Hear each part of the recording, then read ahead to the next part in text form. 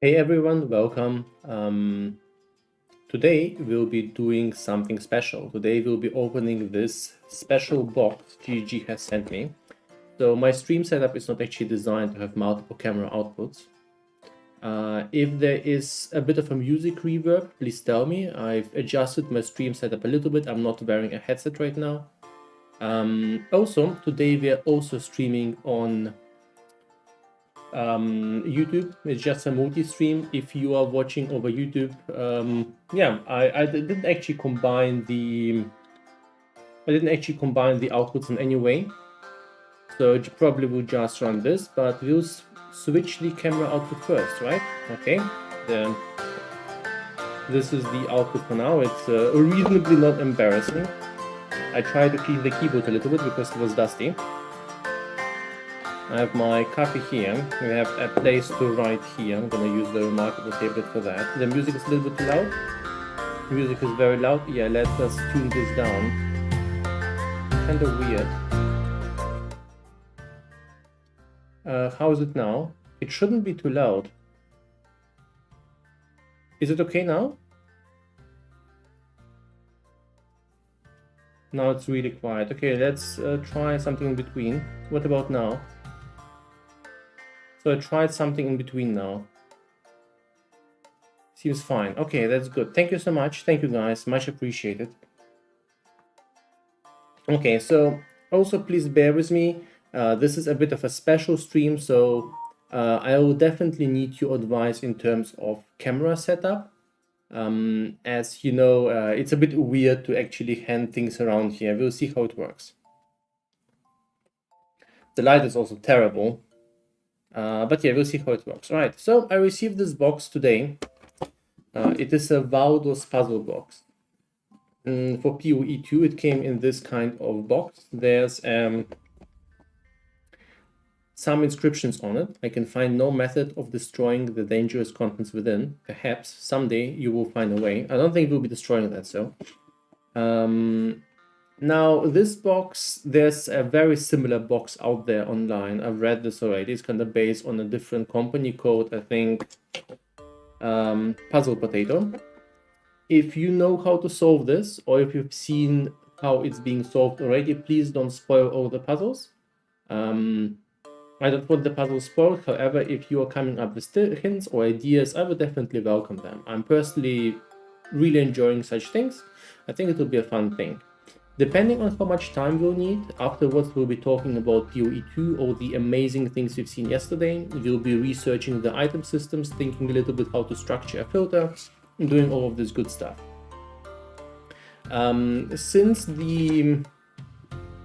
Since I'm pretty sure the question will be asked a bunch of times, I do ask you guys for a little bit of assistance in regard to in regards to the one question of filters. I will be making a filter for POE2, but for that I actually need to know the game. A good filter requires me to be able to play the game really well. I actually need to learn quite a bit about the data, all of the knowledge related to that and all of the other stuff, right? So there will be no filter at the start since I simply don't have the knowledge or the data necessary to make it. But you can expect me to make a filter over the first 2 to 6 weeks.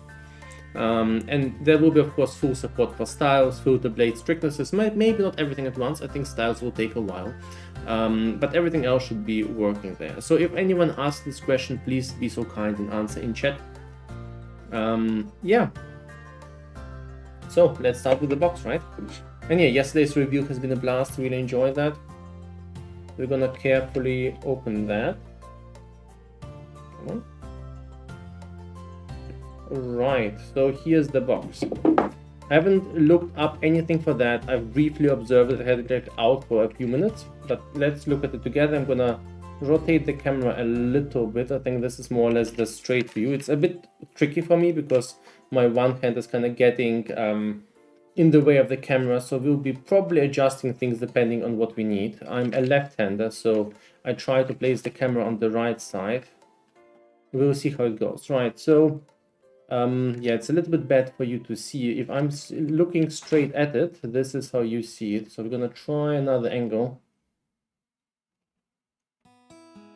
All right, I think this is not terrible. So this is the one side. It has this sort of rotating thing, I think, or you can take it out. It is guarded by 4 things at the side. There's some plasticky overlay there. We can see some POE markings like Chimera, Phoenix, all the 4 guardians there. On the flip side, behind that, we can see a rotating sort of wheel. So it is the Atlas wheel, and you can rotate it in around the edges. Alright, there's also a starting here. I think this is kind of like a safety pin for the puzzles, or it's something you have to click. I'm not quite sure yet. We'll look into that later. There's also things there. Here, there doesn't seem to be anything I can remove right now. I don't think I can do anything there. Right. So these are the 2 rotating sides, and then we have the puzzle side. So this is the way I see it, but I'm not sure about it either. Maybe those 2 are puzzles as well. So here's a clock number, then there's a series of 4 numbers, I assume, that are, so I think this is kind of like a code block where you need to enter 4 numbers.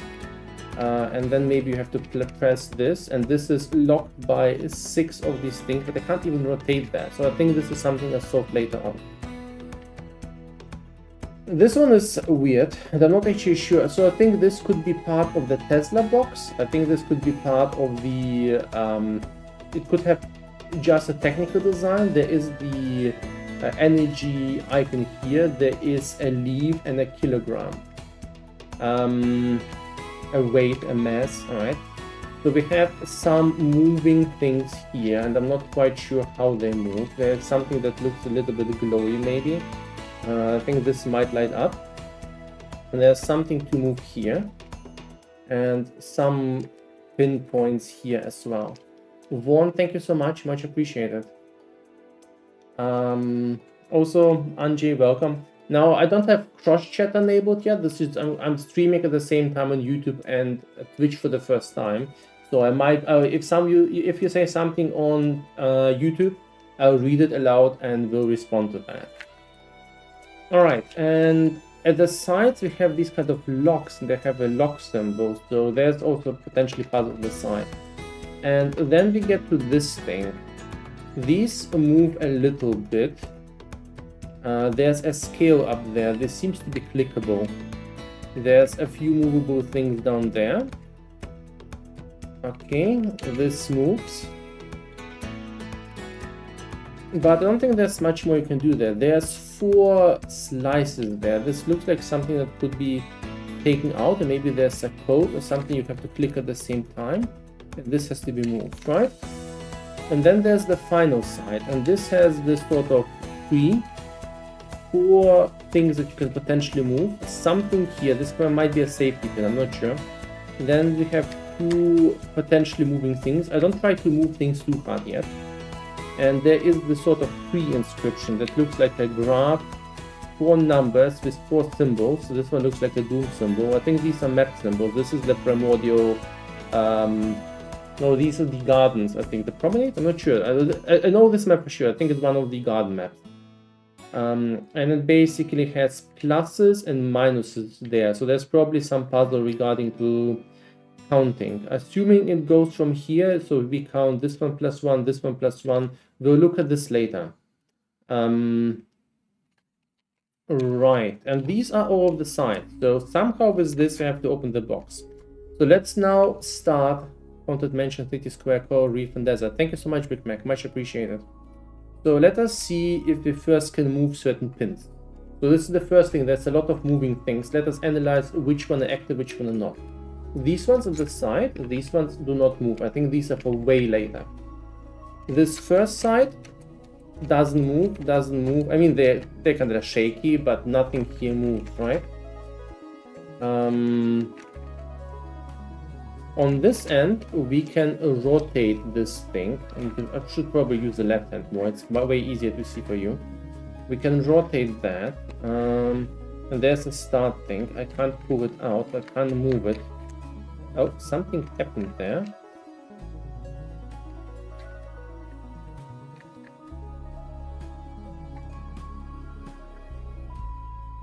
So I'm gonna try rotating that. Okay, not much happening there. I thought this would remove itself, but I'm a bit confused. Okay. Oh, wait. Something is going on when I rotated that. There's definitely things that already interact with that. Let's just analyze all of the sides first, see what can be potentially moved and pointed. These ones already try to... Okay, this is potentially related to that, but I don't think it does anything yet. Oh, I clicked this and this got removed. There's a scale there on it, so we can see a scale there, the same symbol we've seen on this side. Does it mean that I have to do something with the scale? It could, right? Is it a tool? It is magnetic. Okay, so I can actually grab this pin now. And I'm not sure what to do with that. I can rotate that. I'm not sure if I can do anything else. I can move it in and out.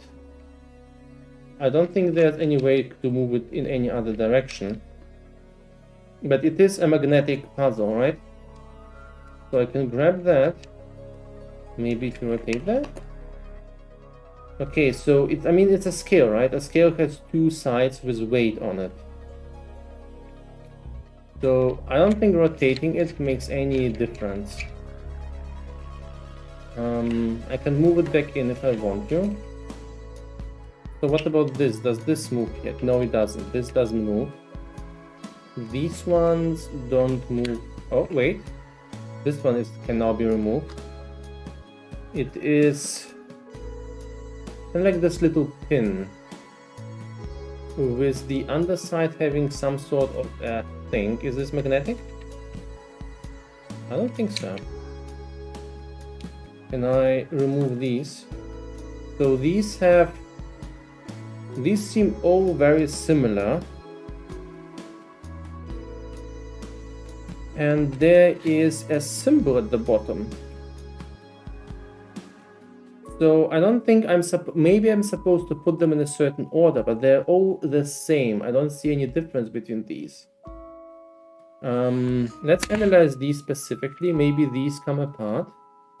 These look like something that potentially could be disassembled.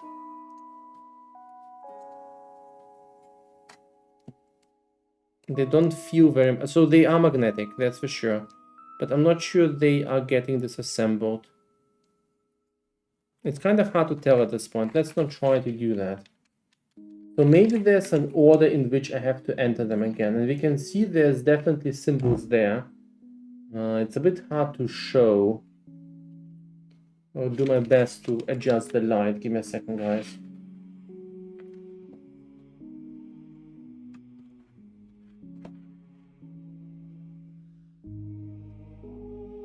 So I think this is the best I can do right now. You can see the top one is kind of like there's a different sided symbol. The first one is like a square with a clover leaf inside. The second one is a circle, half slice. The third one is an rhombus. No, not rhombus, kind of like a concave rhombus. Then there's some sort of what I would describe as a body armor at the bottom left. I think you should see it.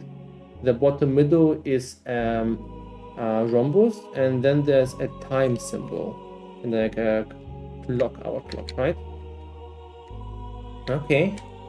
I'm not sure I'm much wiser from actually doing this or disassembling that. I'm gonna leave it at this for now, and then we'll look at this a little bit easier. Do they weigh any different? I can't really feel a difference in terms of weight. Actually, maybe you're right. Given its scales, it's kind of hard to say, but you might be onto something. So I would say this one is lighter than... This is lighter than this one. This one and this one seem pretty similar. Don't spoil them. I'm a bit of a dum-dum, but I hope I'll get it there. These also seem a little bit like they could be disassembled.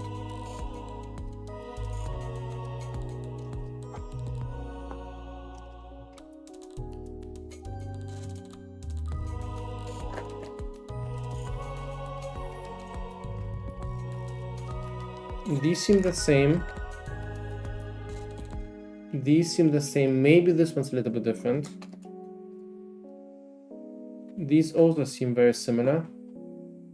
I would say, and this is very subjective, I feel like one of them might be a little bit more... If only we had an actual scale. You're good point, yeah. You're totally right. I'm a dum-dum.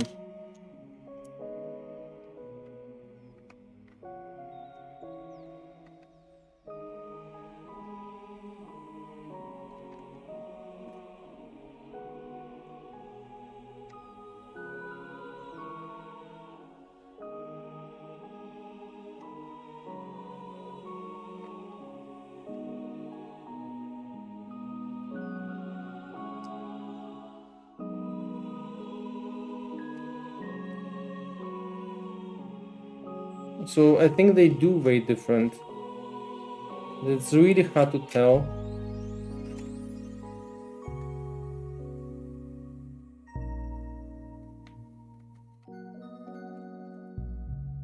Maybe I need to put in reverse.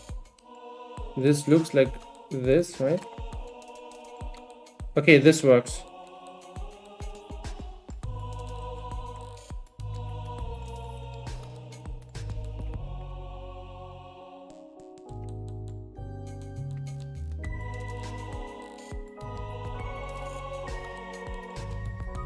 Maybe on the side. Okay, so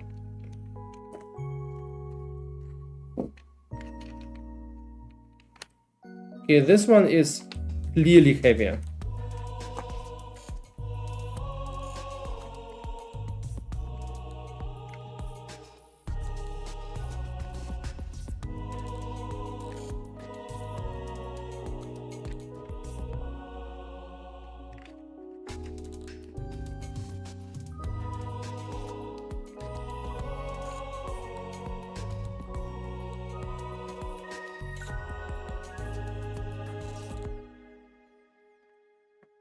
So this one is heavier than this.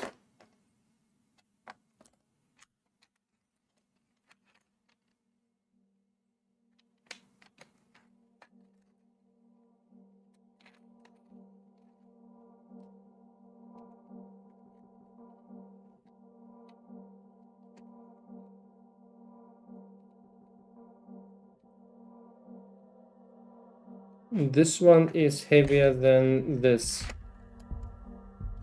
So let's figure out, I'm not sure if the order of these actually works already in somehow, in any way, but I think there's some logic to that. I can't really spot the definite difference between those two, but I'm gonna assume it's actually leaning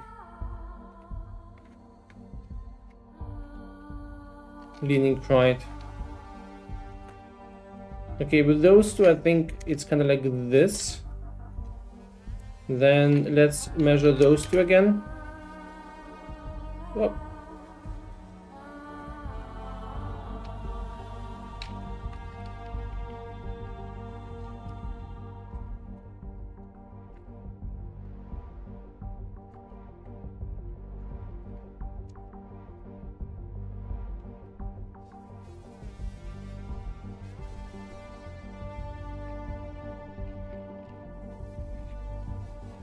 I'm looking for a better way to measure that, but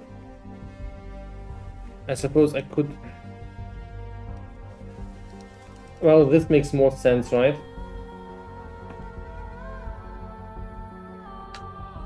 Why I don't actually need to use that? Why don't I just use it? Okay, so these seem very similar.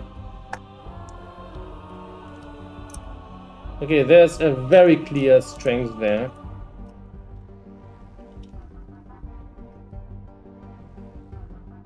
These seem similar.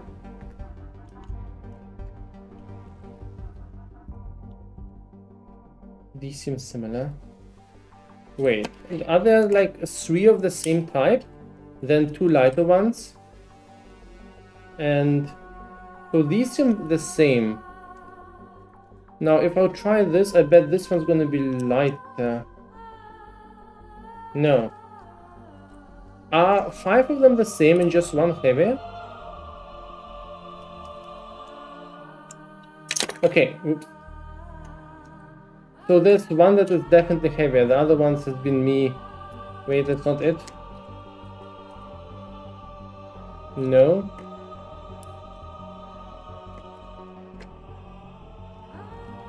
I didn't even need a scale for that. The heavier one just instantly fell down. Wait, which one is it now? Crap. They all seem the same now. Was all my experiment wrong? Am I this dumb? Was I on the wrong path all the way? Please don't.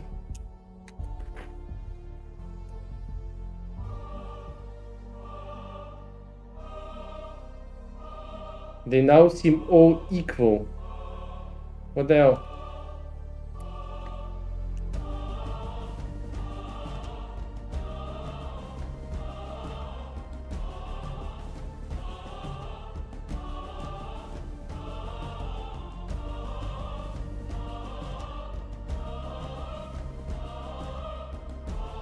Maybe I've been holding them not so great.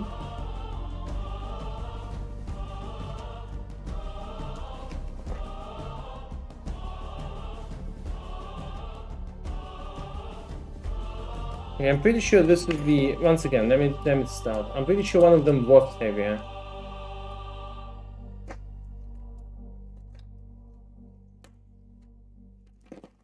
Maybe I've been wrong. Who knows? Okay, maybe I've been wrong. Maybe this is not the solution, because for now I can't replicate my results there. Do they have any differences?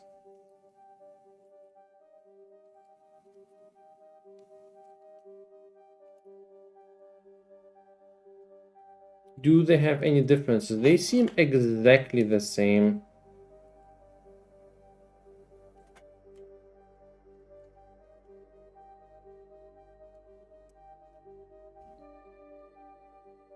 Wait, no. Some of them are slightly different. There's a tiny bit of a difference here. Look at this. This one has 2 big edges. It's barely visible. Not sure if you can see that. This one has 2 big edges. Or is it the side edges? Yeah, and then... So they are different. They do have a difference in terms of how they're built. Okay. So I think it's not about... Maybe it's actually the strength of magnetism was different. Not the weight, but... yeah, this has 2 small edges. This has 2 large edges. This has... On these sides, has 2 small and small. 1 second, let me take a look. Small and small. And this one has large and large. This one is very large and very large. So they have different heights. These 2 have both very large and very large. And this is also large and large. So we have 2, 2, and 2. I got the box today. GGG sent it to me yesterday. No, but it was at the neighbor's place. I received it today. So 2 boxes. There's 2 pairs of 2. Maybe they belong into similar shapes. I mean, this shape is double of this shape. This shape... Maybe those has different perspectives. Like this is an hourglass and this is kinda related to that. Or it could be top down.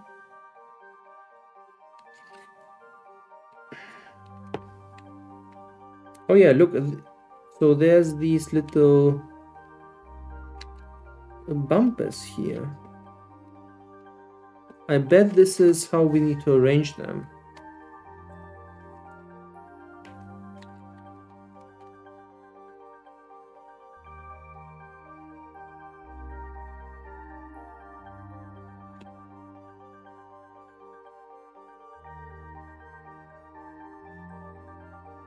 So let me just experiment around with a few combinations. So these are the, so at least I'm gonna put them back in.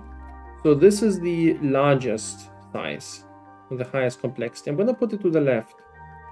Do they go in like this? No, it's the reverse. Was it the reverse side even?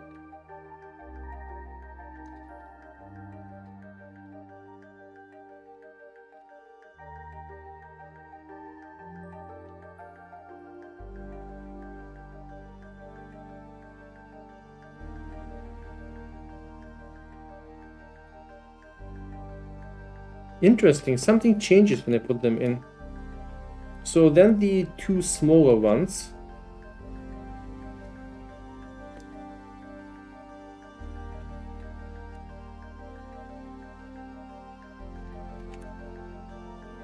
And then the two smallest ones.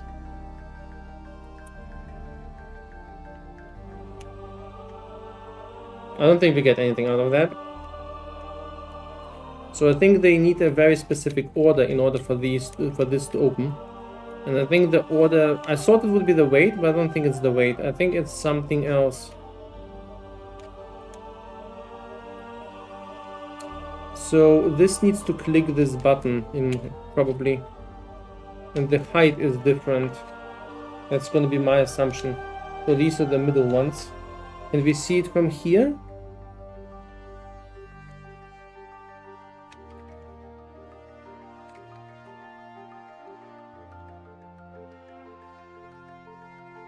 I suppose it's somehow related to the symbol.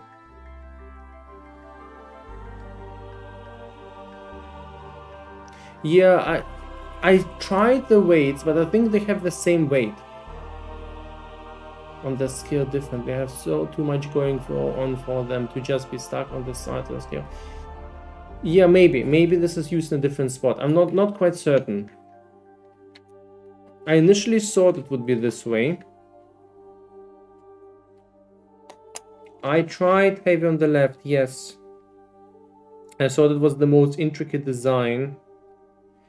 That's not quite true. I mean, this design and this design are very similar in that regard. This could be the side view or a fractal view of this one, or both of these have a rhombus, so this might be just about a puzzle. Those two come with a circle. This is kind of the odd one out. I mean, you can probably not see it properly. I'm going to try to show you that again. So we have these, these two are kind of the same hourglass shape, but rearranged, right? Or it could be a slice circle, depending on how you see it. There's some sort of information how we need to sort them. I'm just going to leave it be for now, see if we can see another puzzle that provides more clues. Maybe there's a different order that we should approach. Do these move? These don't move. Can I move these? No, these don't move either. So this puzzle is not something we are meant to solve yet. This doesn't move. This seems also disabled for now. We have this start thing here.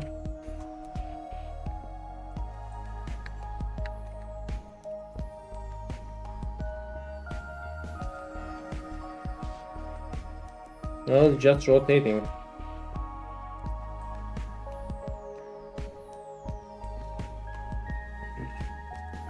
Wait, did it blink? I think it just blinked.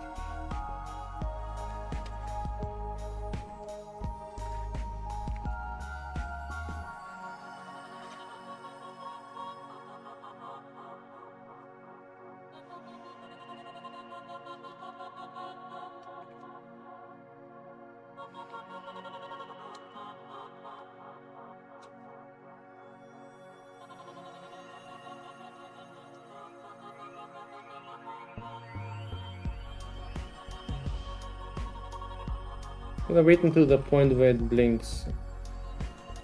I'm not sure if it's related to speed or location, so...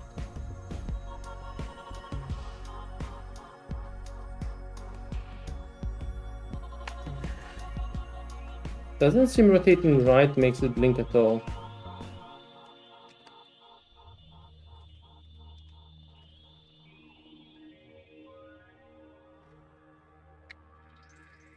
Wait, what's the start clicking doing that? It definitely blinks sometimes, but I'm not sure what happens. Now it blinked.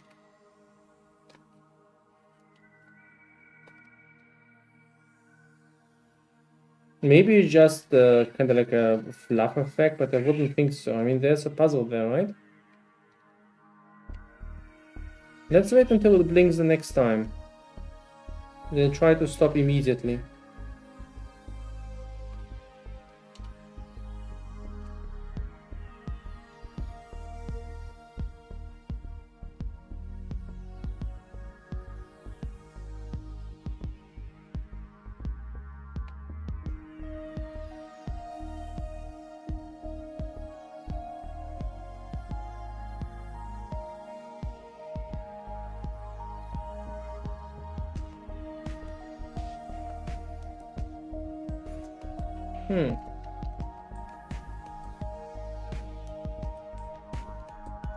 Doesn't feel like I've done what I should be doing. Maybe this is for later. Maybe I need to proceed here. Maybe we've given up too early on this part. There's also this thing that might move. One has a battery on it, so you probably need to find out how to power it. Maybe. But I think that side didn't even move at all. So most of the sides are non-functional yet. Like I can't move most sides. This one is not movable yet, right? And there's nothing I can do with this side yet. Absolutely nothing. Then there's a battery, a smaller side, leaf or feather, and a kilogram sign. So this is lighter than this, I suppose. Or when this is lighter than this, then generate a kilogram. So this is once again the scale reference. Maybe there's something else that has having to do with weight. So maybe the left side needs to be heavier than the right side. So maybe I need to sort kind of left to right. There's the whole weight thing. Are these somehow related to these maybe? You have the scale symbol on the long handle you have on the table. Yeah. But I'm not sure if there's anything magnetic here. I mean, it is magnetic. We should probably inspect if anything else reacts to the box. You're right, a sledgehammer can solve that.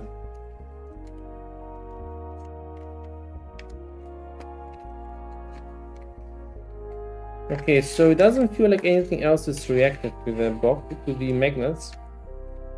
It's clearly intended to work with these. So I'm pretty sure we have to solve this one. I think this puzzle is where we're at. So let's take a look at this again. It also shows us the arrow to the left. Maybe that means push this to the left. But it also means reference this. And we have these here. These down there are the same. Maybe these actually tell us a sort of arrangement. We have 3, 3, 3. Well, sorry, 1, 1, 1 and 1, 1, 1. Maybe these are actually related. Wait, are these the same symbols? They are the same symbols, I think. There is an... So let us take a look at these. So just gonna... So first one is the circle. Oops.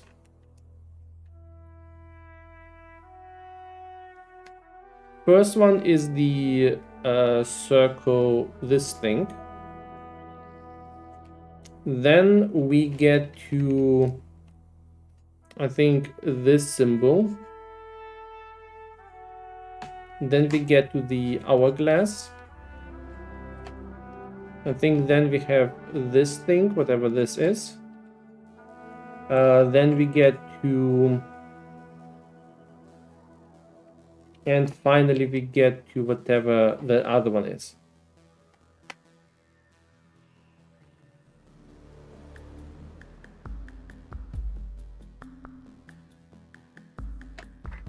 So these have a clear order, and the order is not the same as the one we've seen before. Maybe they need to be entered in a very specific order.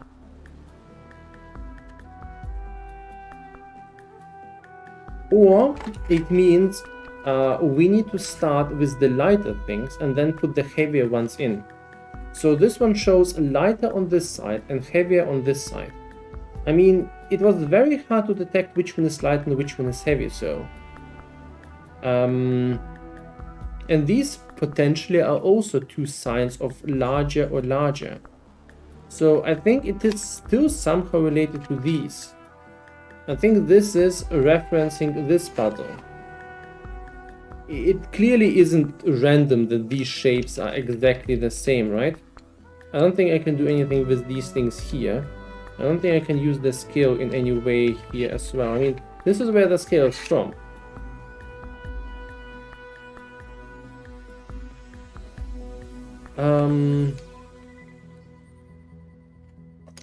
Okay. But do these things kind of act individually? Maybe I need to do some sort of order. I mean,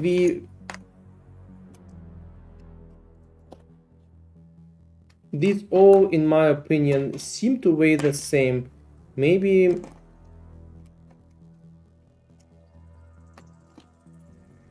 this one is heavier.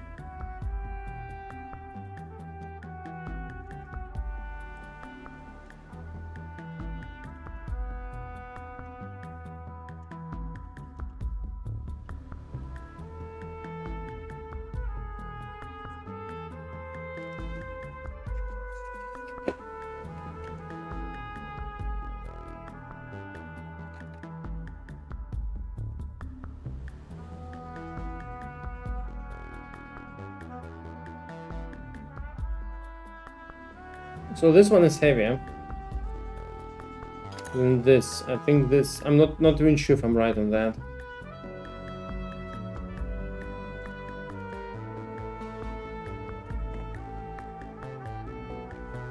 Yeah, it's this one, but it's really hard to figure out which one is heavier this way.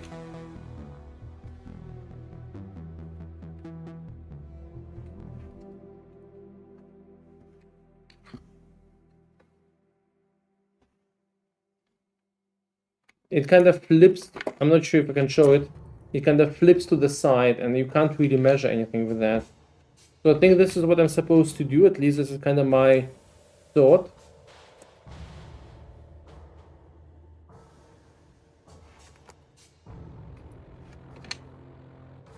You can do it this way as well, but the problem with this is it's still... Oh, you can't really put it in the middle then, you know?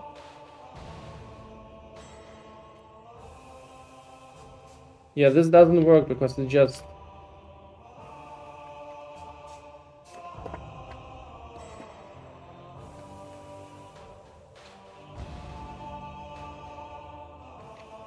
No kitchen scales, no other tools. Maybe I'm missing how this is supposed to be used, but it's really hard to measure anything with that.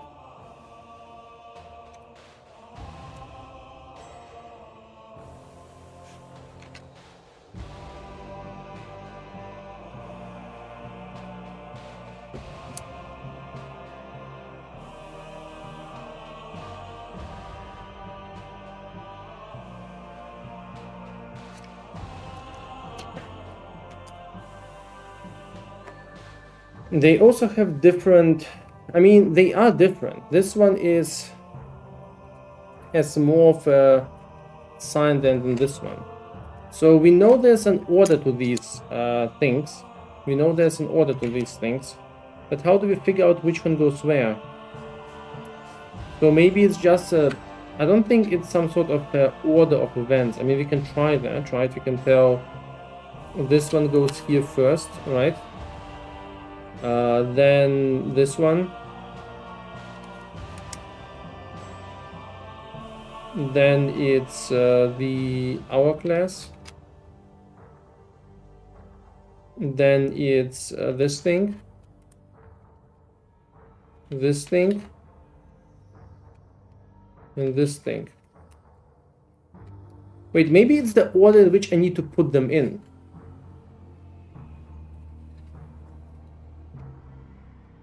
I mean, that would be insane, but I don't, maybe they are this.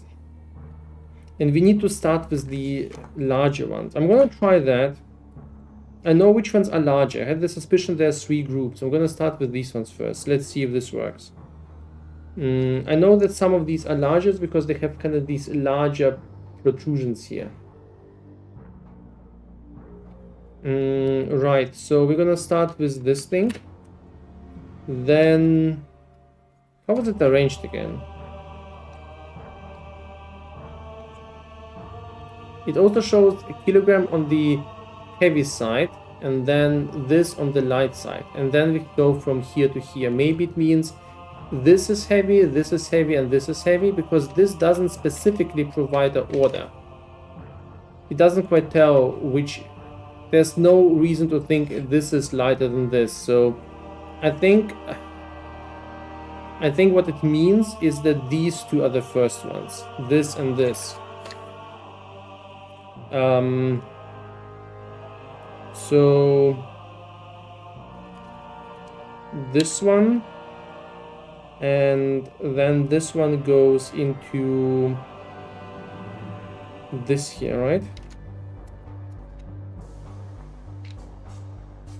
I don't think it works this way. It's just me experimenting around to this point. I think I still need to do something with the weight, but then the next one, because the weight could be related to the size of these protrusions, right? You can actually see that these ones are smaller.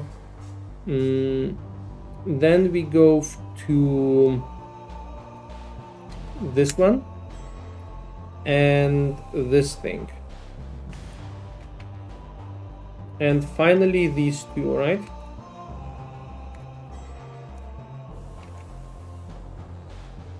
And I have achieved nothing. At least it doesn't feel like I've changed something.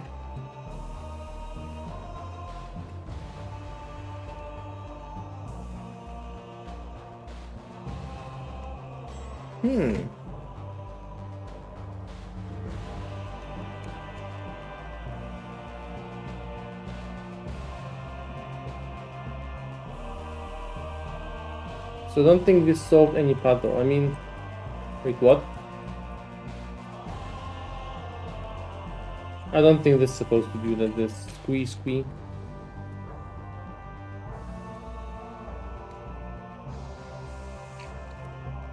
Yeah, I don't think anything changed on any side. So I'm pretty sure we weren't successful. We just failed miserably.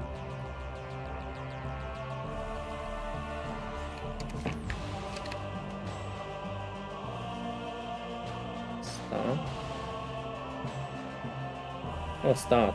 Never mind. I think this was the very first thing how we received the. Yeah, I think it means it's the whole first step, the whole start step. Okay.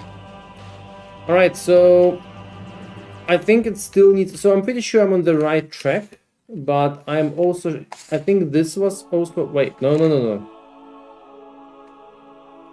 I'm also pretty sure this was correct.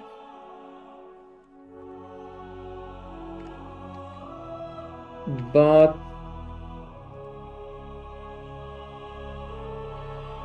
I'm rather certain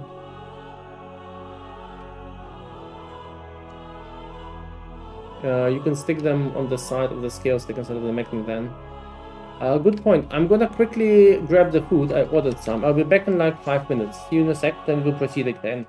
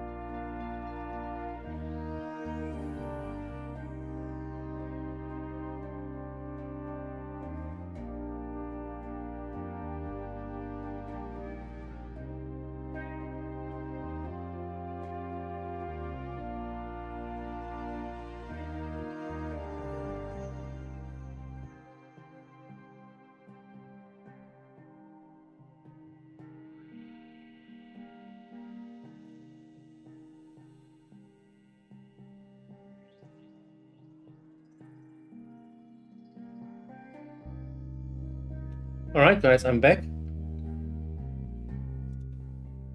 So we've been solving this box. Not successful at all. So far we figured out we could get this thing out. We can remove these things.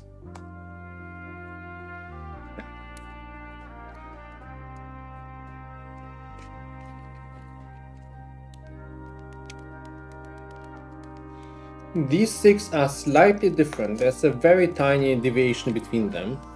The deviation probably relates to where they go in these things back. So I think there's a certain order that actually solve this puzzle. We have a bit of a scale here. So we have a scale symbol here. We can put this inside. It doesn't sadly help us a lot with weighing things, but we do have a scale thing here. So, I can put something here and then something there. But the problem is it's really hard to do any weighing here because it basically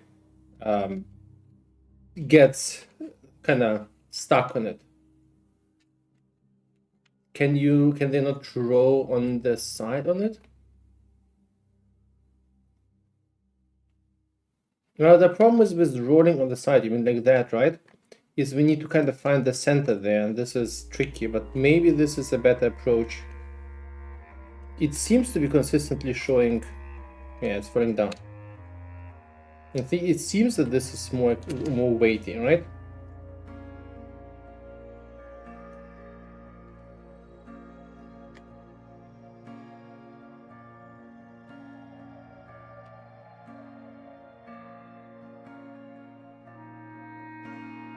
You mean like that? Weights on the side, they fill notches. If that works, that would be actually... Oh my god, you're right. Yeah, you're right. I totally missed that. I thought they need to be magnetized, but this is working as well.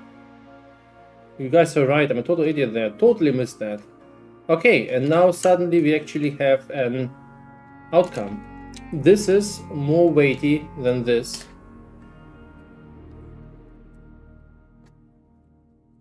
So this is light, this is heavy. This is more weighty than this. Good guess.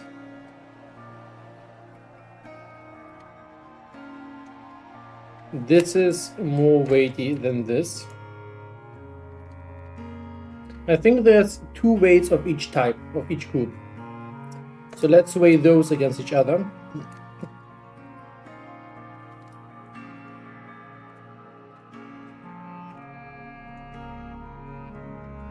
Okay, this is more weighty than this. Gonna keep this here and this.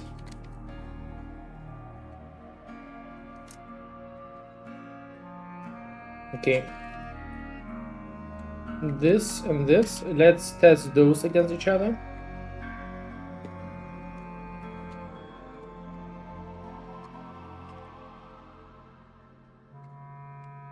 So it's like this so far.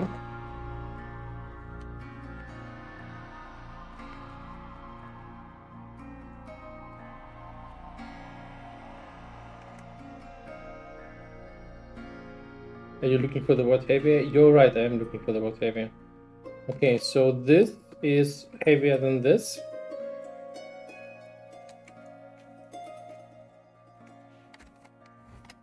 Then this, and then this. Now let's test those against each other.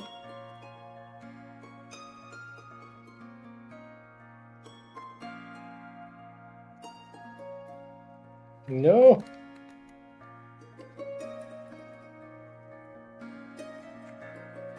Just to go sure. Okay, this and then this, right? This is the order. You're right. Thank you, HK, and everyone else who said the weights on the side. I totally didn't realize. I thought they need to be attached here. This kind of has been completely slipping me, and I've been trying all kind of things. Alright, so yeah, what sorting algorithm is the most efficient one? So we know we know that we have these signs. We have detected there's these things from the side. I'm not sure if I can show that.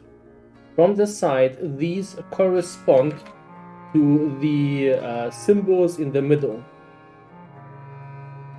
So I've kind of displayed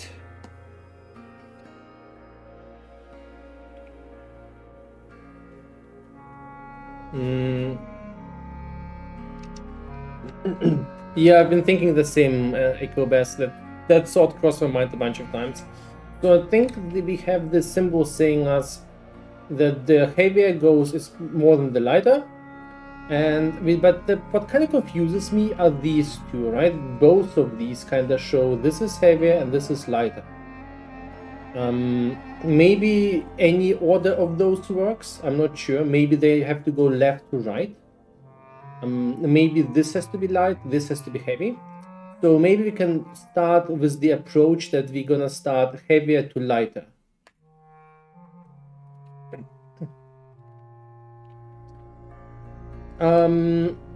So let's start it, and then we're gonna disassemble that. Actually, let us draw this out, simply so we don't have to weigh these every single time.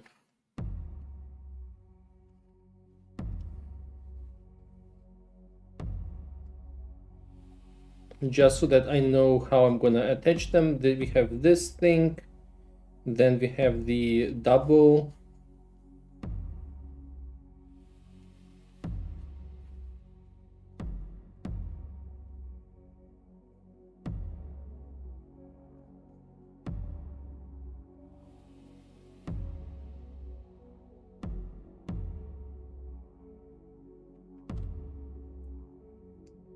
So we're gonna try heaviest here, and then heaviest, kind of like from heavy to light, from right to left. I think this will be the approach we'll take. So the first one is this here, the bottom down. That's it. Yeah. The second, we can even write this down. You know what, we even add an extra layer because I think it's useful to keep this as information there and use a different color. So this is our number one. Number two is this here.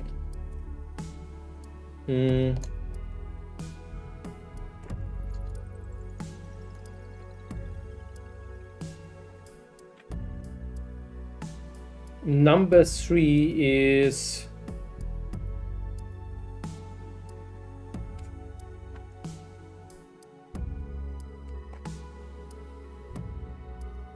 I have a bunch of ideas, but I will not do anything until I have actually played the game. Besides, it might also be a divination card. It's either unique or divination card. Then number four goes into this, right?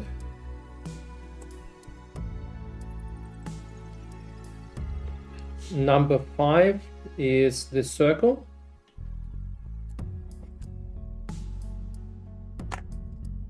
And then we get number six, and this is this one.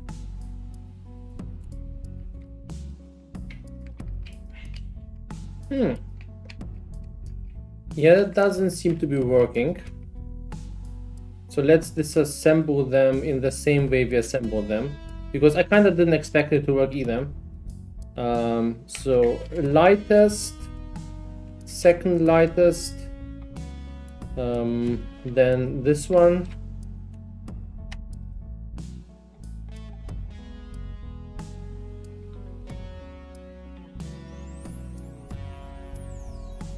Let's rearrange them. So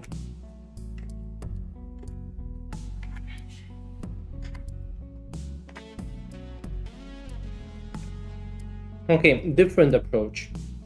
In this case, we will try figure out how it would work if this and this needs to work. Maybe just the formula need to be right, so that it says this in total and this in total. Maybe it doesn't actually matter if it's exact. Wait, I have a bit of an issue there. Help incoming. I'm not sure if this is help. This help might be just trying to play it, yeah?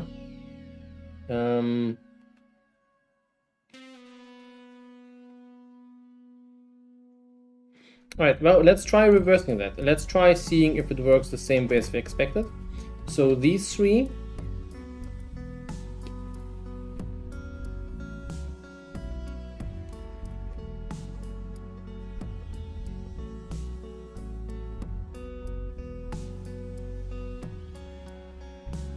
We're actually going to reverse the numbers.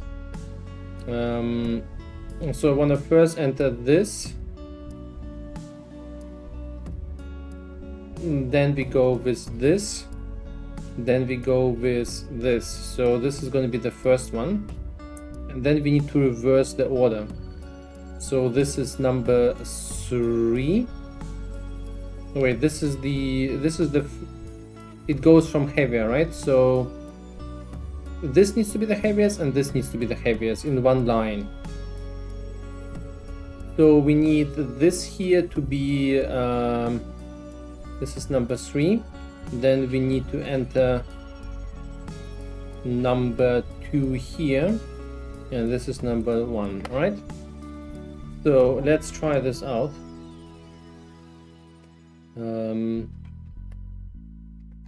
6, 5, 4, 3, 2, and 1.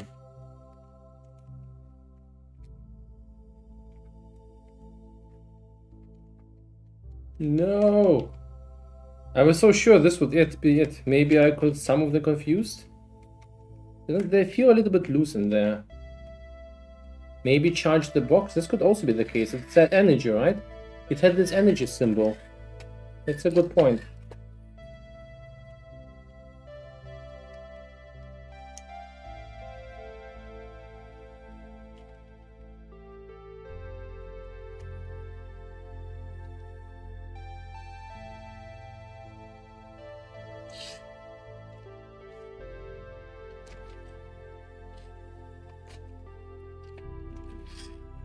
Hey Kimchi. Hey Kimchi.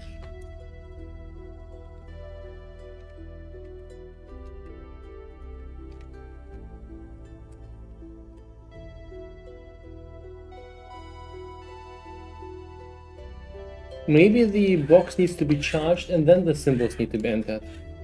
Let's disassemble it first. So, 1 second.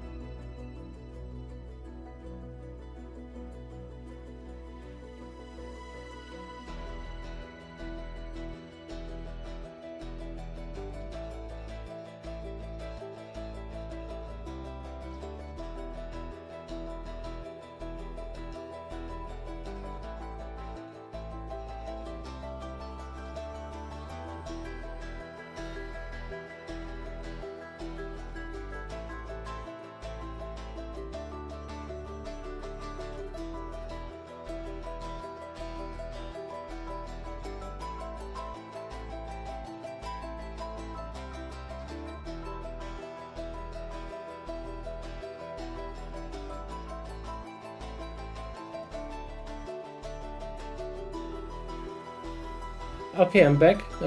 Sorry.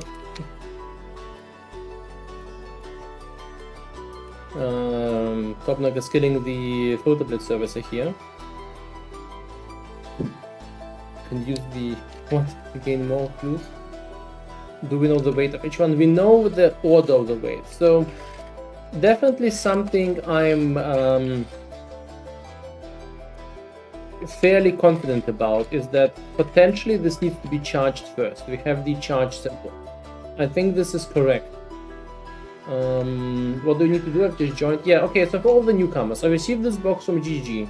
Inside of it, 1 second, I need to turn on the light in the background because it's kind of flipping me out. Okay, so here's the box, right? This is one of the first puzzles. We're already struggling with that.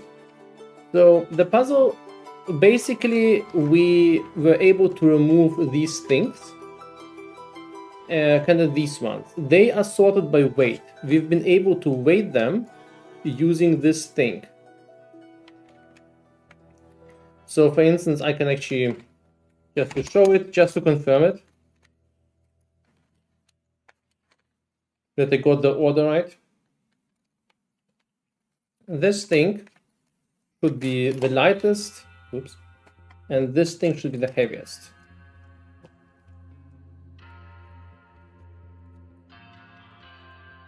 Right? Yeah, so you can clearly see that. So these are hopefully sorted correctly by the by weight. We can probably check it, double check it, because we've been doing a lot of operations. This and this. This and this then. And this and this.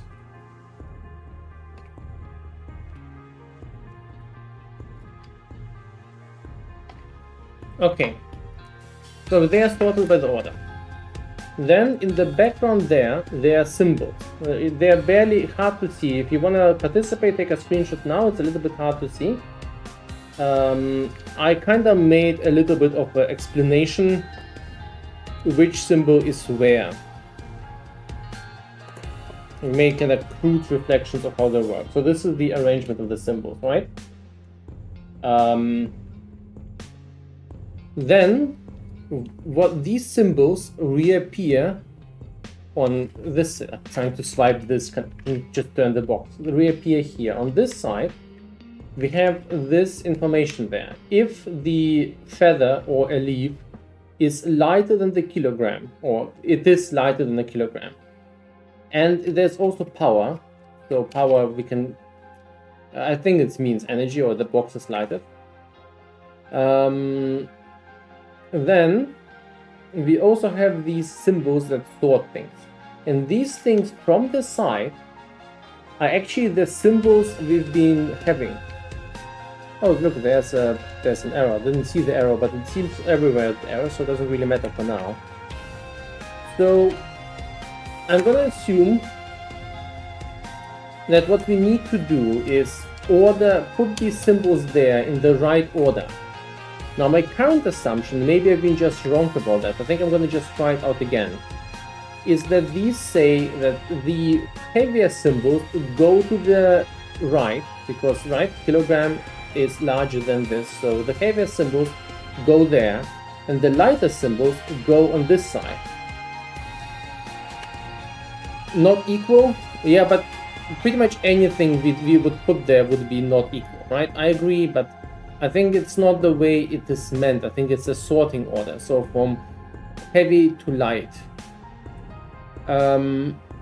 This is kind of weird. I'm not sure what it means, but my assumption would be that you need to sort this and this in terms of weight. 4 and 5 have not been compared. Yeah, I agree, but I have already ordered them. I do assume that they are still ordered. Use the exclamation mark on this side? What?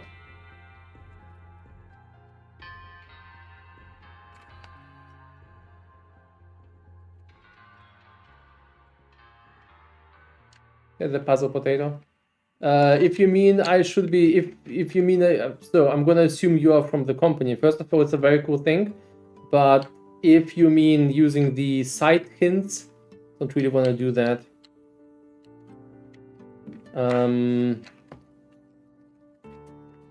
Or if you mean on the side, there's no exclamation mark.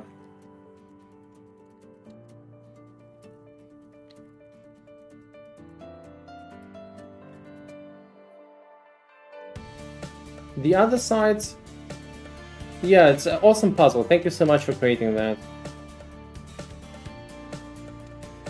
So there is this thing. I think if you turn this, it charges the battery or the motor, whatever, electromagnetic stuff. So this then starts glowing, and I think this is actually related to this symbol.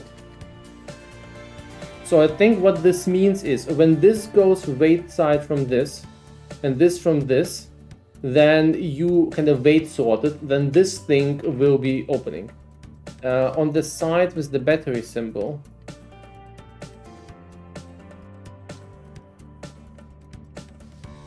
you can see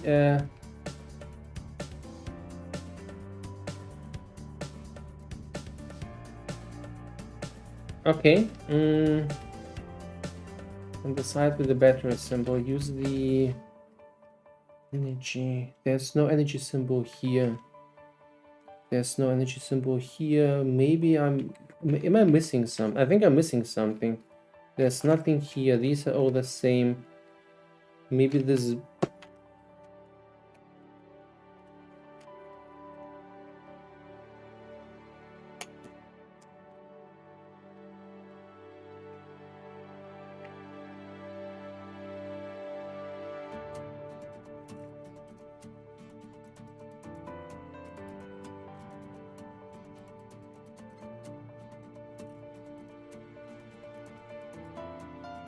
Let's analyze it together. Look at the 6 sliders.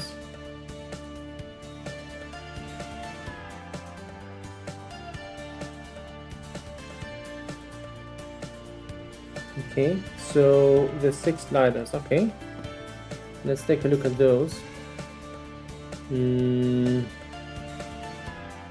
They have this sort of... They're all the same, right? They have these side on top.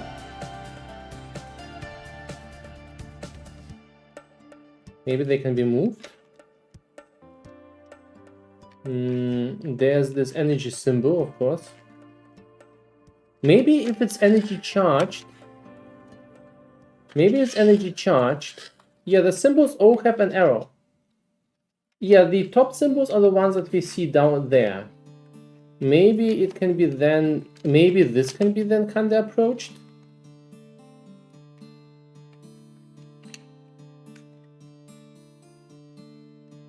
Okay, let's first of all insert this again. I think the left... Maybe they need to be pushed. Maybe this is actually kind of a movement. Okay, wait. Maybe I need to insert them first, and then I need to actually to push them together.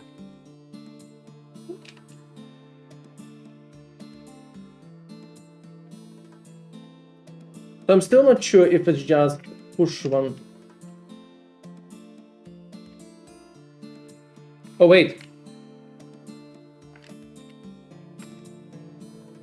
I just pushed them up.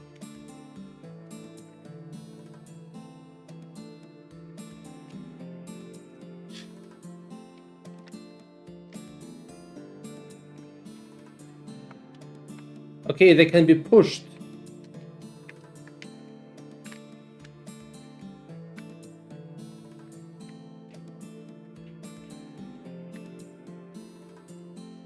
So if I push the left one... Okay, so I need to charge this up. Oh, I think I understood it. Okay, right, so what does... Okay, these each have their own symbols. Thanks for the hints. Definitely wouldn't have saw that I need to push these. Yeah, this one, the symbol is this thing, right? Needs to be compared to these. So it's a comparison. So I'm gonna assume if I push this and this is gonna be telling me that this one needs to be heavier. This one needs to be lighter, this one needs to be heavier. I think so. Let us write down the codes. So this is 1, 2, 3. And we're gonna compare them to 4, 5, and 6. We need to always charge it up if we need energy, right? So 1 compared to a 4, it goes in this one. It's kind of the heavier on the, okay, so this is heavier.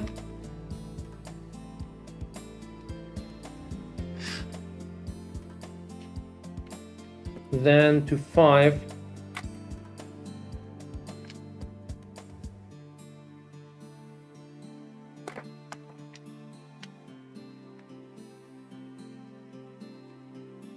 I definitely didn't explore the box enough. I thought it was way more straightforward.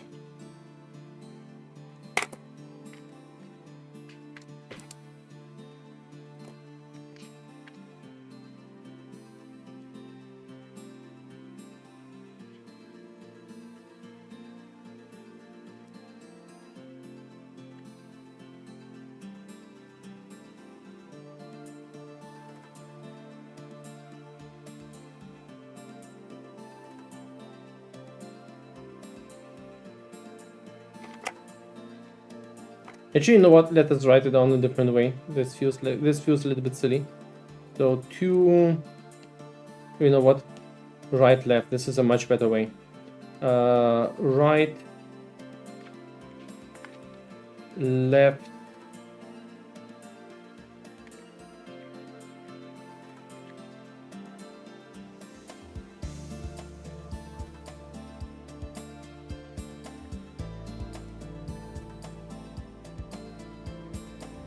right,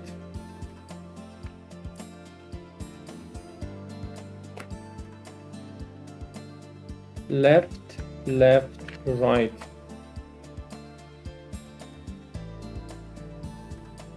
And the third one is right, right, right.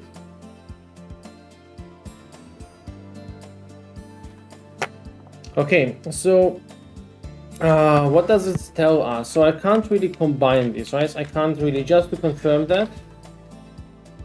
Yeah, the wheel at the bottom is a little bit pointy to push, but I think it's not designed as a POE box, so it's a bit weird.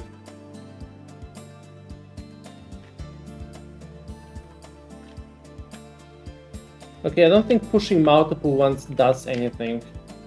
It doesn't seem to be doing anything useful. Maybe it's also has some more complicated code, but let's not start this way, right? So let us assume, what about the tab with an arrow on the bottom? I can't push that yet, not yet at least. I think it's something that will be opened later, but maybe I'm wrong.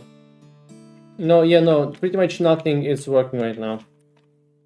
Okay, so this gives us a bit of an idea of in terms of sorting. So 1 needs to be heavier than 4, 5, and 6. Is this the way to read it? I'm not quite sure. So we do have some forms there. Maybe it is not, maybe I'm reading it the wrong way. So, but this is basically what we achieved, right? Combining 2 of these. Wasn't something like this on the other side? We have something like that, but that doesn't seem to be active yet. Can you push 2 tabs on one side?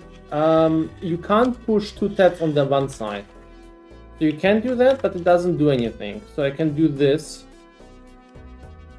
You're right, I can actually push 2 on one side. 1, 1, 1. Maybe it's the total weight. Maybe it adds up the weight and basically tells which one is more heavy than which. But would this even work this way? So would this... No, wait, it doesn't contradict anything. I thought it would be contradicting. It means that in the case of 3, this probably means that the... So in the case of 3, 3 is either lighter or heavier than everything else, right? This is basically the conclusion we reach. So let us actually tell that 3 is one of the orders. Let's assume for now that this thing tells that the left side is left side is lighter. So 3 would be the lightest thing. Then we get to 1, which obviously needs to be the next one, I think. So and then we get to 2, and right. But the question is, how do these compare against each other? I mean, we know this by comparing it to this side, right? So we can probably figure out something from here as well. We know 6 through this comparison. We know that 6 is actually well, we probably need to reverse the order. 6 is probably the heaviest one. And then we probably can take 4, and then we can take 5. I'm not sure if this is correct, because this doesn't actually tell us the sorting between those. I might be just doing some very janky math. I'm not sure if this is right. But let's put this all in context again, because I think I might be a little bit off road here. So what we basically figured out is that comparisons in terms of weight. Yeah, I've cut out the middle.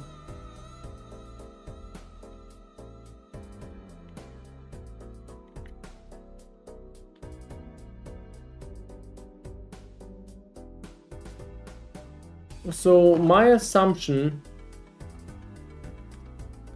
so these ones are the symbols we've seen there. So these are the symbols. We figured this one out. Then we have arrows there.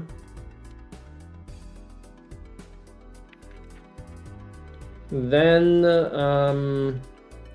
we have these arrows there. There's these very barely visible, not barely visible, they're actually quite well visible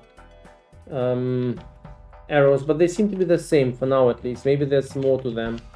Oh, that probably was the hint that we need to push them up. That is what I've been missing.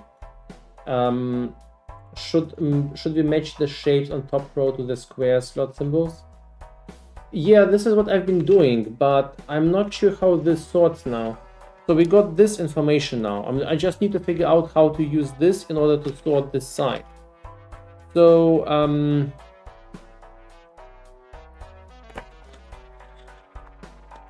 maybe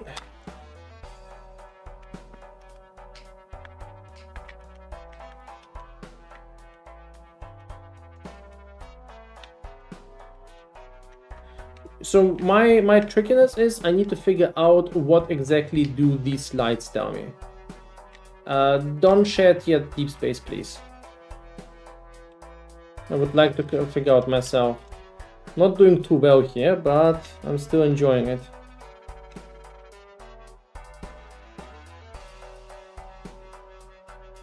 Maybe there's something else that I'm missing, because last time basically I've missed all of it because I didn't analyze it enough.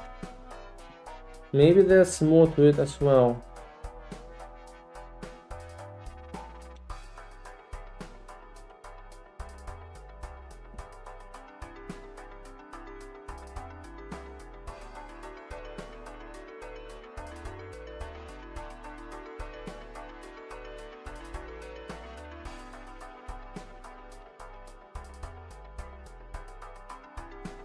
Yeah, let's analyze everything again, be very precise. Maybe we are missing something. Yep, acrobats are not doing well, but I did take a break, so it was like 1 hour, right? Totally, guys. There's this thing as well. I'm not sure if this helps us with anything. These could be... No, I think it's just one of these folders. Let's take a look at these specifically. I don't see anything very special about these.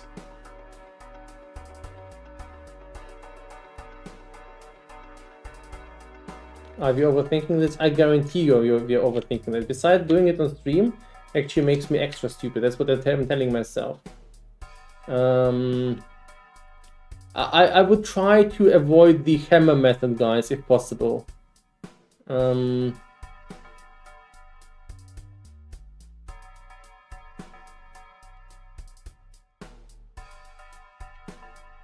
Look at the cutouts in the white oval circle in the middle.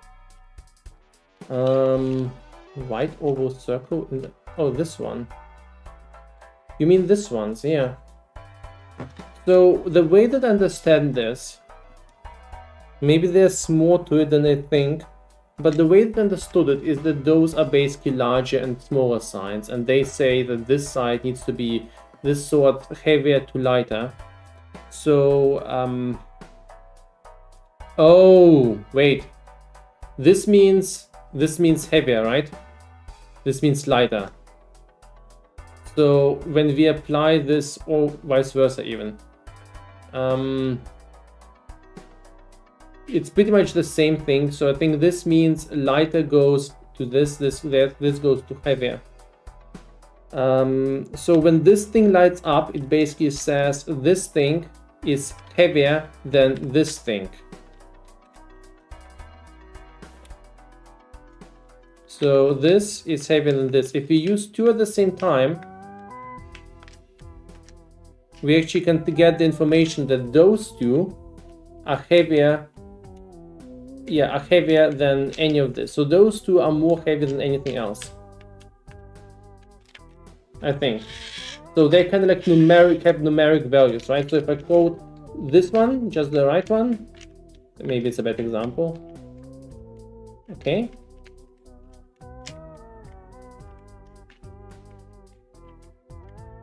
Okay, so this one, for instance, is lighter than those two. So how did I sort them? Let's actually take a look. 1 and 4, I sorted these by telling it's on the right side, and I said right side means heavier. So maybe there's more to it in terms of cutouts, right?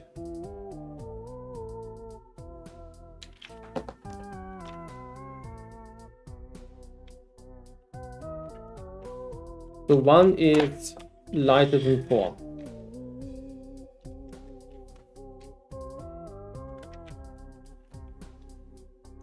Let's reverse that.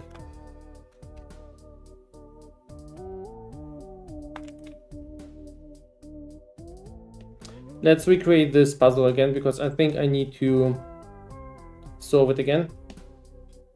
We've been potentially a little bit on the wrong track. I think actually being able to push two things at once is useful by giving us more context, but I'm not sure. So so this is heavier. Wait. It's still a little bit tricky, because while this says this is lighter than this, well, it probably has a side relationship, right? So this means that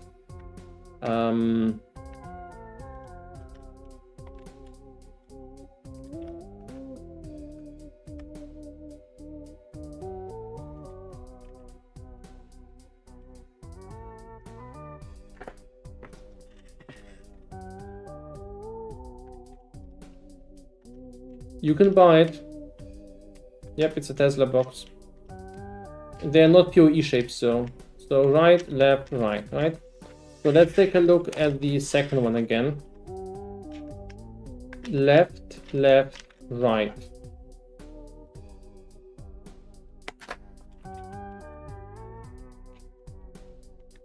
And then the third one is right, right, right. Actually, it's a bit weird. It means I'm wrong about how they're working, because look, light, red, left, right, left, left. Wait. Is there maybe an order to it? Because I'm getting different results now. Right, left, right. Right, left. I think I just wrote something else down. It wouldn't work, right? Right, left, right. Maybe I inverted that? Right, left, right. No, now it makes sense. Let's confirm everything just to double check.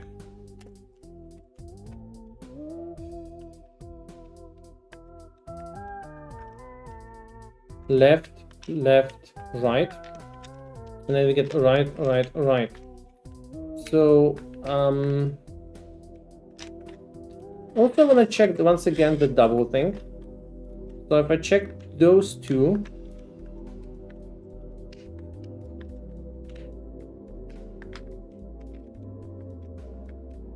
if I check two at the same time, they're all on this side. So that probably means heavier. So this probably means heavier. And this probably means lighter. Okay, so this is in fact a kind of heaviest, or 3 is lightest. Well, or heaviest.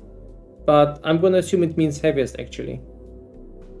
Because if we push multiple at the same time, then all of them are right, because it probably adds up the weight.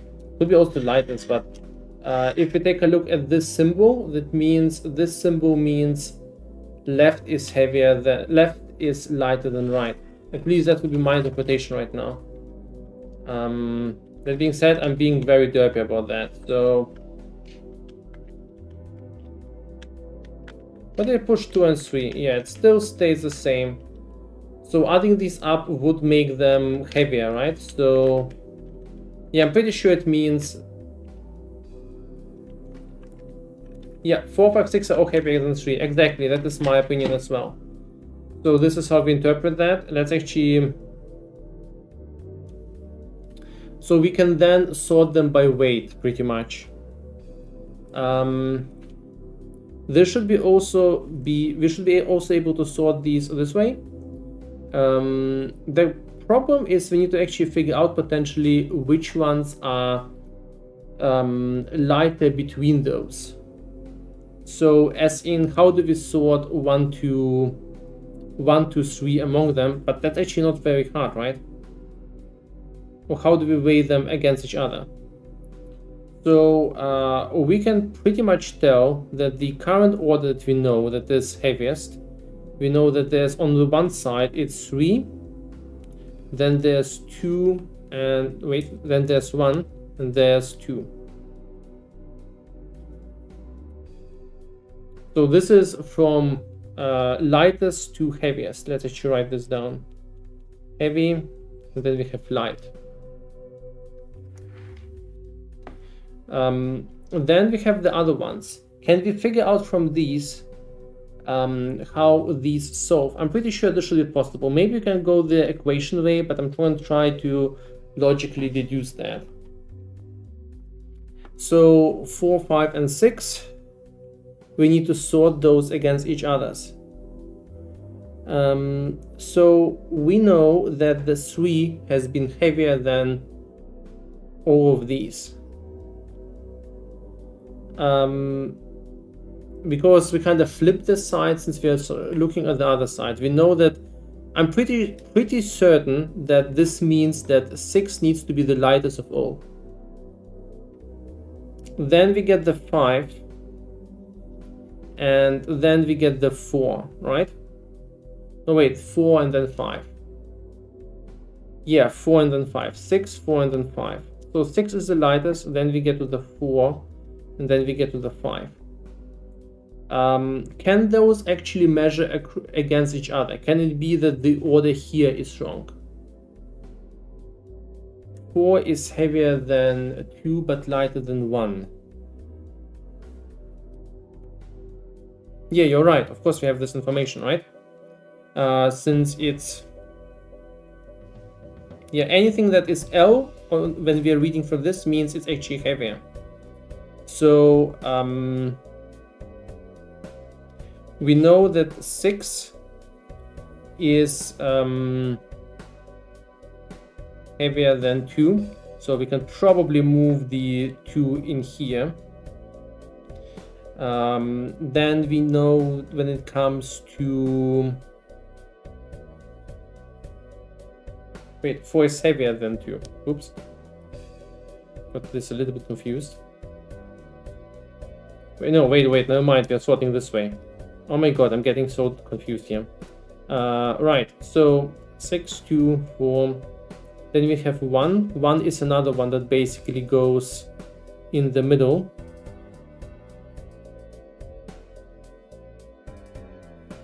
So probably something like that.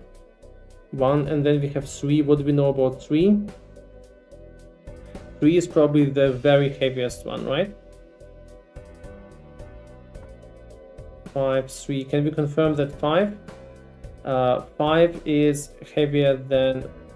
No. 5 is lighter than 3, but heavier than everything else, right? If I'm reading correctly. The device is called Remarkable.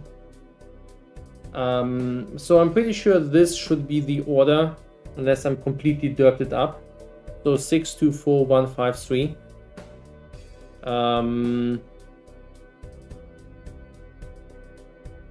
Yeah, 5 is second heaviest. 6, 2, 4, 1, 5, 3 is the order. Right. What does it give us?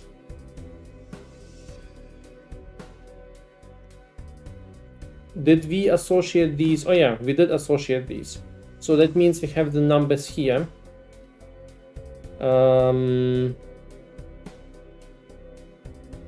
So this is, we counted them like this: 1, 2, 3, 4, 5, 6. Right, this is the way I've written them down.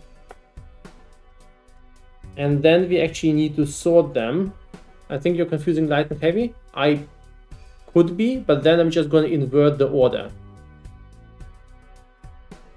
Because unless I'm very, very wrong about this, I think this should be sorted like this now. And this could, of course, could be completely wrong. But let's give it a try. So we now know how these are. Wait. Damn, it's definitely way more complex than I expected. Very cool, so. So I actually want to write them down here so that I don't need to unsort them next time. So I'm not sure if the order matters. I'm gonna assume not, but I'm gonna write this down. So this goes 1, this goes to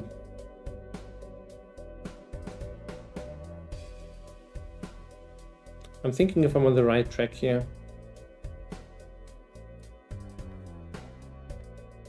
Okay, so lightest to heaviest, right?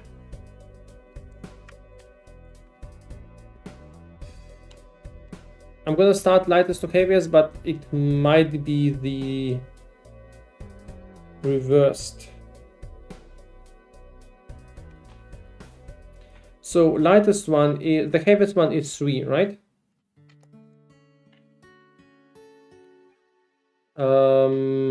Wait, the heaviest one is 3. This is the way.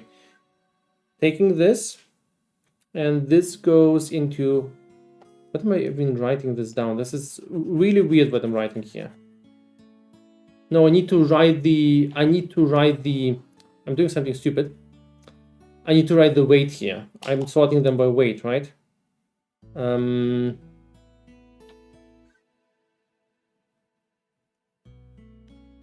This is the order, and I want to pretty much enter the weight there.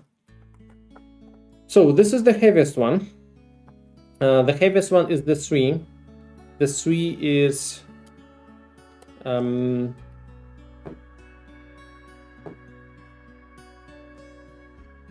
this one.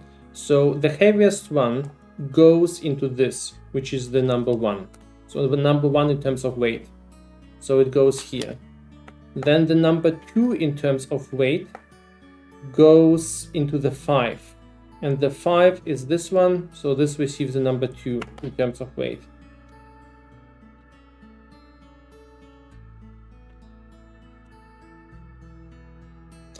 Then we need the number 1. The number 1 is this circle.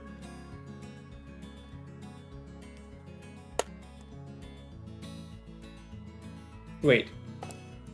No, that's not the circle. I'm totally got confused, as you guys see.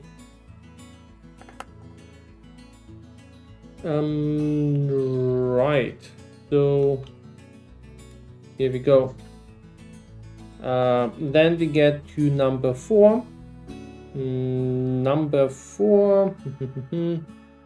Gonna be this one, right? But it also matches this number, so this one actually matches in the number in the order.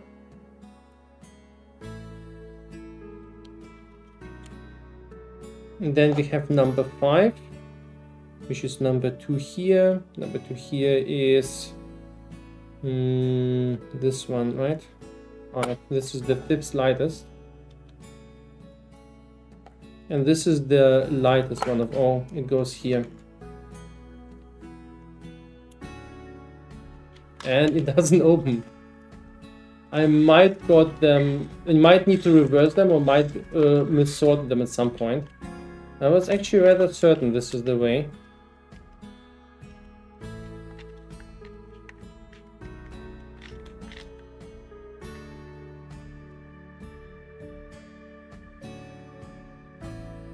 Okay, once again, 6, 5, 4, 3,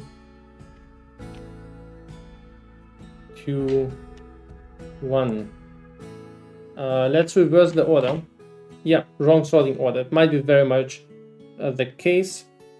So this is the heaviest thing. It goes into 6 now. This then goes into 5. This then goes into 4. Goes into 3, 2, and 1.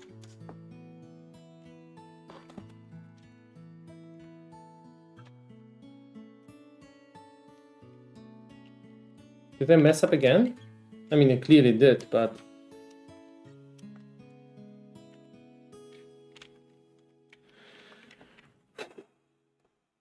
No. Is the order wrong? I've been so certain that we got it right this time.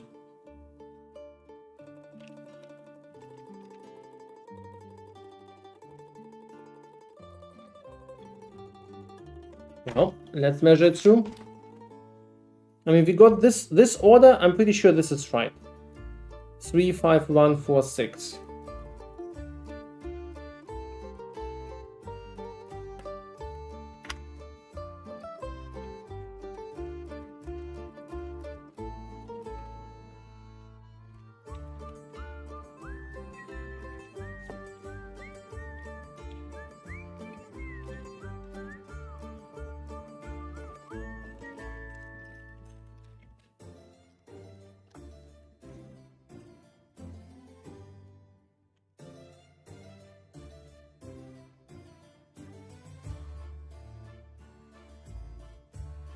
Rectangle it to green, you don't turn the wheel enough.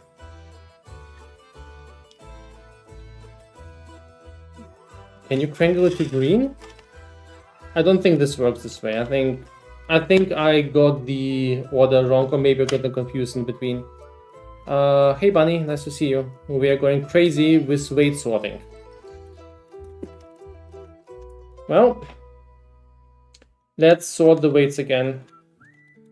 Let's confirm the sort order again.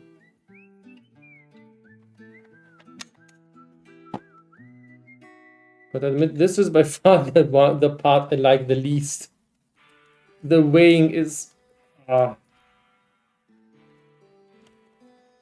and 2. Come on.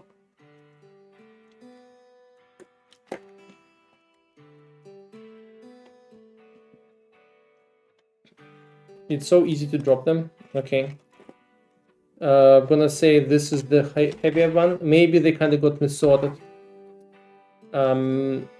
Right, so let's just double check that. Let's do it the right way. Let's get everything straight and then sort it correctly. Okay, so this is heavier than this. And we're gonna get the 3 out. Maybe I should use different numbers and letters there to not get confused all the time. We're gonna check 3 versus 2. So 2 is weightier than 3. What? What exactly did I do? Let's check 1 and 2. Okay, I think I need to just completely resort that. Okay, 1 is heavier than 2. Then let's get the number 4 out. I got them mixed up at some point, I think. 4 and 3.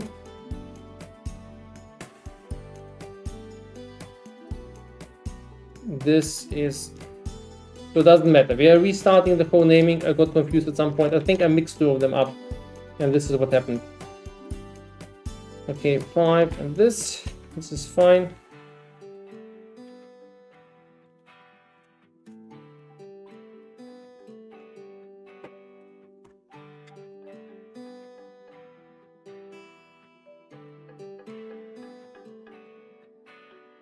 Okay, now let's check them all against each other once again. There might be still mistakes there. Pretty much. So let's check those two. Oh, that's right. Once again.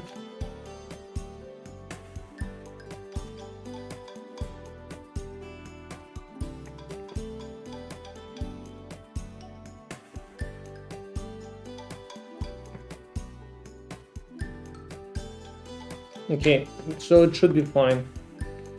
So we have them sorted. On the right we have the heaviest one, on the left we have the lightest one.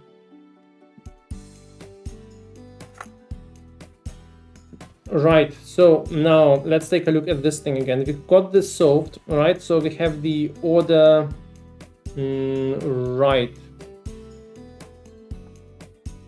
I hope.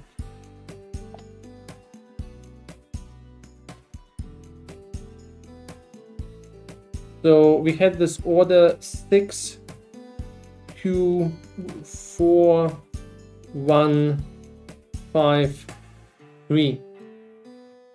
I got the, so since people are asking, I got the Valdo's box as a gift from GAG, as a promotional thing for POE2. Wait, whoops.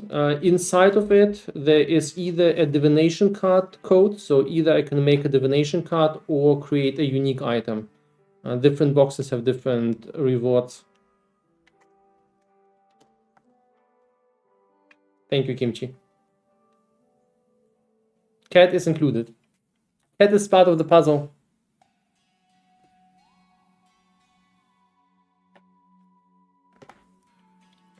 Right, so this is the order. Then let us see that I translated this actually right. So these are the order of the symbols.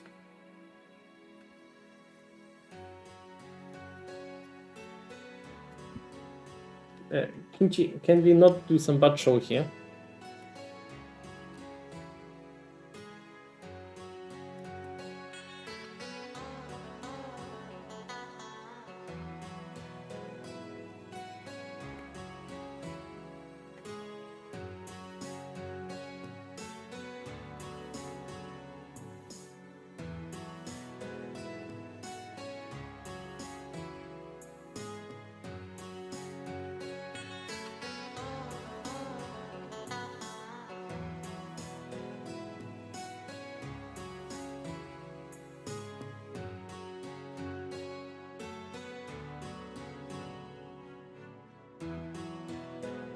So we have the weights now sorted, right? We now just need to put them to the right spots. Let me think it through again. So we've been sorting these by slot. So that means on this side it either needs to be the heaviest or the lightest.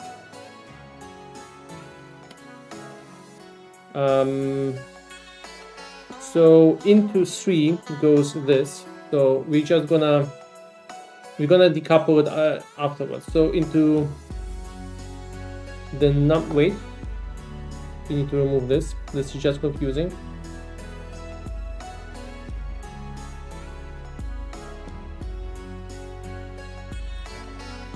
So this is the heaviest symbol, and it goes into what we marked as 3 there. Then we have the 5.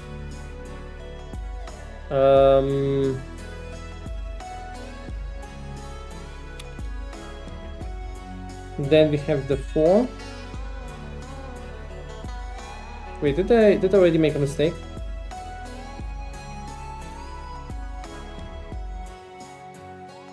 No.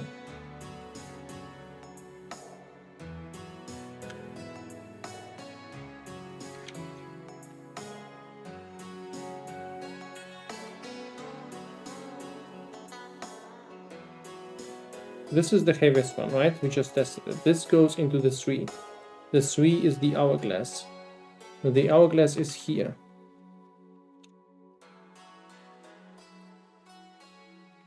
This one, the 5, is this thing. The 1 is the circle.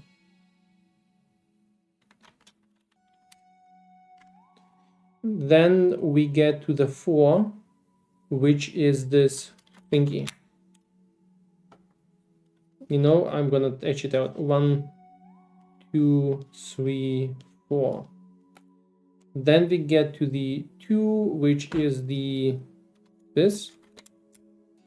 And we get to the last one. Am I completely stupid? Yeah, it could be the reverse. Could be the reversed.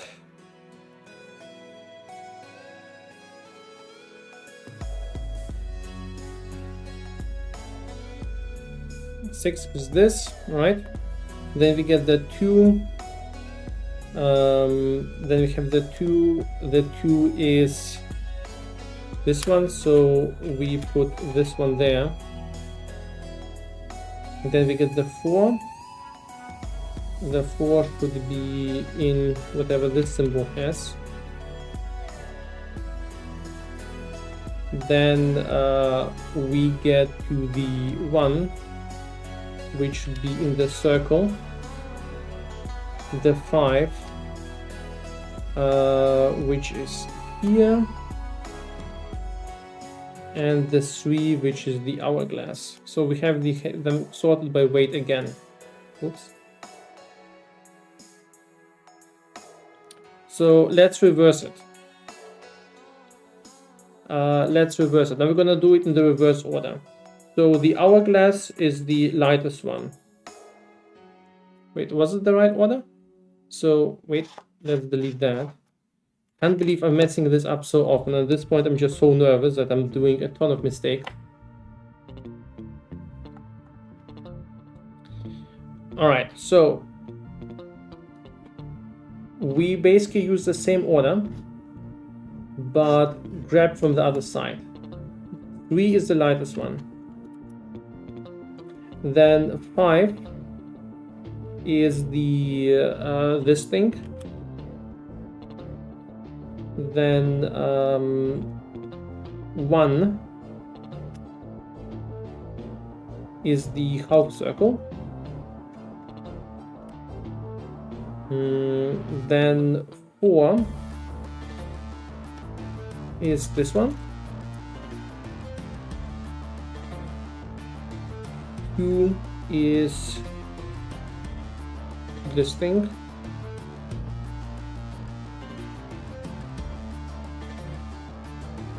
And 6 is this thing. I'm going crazy here.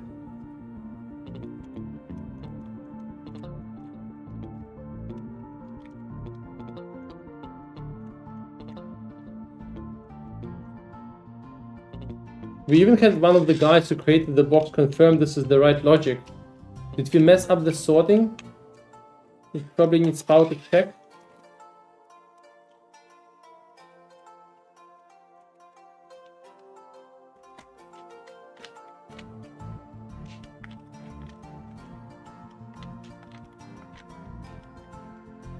Yeah, but the same result as before. I would assume we need to move this then.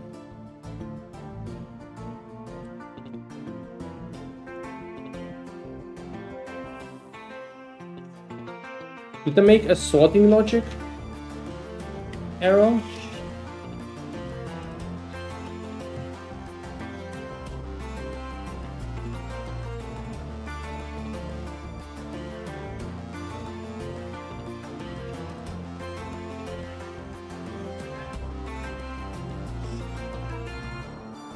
It was green there for a second.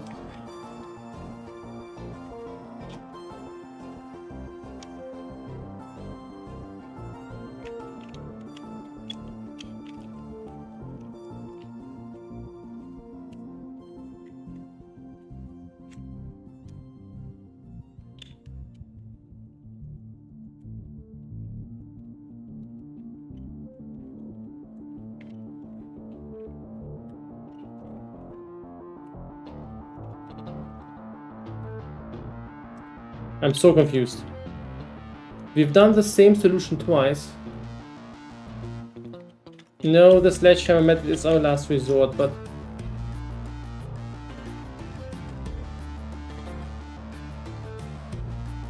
yeah, maybe it's a sorting result here. Let's do it again. Fuck this, let's do it again. We're gonna resort these all.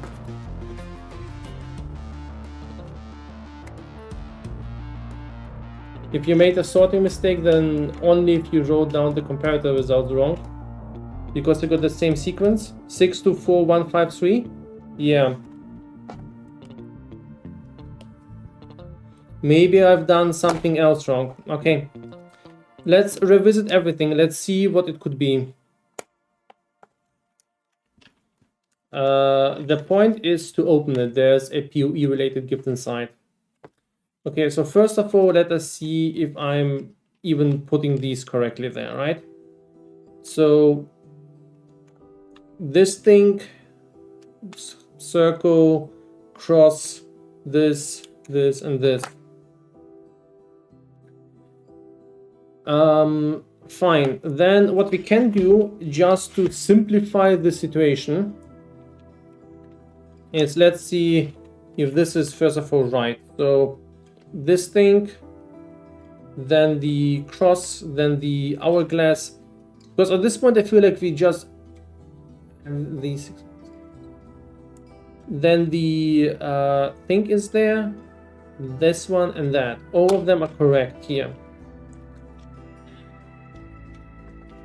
Let's do the comparisons again. I mean, we can definitely check it out. So we have 1, 2, 3, 4, 5, 6. 1,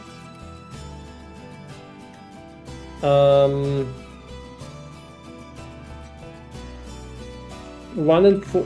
Okay. 1 and 4. 1 right, left, right. Right, left, right. 2 left, left, right. Left, left, left, right. At some point I made some stupid order. Light to heavy, 3, 5, 1, 4, 2, 6.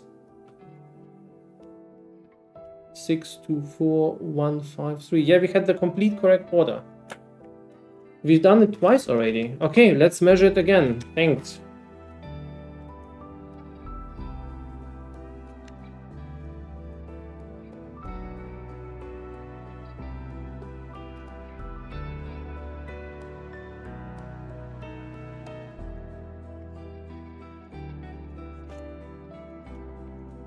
Also, before we do anything else, I'm actually helping there myself. I'm gonna replace these symbols in this order with actual symbols.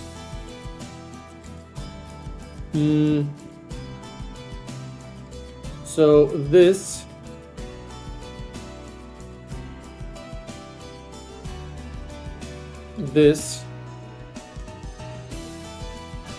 because I constantly got confused in terms of one order and the other order.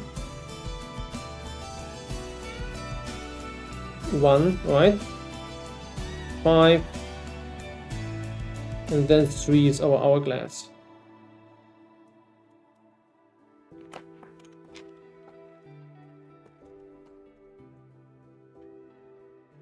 I'm gonna bet I've been just stupid enough. I'm 90% confident, 99% confident I've just messed up.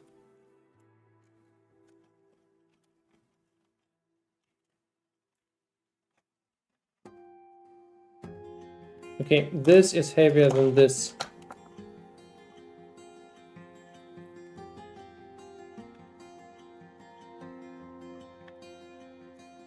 This is heavier than this.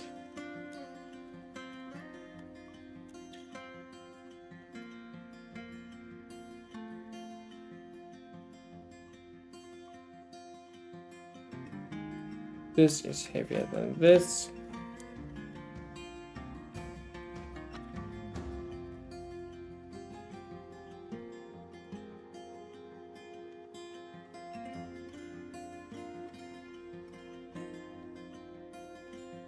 This is heavier than this one. Now let's double check everything.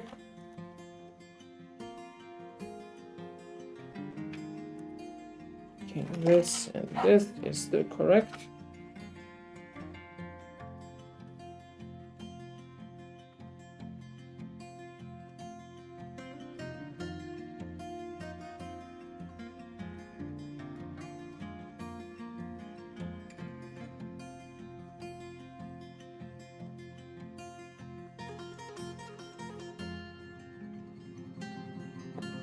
No, I think it's correct. Let me double check, but I'm triple checking now. I'm at this point. I'm just okay.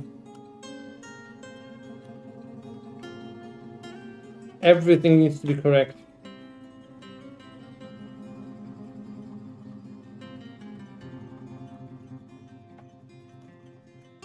This is heavier than this.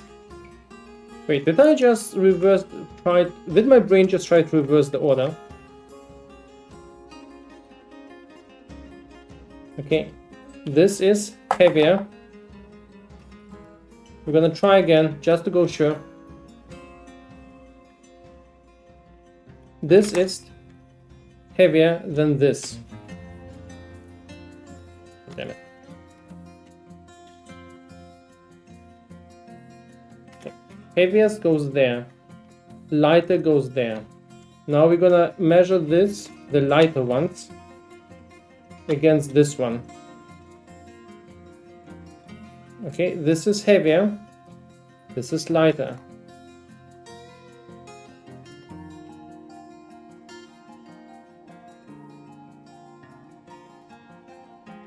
Heavier, lighter. We need to check if this order is still correct, so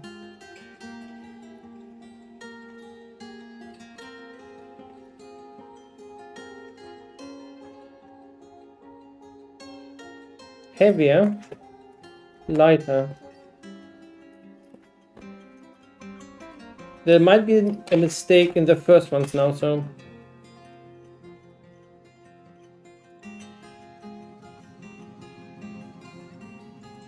heavier, lighter. Because we had a mistake here, we have to recheck these as well. Heavier and lighter.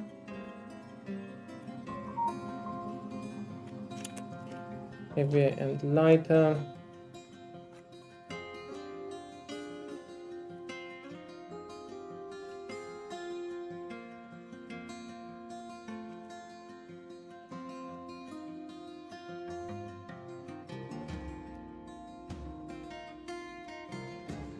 Heavier and light. Okay, this needs to be correct now.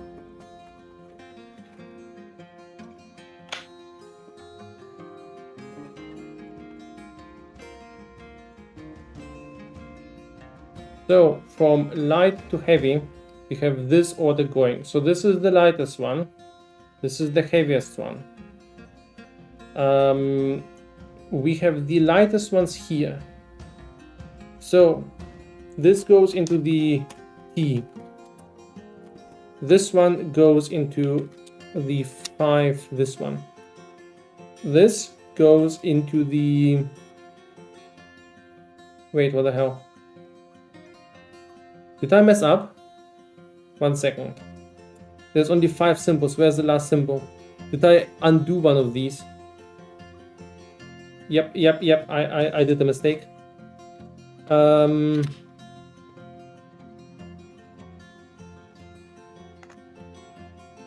Circle T, right? Okay, everything is fine. No, I clicked undo on the tablet.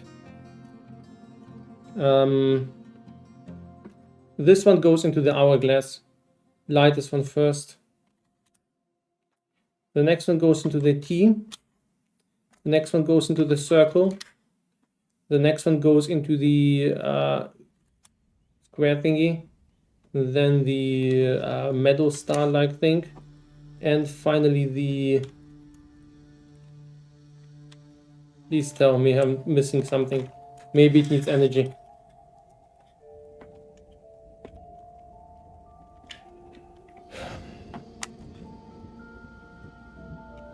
Did I truly mess it up? I mean, we have everything triple, quadra checked at this point. I don't get it.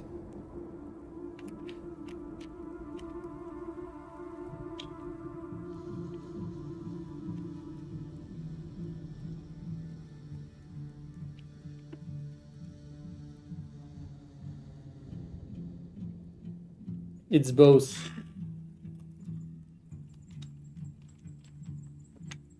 I mean, I would trust myself with messing up. I'm a clumsy person, but 3 times? No hammer. You have an error in the sorting order that you corrected, but only for those to wait. What do you mean? Probably a waiting order again? Okay, let's wait again. Let's wait up again. We're gonna weigh everything. But can we maybe try saving some time? So this was the lightest or heaviest. 6 was the heaviest one, right? 6. There we go.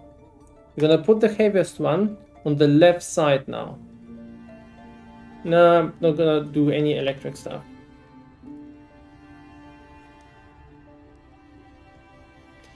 Then we have this. Wait, this 6, 2,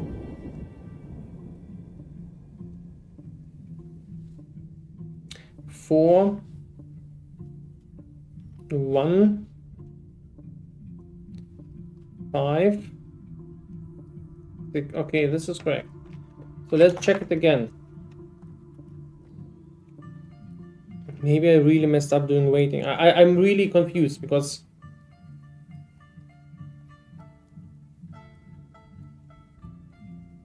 okay. So then the one in here, which is this one. So the left one needs to be heavier. Yeah, it is. Left one is heavier than the right one. Then we're gonna take out this one, which is this one. Let's compare it directly to the one before. So this thing needs to be lighter than this one. Was I wrong there? Maybe. Okay, so this is heavier than this. Oh. Now, okay, let's just reweigh everything. Next one should ideally be this one, circle one.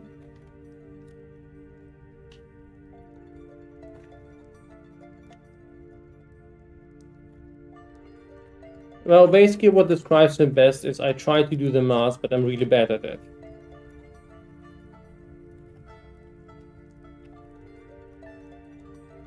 So this is heavier than this.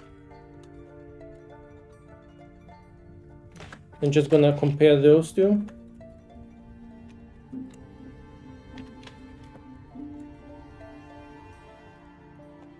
This is heavier than this. Okay, let's double check everything. Try to let the heavier on the scale and try to the other one to find the heaviest. Okay, this is the heaviest one, and then this. We sorted them, right? So, okay, there is a mistake here, it seems. This is heavier than this one. So we're gonna keep this one around.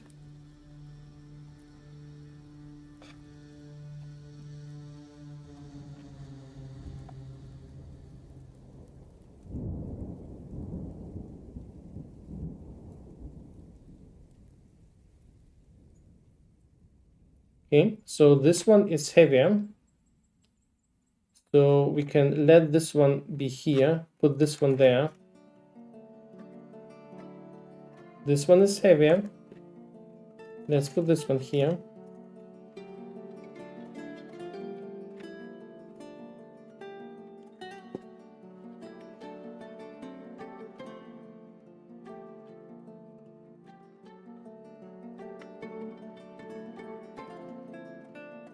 Let's double check again.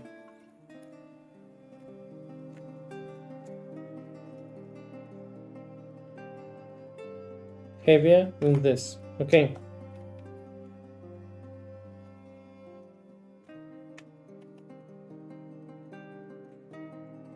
Take the heaviest compared to all pieces. It should already be the case because they are all sorted. If I know that each of them is heavier than the other one, I know the sorting order is correct.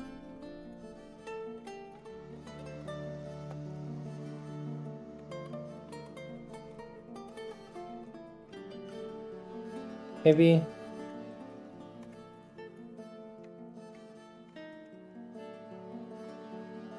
Heavy.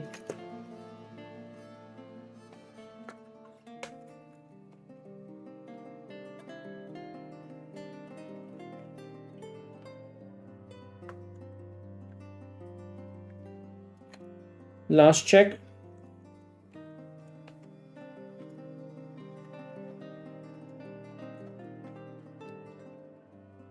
All right, so hey Prod, thank you so much for the sub. From heaviest to lightest, this is the heaviest. Yeah, left symbol on my drawing is the heaviest. We've tried this 3 times already. This goes here. Probably has been a weight error all the time. This goes into... I mean, we have the symbols there, right? This goes into this one. Circle. T.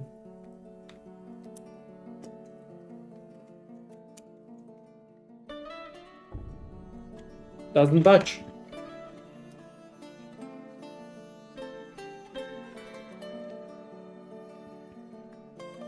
Doesn't need power.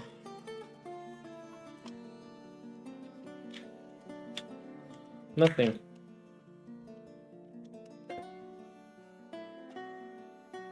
Is this some error in the production? I don't know. I don't usually assume that the error is not on my end. Usually if something is messed up, I mess up. But come on, we've done it 4 times?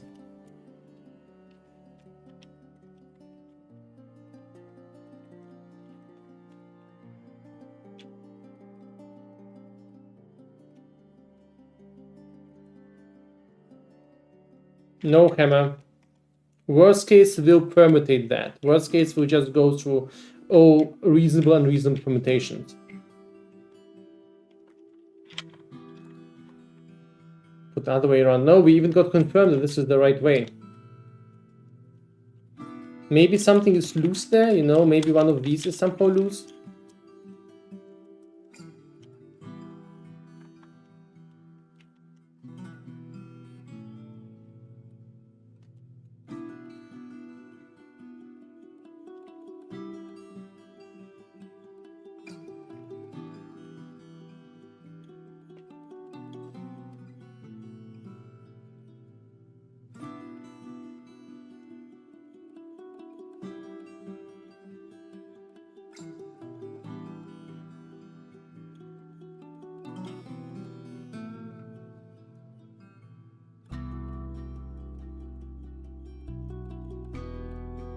That would be way too many permutations.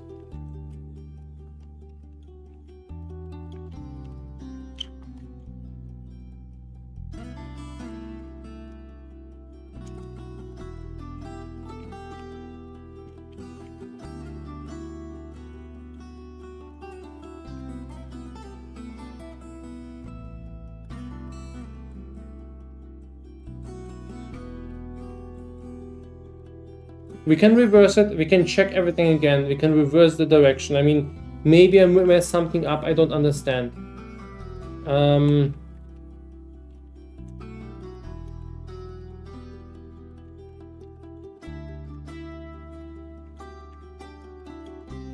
But at this point, I'm just very confused.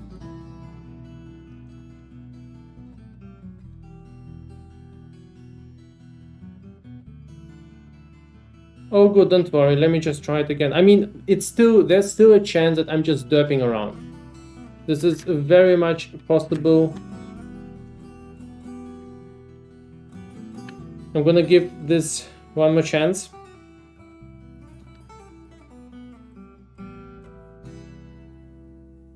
So lightest one was the T, right?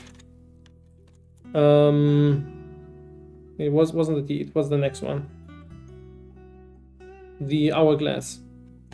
The hourglass was the bottom one. Then we have the T, and this is this thing. Then we have the circle. At this point I'm memorizing this already. Then we have the cross. Oh wait. Am I maybe confusing the two of them? No, I don't think so. This has been the right. I did the same thing. This, then X. Okay. And let's once again try this out. So first of all, we're checking for the weights.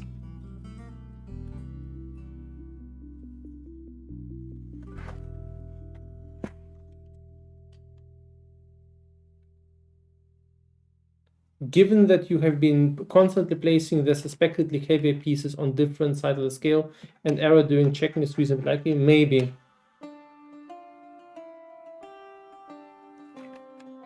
Okay, so I'm not sure which side is lighter right now.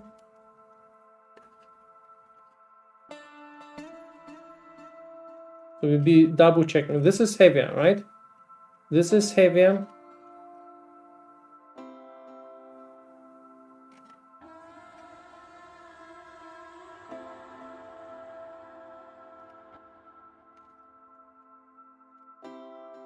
This remains heavier.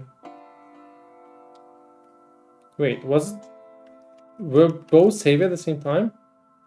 That was a mistake then.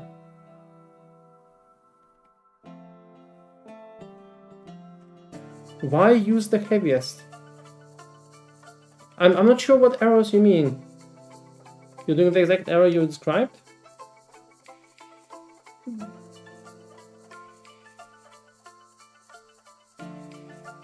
Okay, I'm gonna try what you say. Okay, so this is the heaviest one. Okay, I'm gonna do one more check. That's the way you guys tell it. Okay, so I'm gonna put the heaviest away. We are sorting by heaviness right now.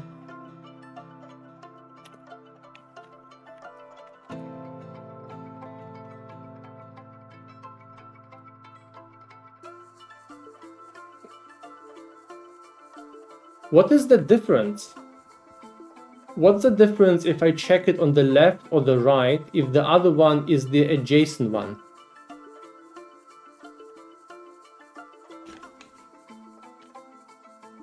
Okay, let's try the heaviest one, okay?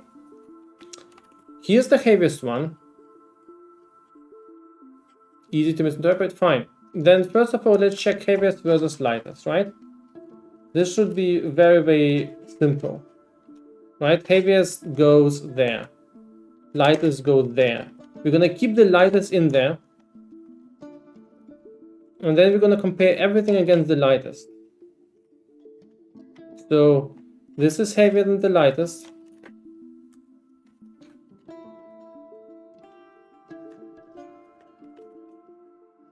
This is heavier than the lightest as well. Why would I check against the lightest? I need the order, right?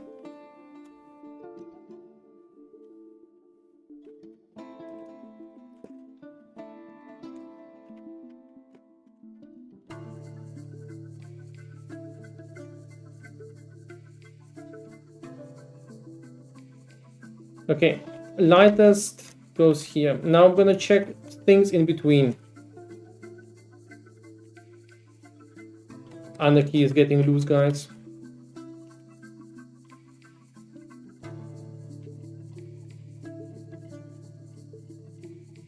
Okay, this is heavier than this.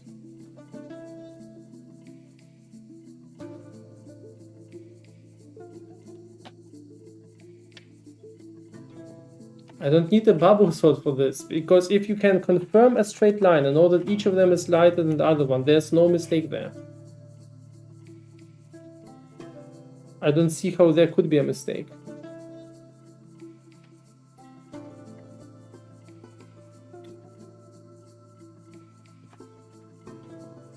Okay, guys, we need to talk about that. Maybe I'm missing something, but let's take a look at that, okay? So you have this order, 1, 2, 3, 4, 5, 6. Now I'm not sure which order is the same. If, let's say we mix this order up. So I'm going to be checking these against each other. So I'm going to check one. So let's say I think I arranged this thing right, but the actual order is wrong. So if I check 1 versus 2 and figure out that 2 is the heavier one, and I'm gonna remove I'm always looking for the heavier one. Wait, haven't I been always removing the heavier one or the lighter one? And looking, so the direction matters. If I'm going in the direction of the lighter one, I need to keep the heavier one. No, if I'm going in the direction of the lighter one, I need to keep the lighter one on, because it's always the next neighbor. Yeah, you're right. I actually need to figure out which one I keep and which one I don't. Let's stick to that. So I'm gonna go from light to heavy, or from heavy to light now. Let's actually go with this one. So we are sorting by, maybe that was the mistake. I mean, I completely guarantee that. To find the heaviest, you have to keep the heavier. Yep. So we are now removing the light one. So the lightest is here on the right side. Just gonna, okay.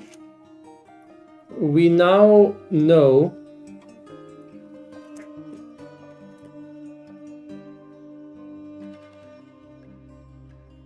I'm not saying it's the lightest. We need to check them against each other. So this is lighter. So now I'm just looking for the heaviest, right?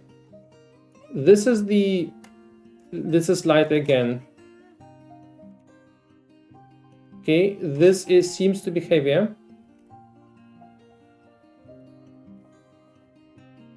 So we're going to remove the lightest again.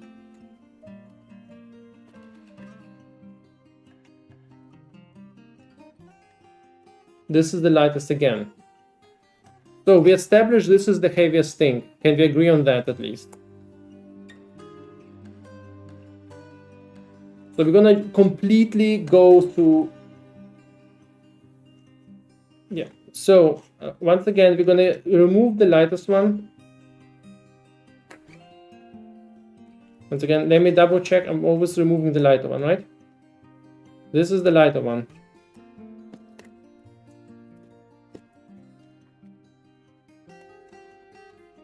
The magnets will die out before I'm done here.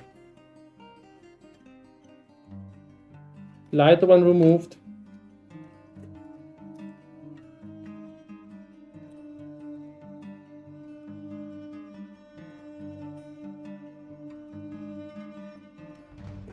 No, we're not going for accuracy. We're going for speed. We're going for least errors possible with a very, very stupid human brain.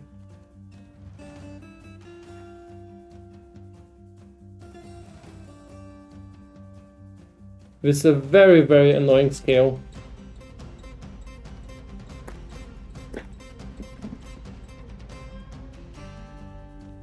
Okay, so this needs to be the heaviest now. Okay, this is the second heaviest. Heaviest, second heaviest.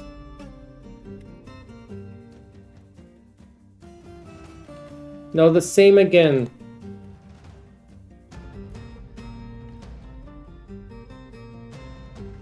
This is the lightest. Oh, this is light, right? Don't know if it's the lightest. This is also lighter than the other one. Crap.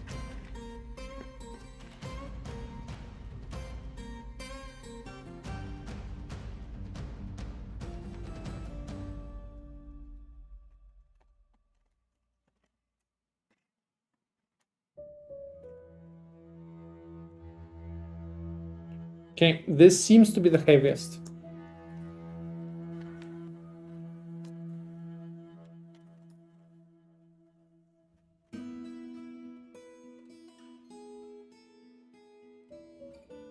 We're removing the light one again.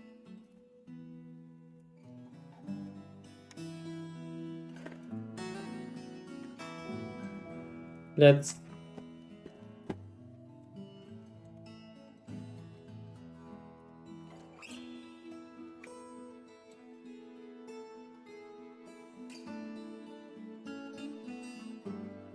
removing the light one and the... Okay. So let's double check.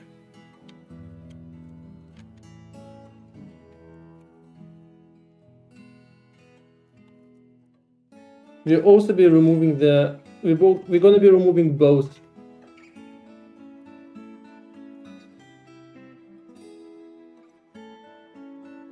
So this is the lightest. This is the second heaviest, right? So this is the heaviest side. We've always been keeping the heaviest side. Heavy. Actually, let's move it there.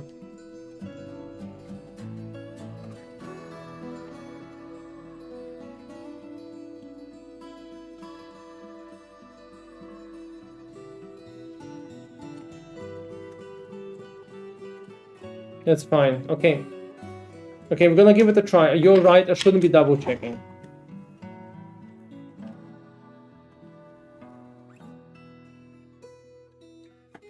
Guys, I'm just going mad at this point.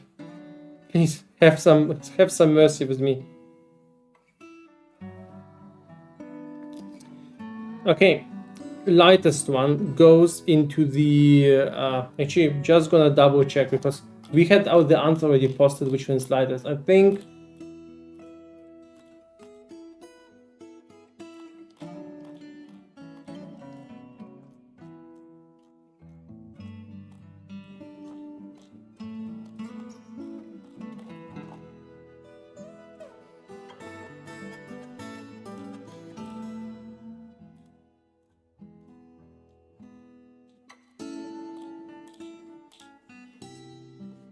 yeah, lighter to heavier is 6 is the heaviest. Fine. So,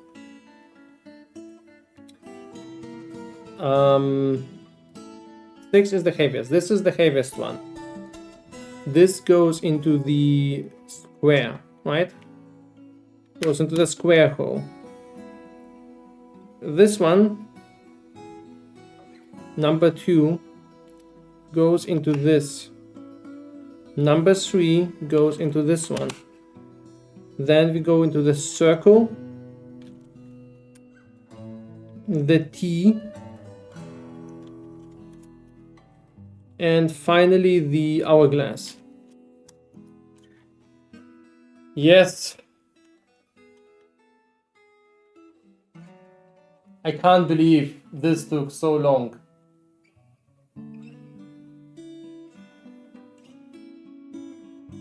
I feel so dumb. It's insane. We spent like 1.5 hours weighing things. Okay, what changed?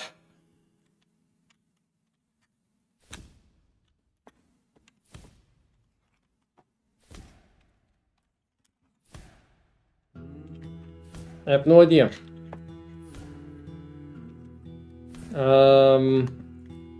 Okay, I can push these now. I can push these now. There's 2 of them now going up. This doesn't seem to be affecting this.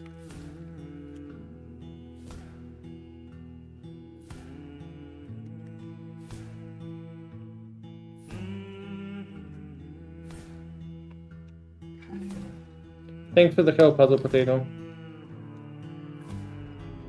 Okay, this puzzle now works. This button is unlocked. Down is unlocked. This is now unlocked, I think. Well, I'm not sure about this one. This button works. Yeah. Okay. This is now a thing, right? Please tell me this can't go back. I hope so. Right, so we now have these sort of scales there. This is still locked. Don't think we can move this. I think this will only move if we have the solution right.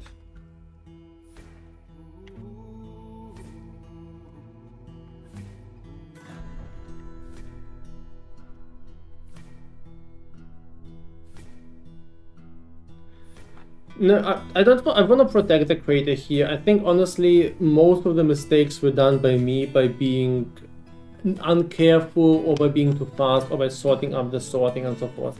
Maybe somewhere I do have to admit that the scale is a little bit of a nightmare thing, but overall it's probably on me. I'm a very not a very high attentive person. I'm not one that is very careful with things.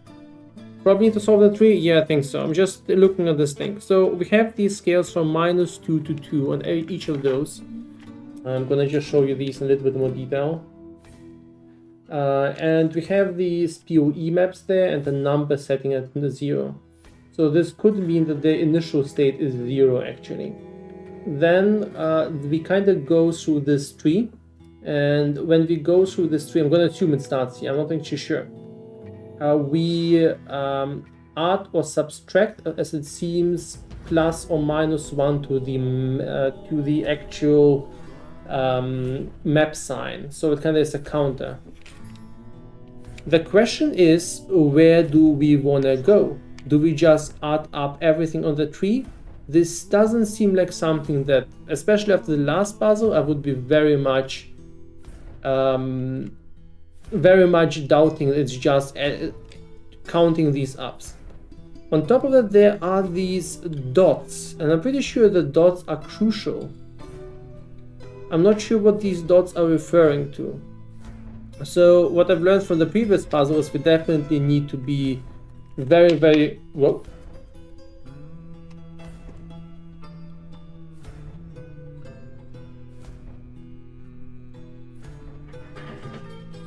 The plastic thing fell out.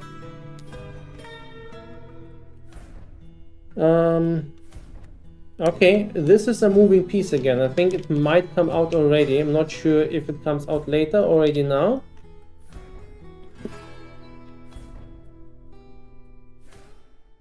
Let's set it to 0 for now.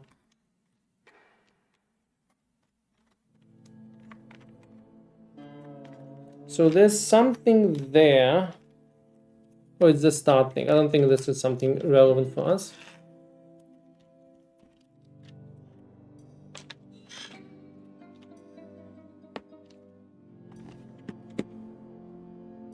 There's a direction. Oh wait, there is a direction.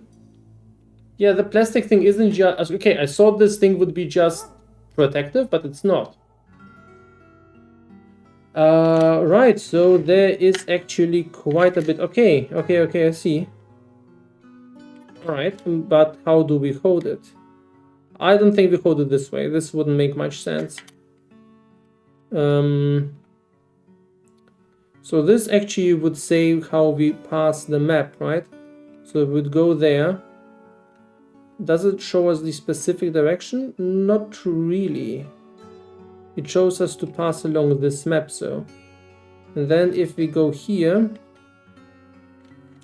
well, not every direction makes sense here, so maybe then we need to invert it actually. This one does make sense. I don't think this is it, but I mean, we can definitely try this way. So that would kinda assume that the direction would be +1 to whatever the third one is. Oops. Then +1 to this one. Then we go this path and subtract 1 from this. Then we get +1 on this one. And I think we went this path and it was -1 on the third one.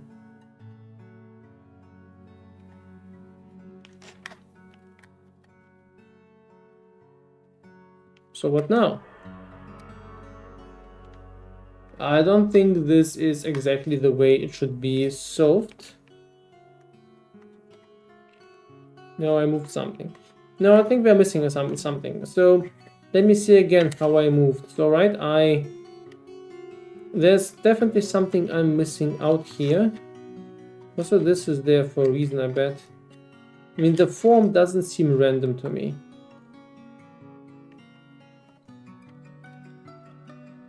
So we can place it here, but take a look, there's a lot of other places where this could technically belong. Let me confirm, maybe there is a different way to align that. Yeah, look, you can align it here as well. So maybe you need to check every single spot where it can be aligned. So maybe it's not so much about getting all the passes, but by getting all the valid passes.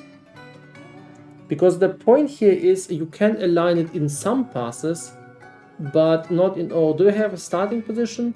I personally would bet this is the starting position because there are numbers there 0, 0, 0, 0. So maybe we need to find every single possible permutation that aligns right and then count these. But this also, I'm not sure, this seems kind of...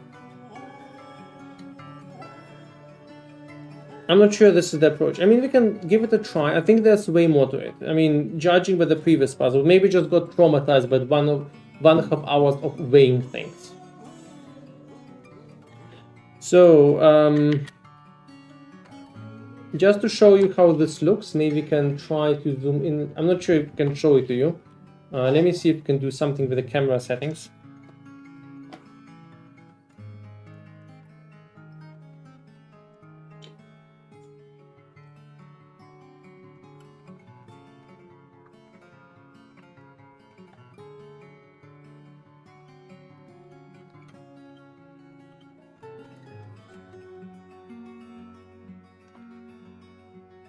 Okay, you should be able to see this little thingy now.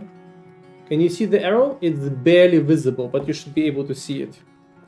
So my guess is that, so the arrow aligns here. You can see the barely visible, the transparent arrow, it aligns here, and then it perfectly shows this path. If I, let's say, invert it, it doesn't get here anymore. So there are certain places where I can place it perfectly, like this. In others, it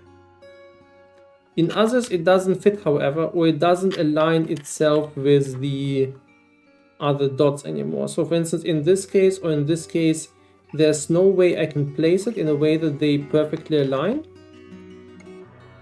In a way that it seems that it would work out. So my guess is that we need... Can the shape be the... of this piece be a key to solution? It could be. The piece is very particularly shaped. I agree. It could be something more to it, because look at this. It's not just a piece of random plastic. It definitely is very specifically shaped. Maybe it is shaped this way to help us find the starting point or something similar. I mean, we could just add up the viable lines, but I bet this is not the case. I bet there's more to it. It points to certain maps or symbols. I don't know if... No. I think if the arrow aligns with a viable path, then you're on the right spot. Not just on the side then. Yes, I agree.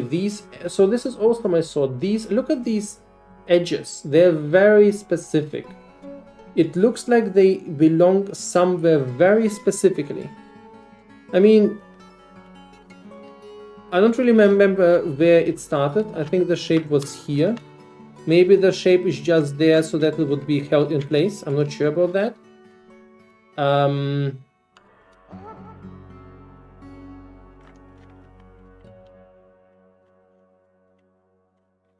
Wait, maybe this is actually more to it. Maybe this needs to be placed in between those in a sense, somehow. And then you figure out where it goes next. Something like that.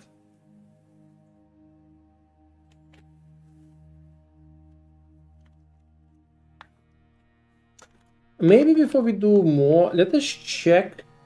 Also, there's something here. So I bet there's another step there.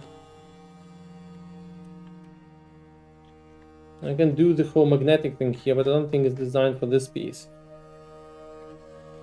Let's double check things again. This one doesn't move yet. I bet this is the next puzzle. I don't think there's more to this one, at least not yet. Maybe there's another side.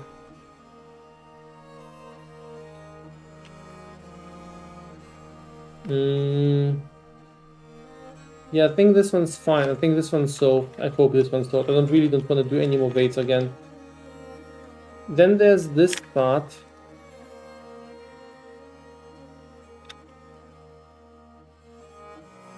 But they're of different sizes. Maybe there's some reason to that, aside from certain development reasons.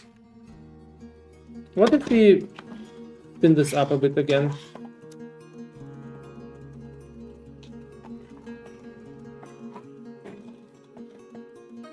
You can make this spin and it becomes green at some point.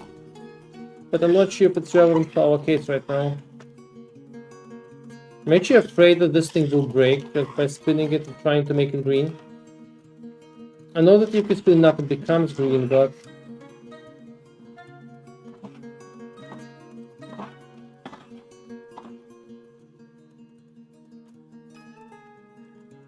And the mount position on the tree where you can place the plastic find and collect increments.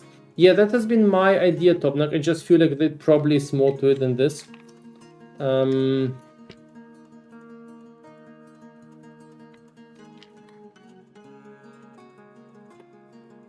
Maybe the whole light thing doesn't do anything, or doesn't do anything yet. Yeah, let us first collect the valid spot. Let us first collect the valid spot. I think this is our start for now.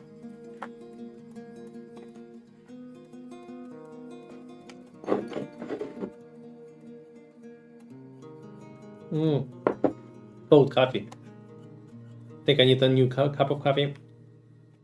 I'll be right back. I'm gonna grab a new cup of coffee. I'm not gonna pause the stream, just gonna leave the cube here.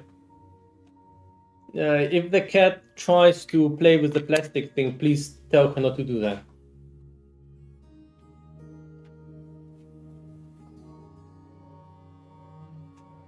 Have you checked?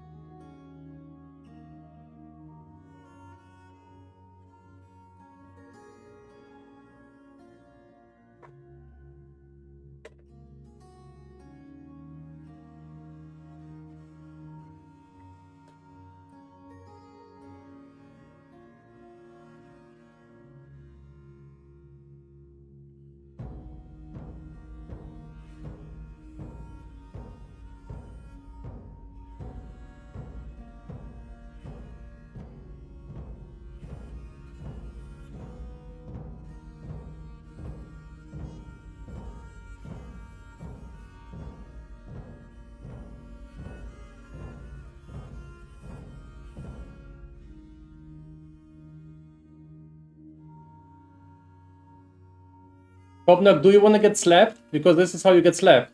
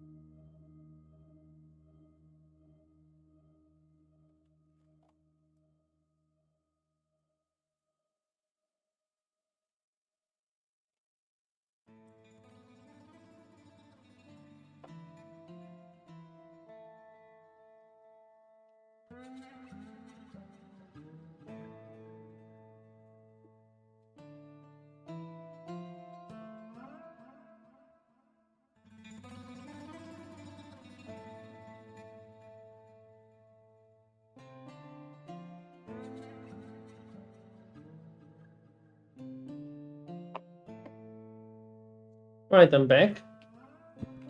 And Kimchi's been terrorizing the table, I see. She's constantly wandering around here. Please show the map from top down. The vertical edge of the box shadows a bit... Okay.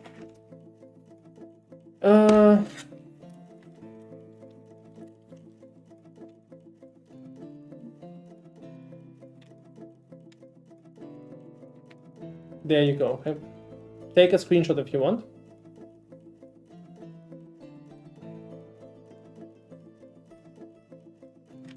All right, so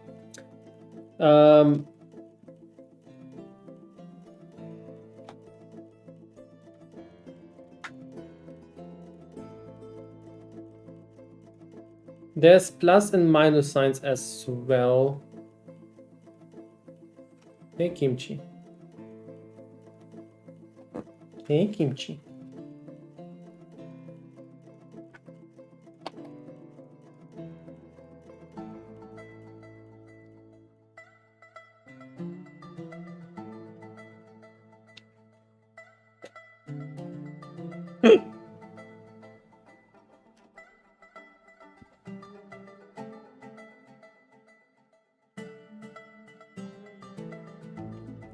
We have a bit of an issue. Box solving is being interrupted by Kimchi.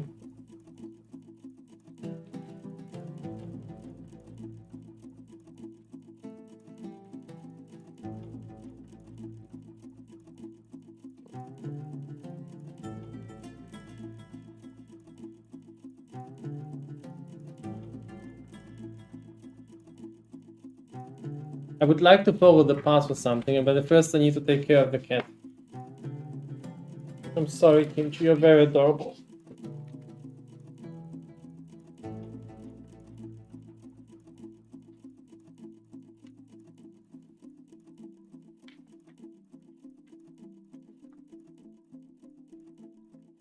No, come on. How about you lie down here? You can be pretty right here. I'm gonna give you a little pillow. She has a pillow. Kimchi. Kimchi feels a lot of space for you.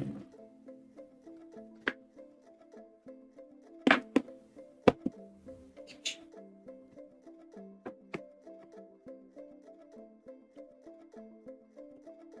Kimchi.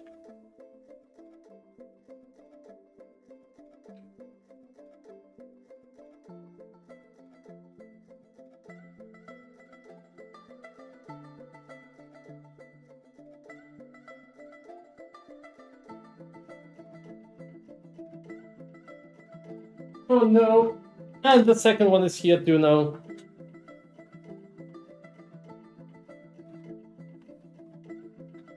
This is not going well.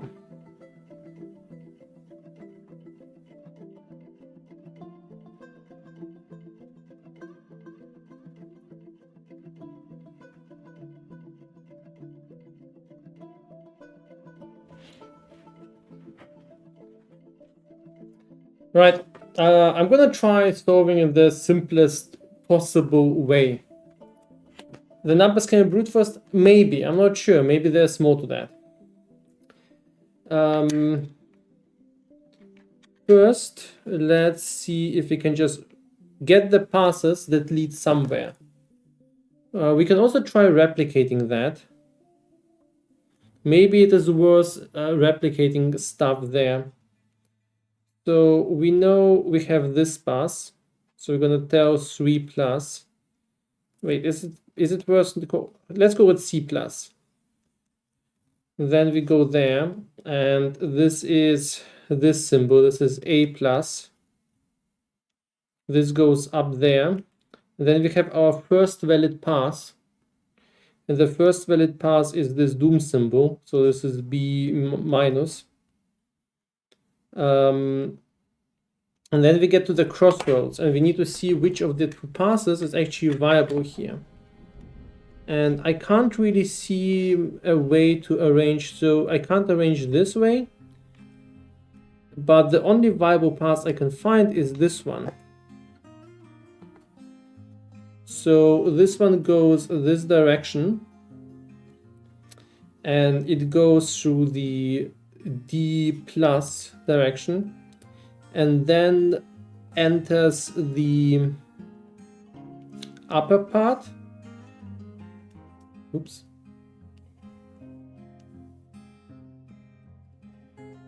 What happened there? How did they change the color? What did they do?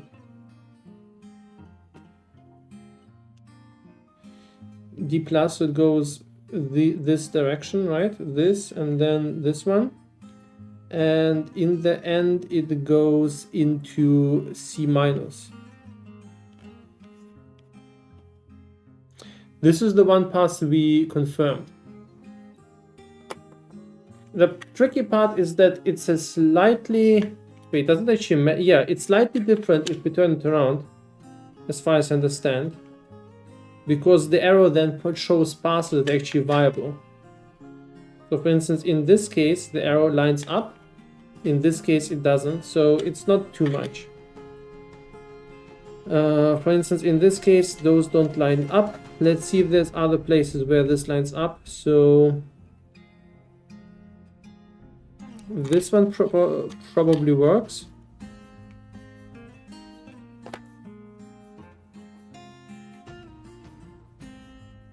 And this is the doom symbol, so B minus.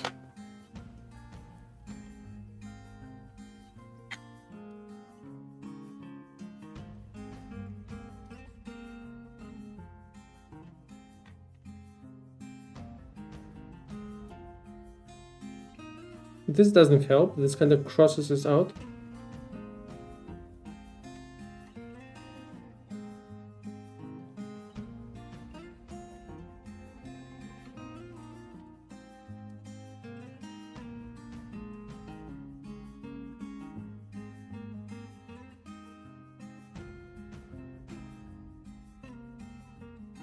Don't think there's anything there to explore.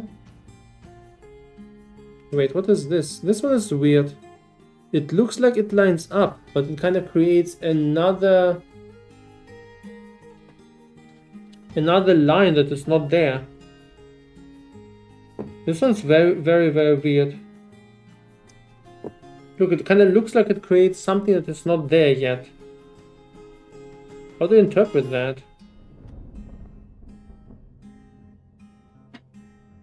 Do the other matches, not overthinking it? Yeah, okay, I'm gonna ignore that because it doesn't make much sense otherwise. This one lines up perfectly.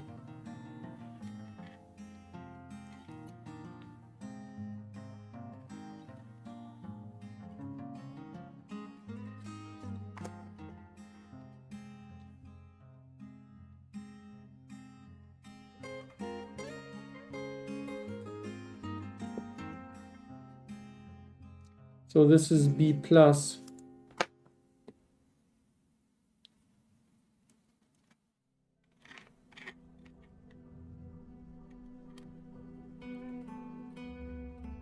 Yep, this one lines up as well. And this has also another thing at the start, and this is D plus. Is there any way to reach this spot? Yeah, this is the one there where there's no real arrow. Okay, what about these?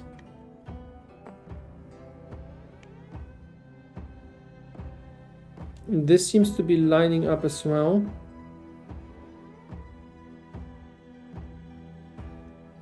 So at the beginning this is A plus, and then we get to this thing, and this is B minus, and then it only points into one direction, and that seems to be C plus. I don't think I can arrange it in any way to point down there.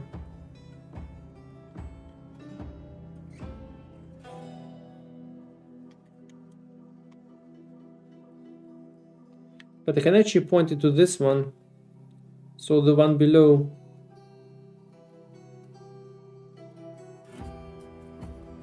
And this one is A plus. What about these? This one goes down there, and this is C minus. And then we go there, which is B minus. I think these are it. I don't think there's more viable passes.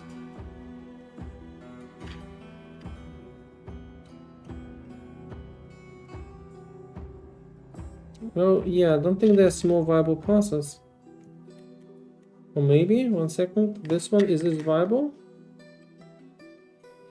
This one is viable, yeah, this one is viable as well, I missed one. 1 second. This one goes down here, and this is A plus. Because I think I need to add up everything.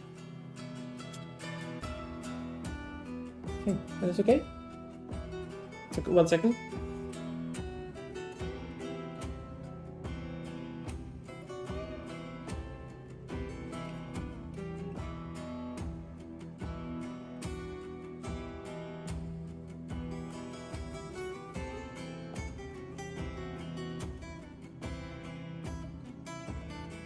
Alright, you got like 4A, that doesn't make sense.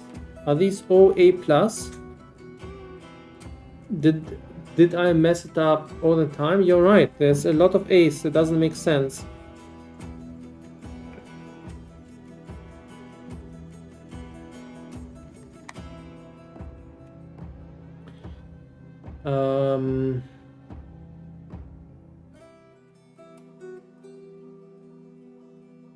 Would copy the tree on paper and then mark all arrows which line with the path. That might also be a good idea. But this is technically all the arrows that align, as far as I can see. So then there's a bunch of others that don't seem to be aligning.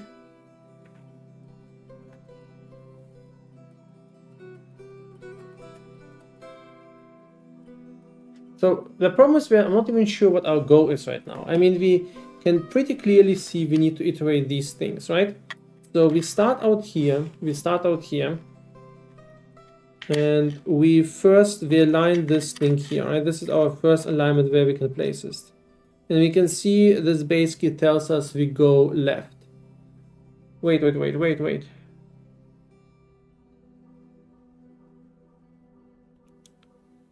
So this would exclude all other passes, right? So we go left there, but then we get to our first crossroads. And we kind of need to figure out if we go up or down. Well, wait, we can go up there. This is actually better.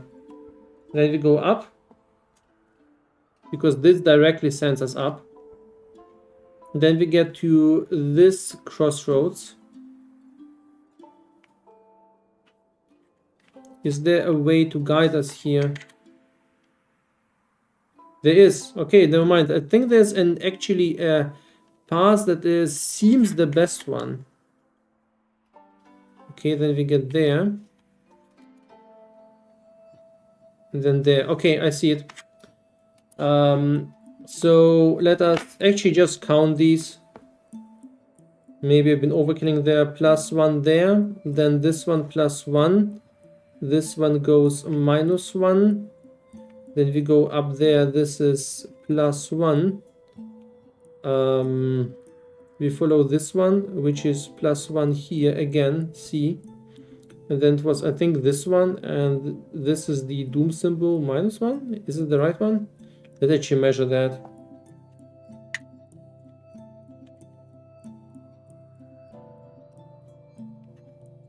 Yeah, +1.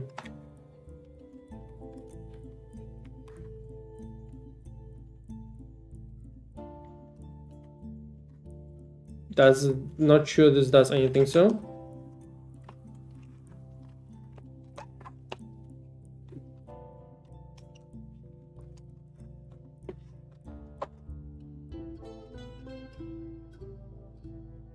Is it both directions? No. No, it's only one direction. Let's actually check. So you need kind of direct. Oh, it's okay. I'm being watched, observed, judged, rightfully judged. I mean, we spent like hours weighing this thing before.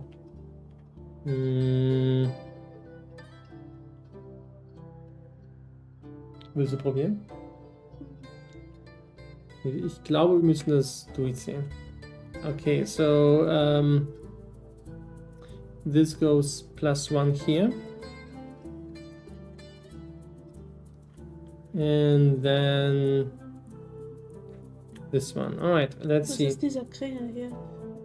Ja, wir haben schon nachgedacht. Was ist mit hier vielleicht irgendwie? Vielleicht haben wir gedacht, dass das irgendwo reingehört, dass so eine Öffnung ist. Aber ich will erstmal einfach mal durchzählen.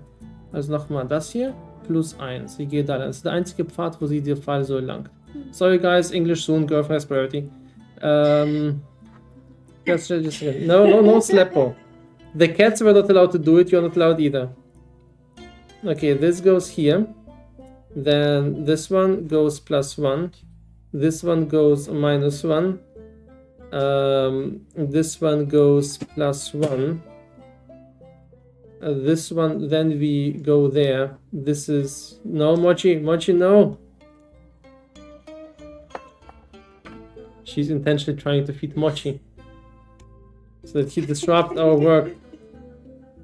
The destroyer. And then this one goes +1 again. Okay, this is the... Once again, this is exactly where we ended up before. Oh, now it goes. Okay, cool. So this was actually now we were able to actually push this to the right, which might mean we actually solved something.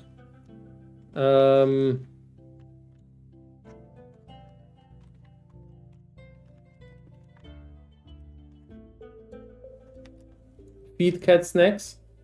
Okay, we can have like macro cat snack moment.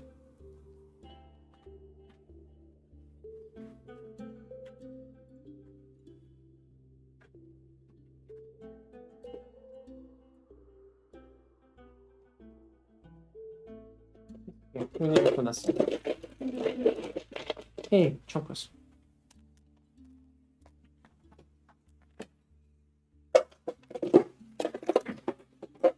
Schön spazieren gehen. Hey, Moch. Hey.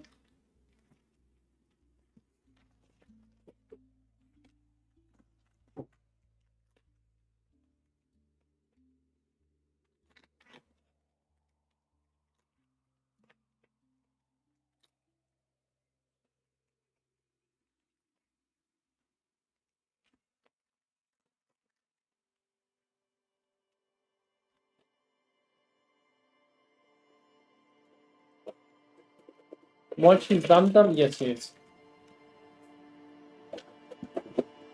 I've given him a whole bunch more on the floor. He can be a chicken there.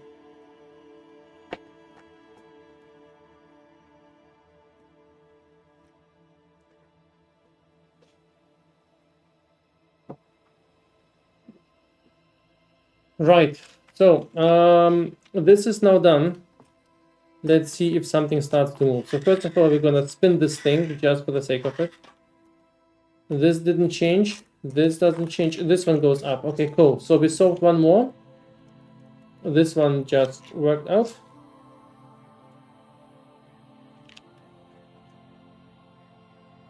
Jeez, I didn't think this was actually important. I was told this when this fell out, it was like, oh, it's protective piece. We can't have anything with this puzzle. It's not nothing is protective. It's all involved, which is very cool. Okay, this one, the devilish weight thing. This was been like 7 million times easier than the previous one. Okay, this doesn't move yet, but it looks like it's gonna move soon.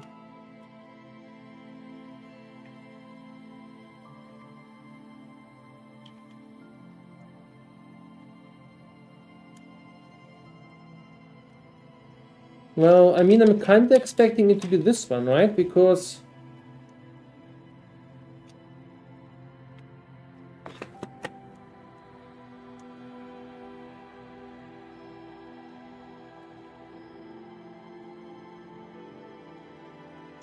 I think this is the last step. I don't think this is what we're doing right now.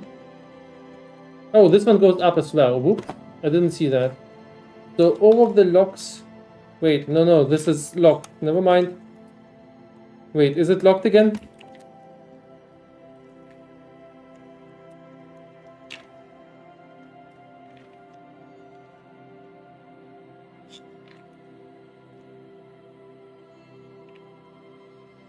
It has to be down. Okay, so I'm not sure if we actually unlocked anything. This one is still... Kimchi, no. You had one left to unlock. I'm not sure this is correct. Maybe I just moved the wrong one. These are both locked again, and these just freely move. Okay, I think it's all good. I don't think it's actually... This seems stuck, for better or worse. This doesn't seem to move. Yeah, it is too locked to unlock. This doesn't move yet, this doesn't move yet, this doesn't move yet.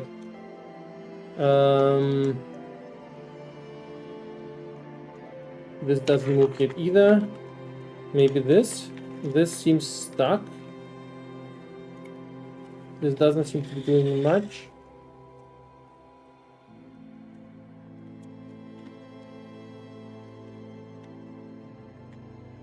There's maybe a new puzzle here, which would be scary. Maybe this has to move. This looks very loose at this point. But I don't think I can do anything yet with that. Maybe there's something here? Well, there's these symbols here now, look. I'm not sure if this actually... Well, these are the symbols from the map. I'm not sure this actually matters practically.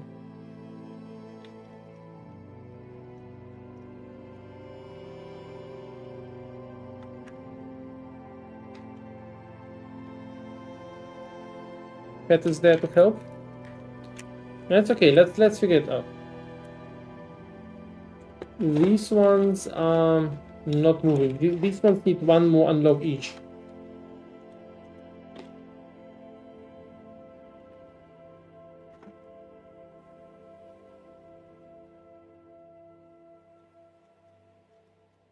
Yeah, this one needs at least one more unlock each, so it's still completely closed.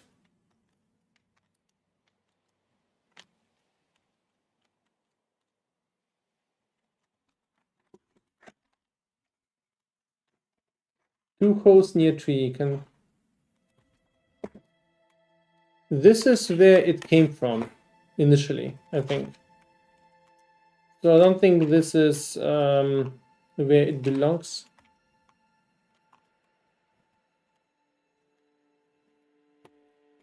This was never used yet.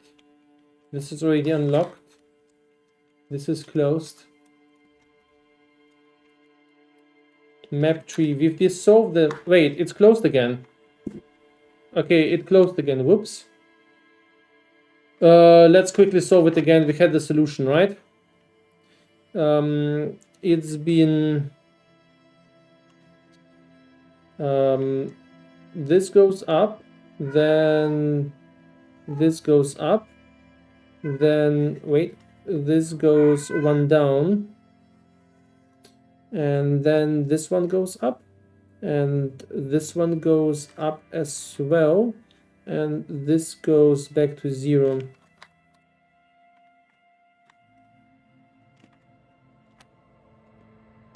Okay, now it's,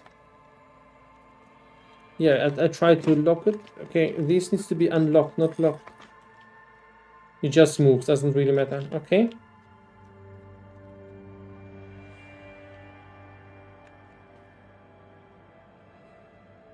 Oh, bunnies, didn't even see. Bunny and Prod, guys, thank you so much for the subs. I completely missed it. For some reason, I'm not getting sub sounds, and I'm not sure what happened there. Thank you so much, guys. Also, let me check if I missed more. One, I think I actually noticed you, but yeah, thank you as well. Guys, sorry, I'm not sure why the sounds are missing. Thank you. Thank you so much. Thank you for the huge sub giveaway, Bunny. Alright, so...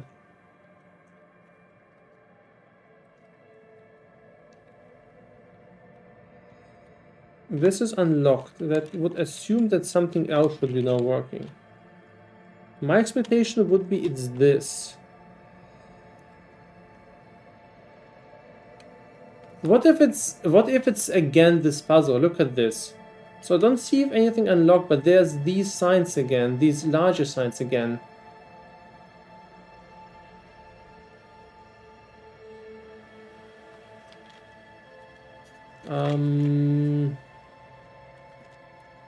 And we can get it out again, I suppose. I hope it's not stuck there. We can click start.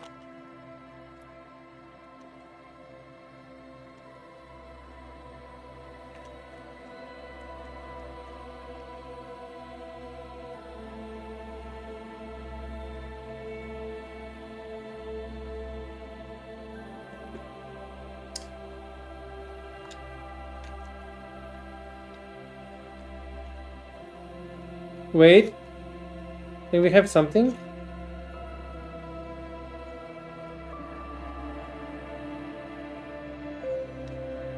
Okay, so I'm not sure if this is well, I'm actually sure it's intended. I can manipulate this thing this way. Yeah, it has another magnetic piece.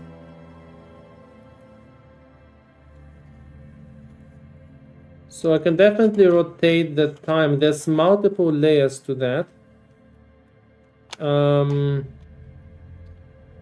For now, I'm completely lacking any sort of idea what I'm supposed to do with the clock zone. So I don't really have any information of time that is belonging there.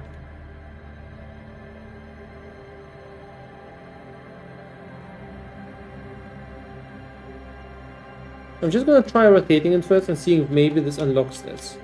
But I'm not sure if this is the final step or kind of something in between. Because it feels like there's at least something... It could be a safe, but we are lacking any sort of numbers. Let me just first see... I mean, I can't really move anything specific either. There is something there. There's definitely more to it, sorry. It's a bit hard to see here. I'm gonna try show you that in a second. So there is a symbol there. Not sure what the bottom one is. Maybe it's actually the idea that this needs to be used. And then there are arrows to the top, I think. Up there. Maybe it needs to be at the very top.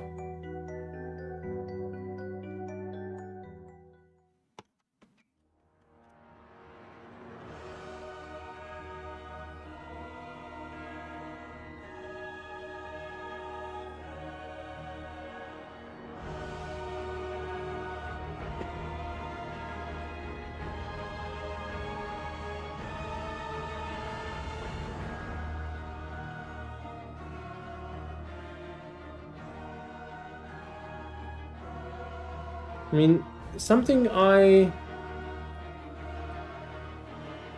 arrows on the top. something that you noticed before is that there's sometimes a wide range of movement is required. For instance, with the other ones, it was definitely more than expected. So I should try out different things, maybe pulling and pushing. Arrow to on the top seems like counterclockwise. I'm not sure because I'm gonna try to zoom in so that you guys can see what's in there. I can't guarantee you I can get the camera.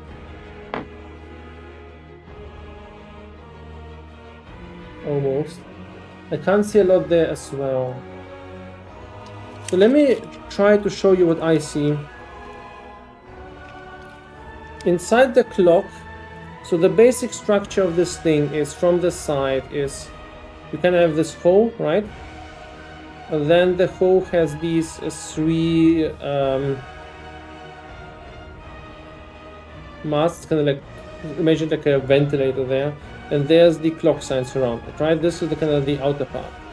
Then behind that, there's three rotating plastic inner things. So these things then, let's actually switch the color. There's three of them. Maybe two, I'm not sure. I need to check if the second one rotates or the first one rotates. So this one can be rotated by the magnet, at least the first one. Yeah, I think it's two, not three. But not sure about that yet. And behind that, there is a drawing. And the drawing seems to be something like this.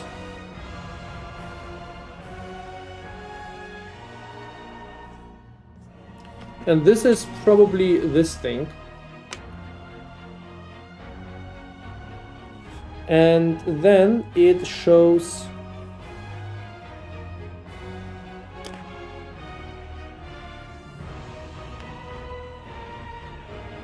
so what does this mean? This is this thing, and it probably means, maybe it means rotate it twice there, rotate it twice there. This could be direction.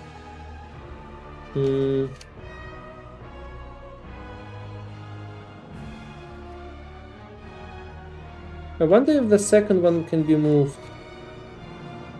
Wait, no, there's a third one. I think it's just kind of like a real clock.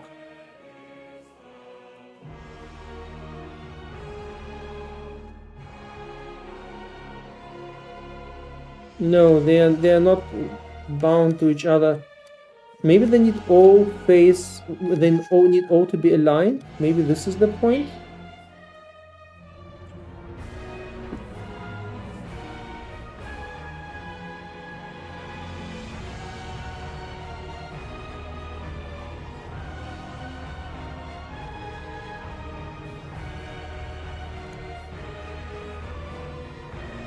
Rotating this is very, very tricky. 100% sure it's a save, could be that.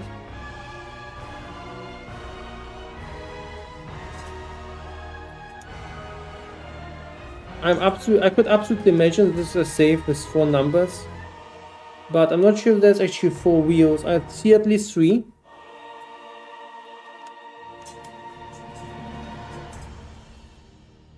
Maybe they need to align perfectly and then I need to count the number. Okay, this seems actually very, very good. Seems to be perfectly aligning. Wait, I can actually do this. Wait, I can do this. Now that they're perfectly aligned, I can try this, right?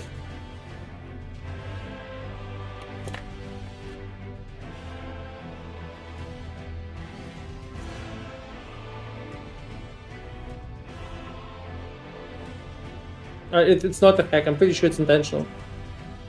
Because for that I need to first get all of these things out of the way.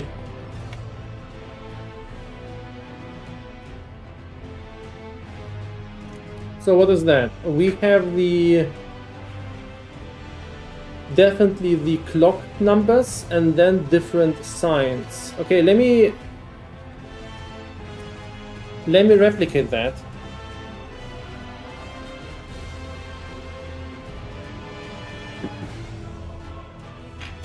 Just so that you can see it a little bit better.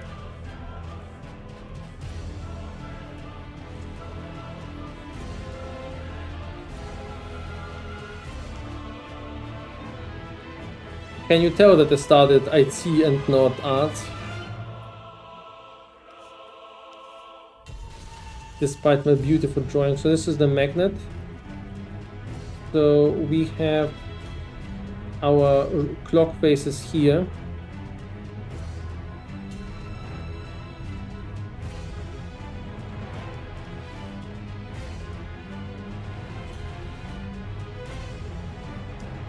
Wait, this is stupid.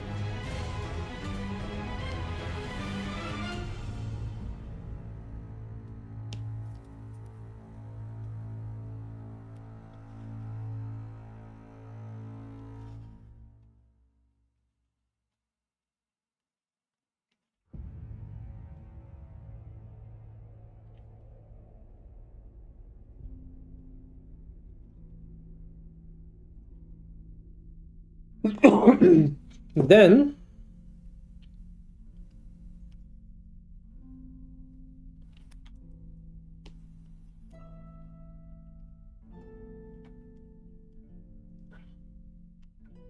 this thing also has some inscriptions.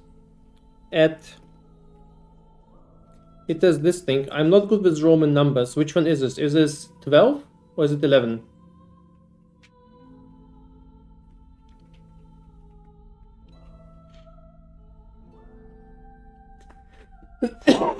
Okay, 12.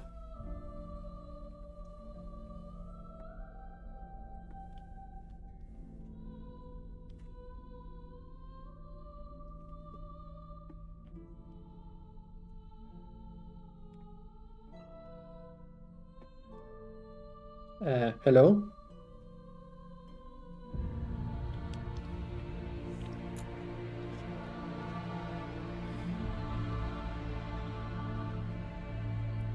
This is shape number 1.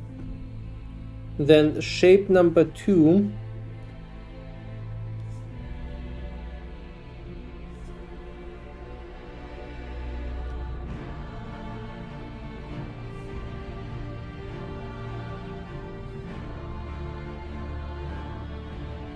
Shape number 3 is here.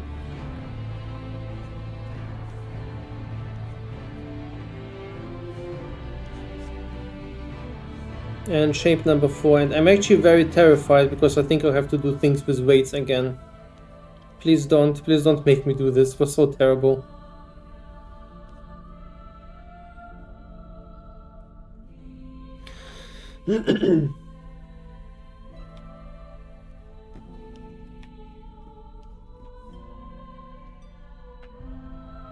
They look like puzzle pieces? I don't think they are puzzle pieces. I think these... Oh, sorry. Yeah, I started with the weights puzzle. That was terrifying.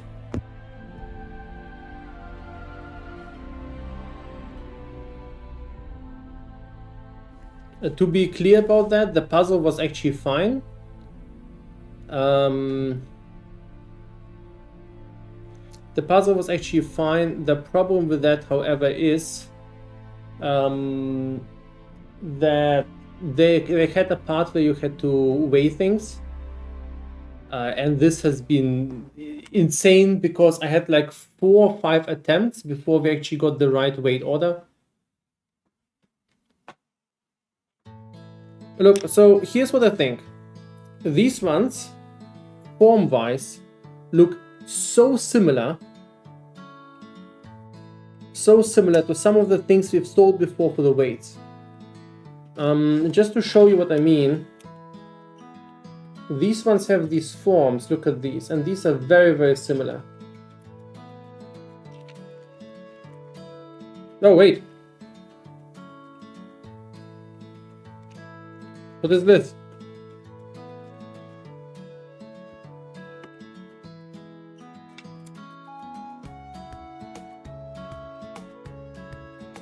Clock hand, yeah. Ah. So now I can do it without the magnet. Very nice. Okay.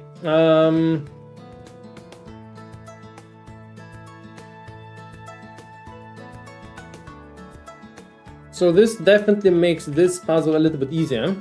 because we no longer need to do this magic.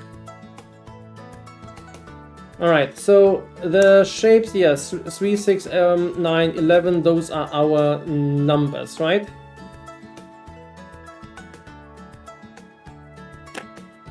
But the problem is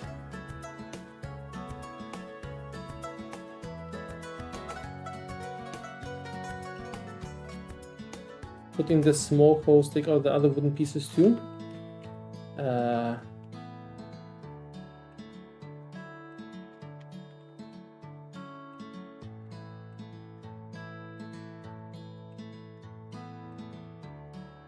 I'm not sure you can do that.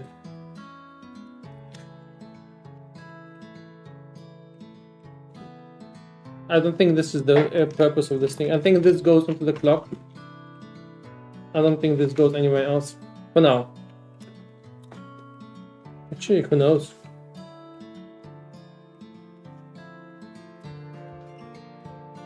Yeah, I think as well. I don't think I need to take out more things. But hey, we got a clock thingy going on. Let's put the moving pieces again.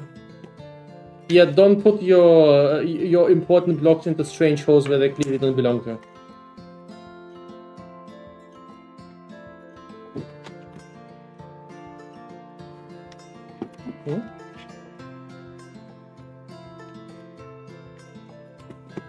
So, what are we stuck with? We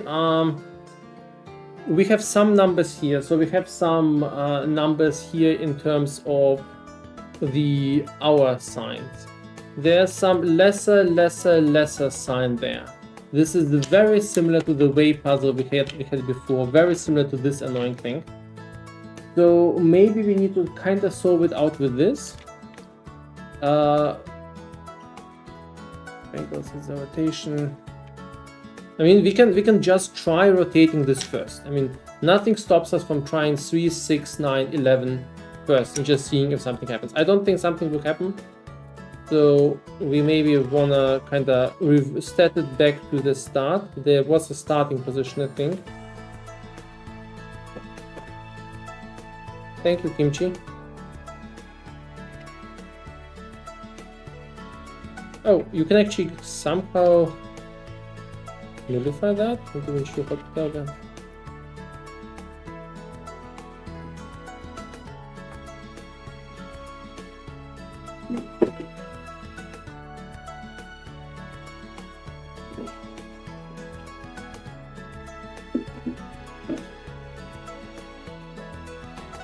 Wir haben davor ganz viele Snacks bekommen.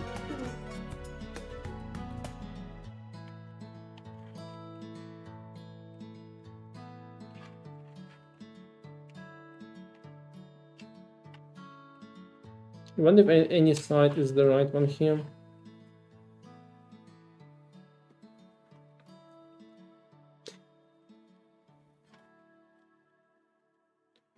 So maybe there's more to the movement. When we set this to when we set it to 3,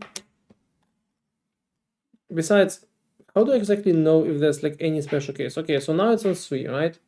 Then we set it to 6, then we set it to 9, then we set it to 11. I don't think there's a lot more into it in terms of what we've just done.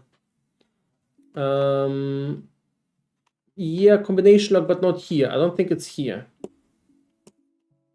I think there might be something to it, but I don't think it's right here. I think the important part may be actually here. So maybe we need to do this again.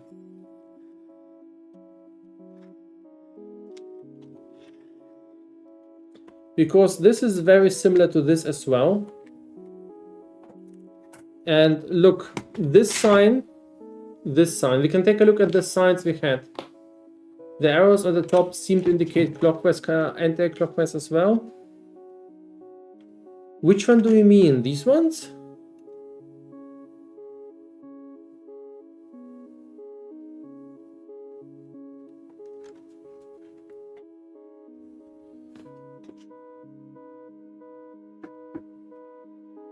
You're right, the arrows go in different directions. You're right about that. So first one is Anti-clockwise, clockwise. Yeah, you're right. I didn't notice they go in different directions. But we can give it a try. Maybe we can just set the 4 specific positions. But I don't think it's the case, because I think the forms are the critical things. You guys completely ignore these important forms. And the forms are from the weight. But let's give it a try, like 3.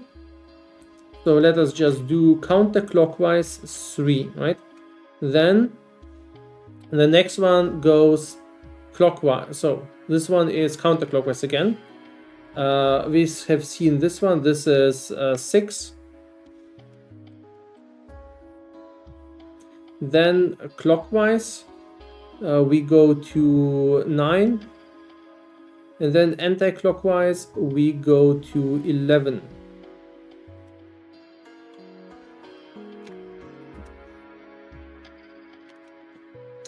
Okay, so I think this is highly related to this one. Yeah, I don't want to just try the 4 random numbers out.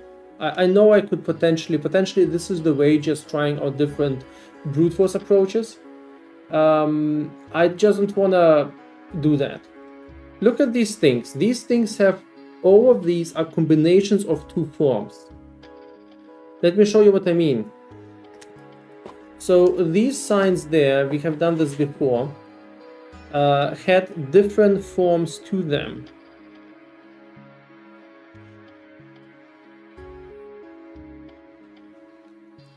So for instance, we had these 4 forms. And we also had even numbers for them. So we have even recognized what kind of numbers these are. So we have 1, 2, 3, 4, 5, 6. So we have an idea. So we potentially need to add these up somewhere in terms of form. And then maybe there's a way to somehow figure out what these numbers stand for. So one is, let's try recognizing what these mean first. So I'm going to add a new layer. I'm going to switch to blue there. And we're going to try looking into what these forms might mean. So this form, the first one,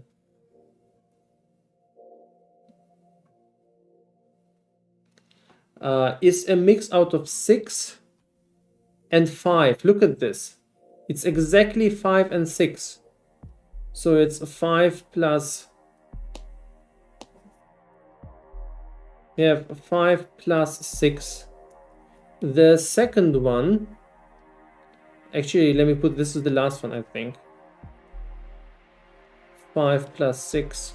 The first one is the number 4.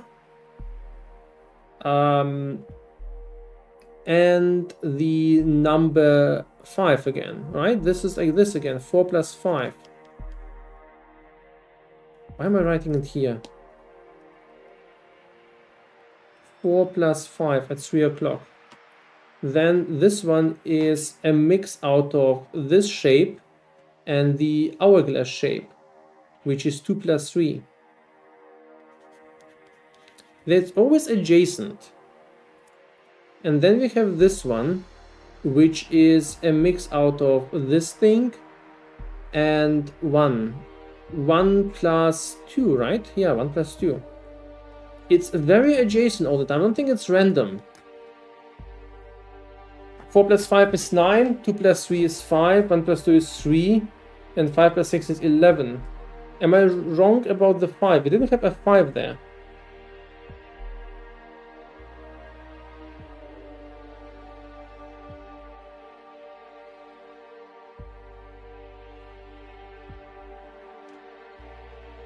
This is kind of weird, because I was sure this is 1 plus 2. Yeah, this is fine. Wait, this is 1 plus 2, right? 2 plus 3 was this one. 2 and 3.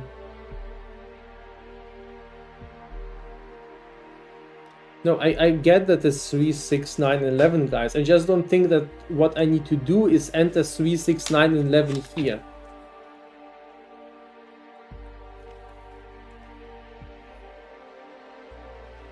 I agree, Puzzle Potato, that's also what I think. I think it's not just entering 3, 6, 9, 11 onto the clock. We've already done that. I think it's about this. So maybe it's the order of these here. So first off, we can actually 4 plus 5.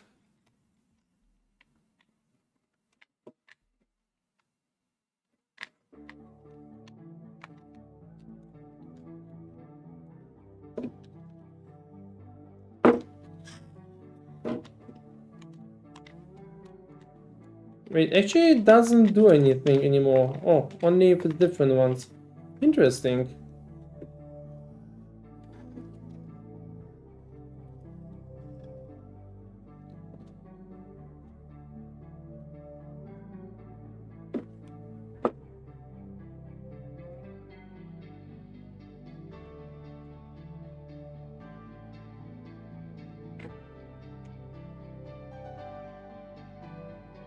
No, I get that it's 3, 6, 9, 11. There's no question about that. I understand. You guys, what?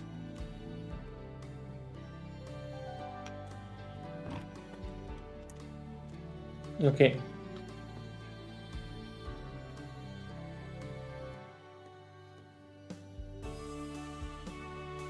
That's exactly it. There's no 6 in there. NeverSink needs a catapult.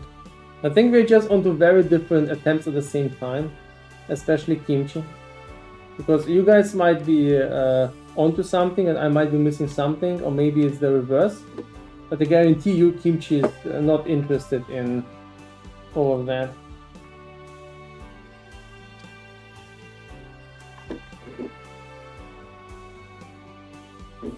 Check the symbols on the sliders by the map tree.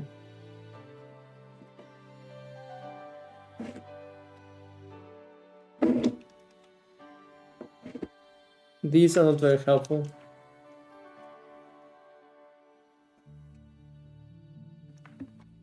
It's just the map symbols you've seen before, I think.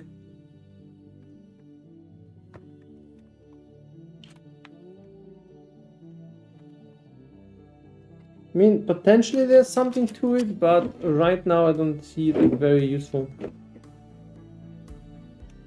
Okay, so first of all, let us summarize things. First of all, let's feed Kimchi, because otherwise she will not leave us alone.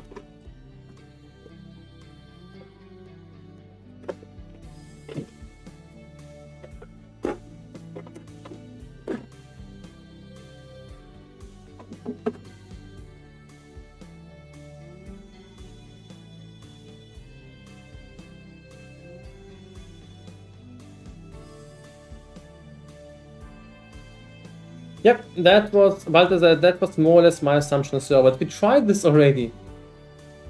We can of course order it as well. So what we can do is we can order these numbers. So we can tell that we start with the smallest and the largest one. There's different ways of going that. So we're gonna start with the smallest one, right? Just so that this thing is done, right? So we're just gonna go to 3.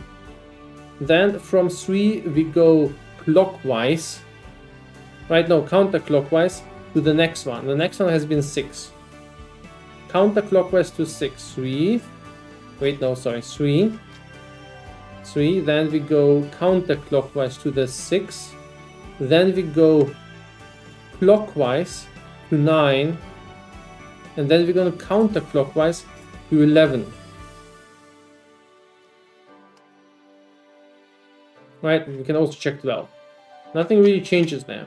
The other approach we had is actually sorting these symbols. So we could use this as larger, smaller, right? Just so that we have this done and try it out. So 3, 6, 9, 11.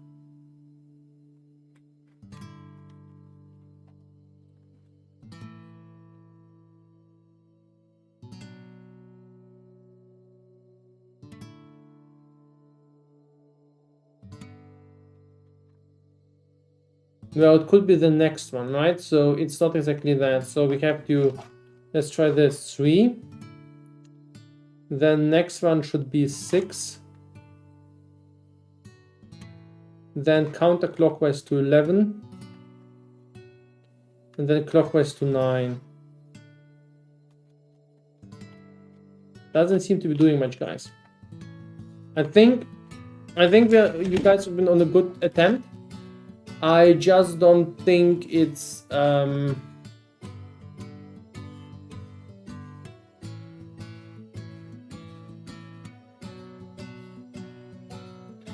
6, 11, 9. Okay, I'm not sure why. Any wishes in terms of clockwise, counterclockwise? 3, 6, 11, 9. Okay, or you can do it this way, like 3, then do a whole. Probably it needs to change every single time, right? 3,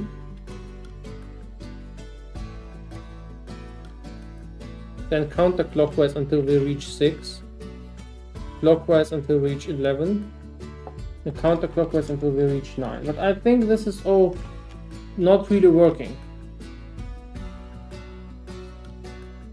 No, I don't need. I think I'm fine, guys. I think I would like to.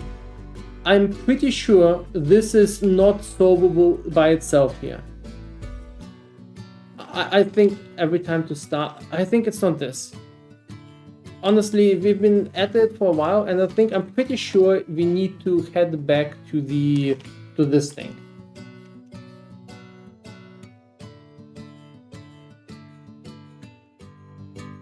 Okay, kimchi. We had like I gave you like you had like 6 regular meals and 4 bonus meals today.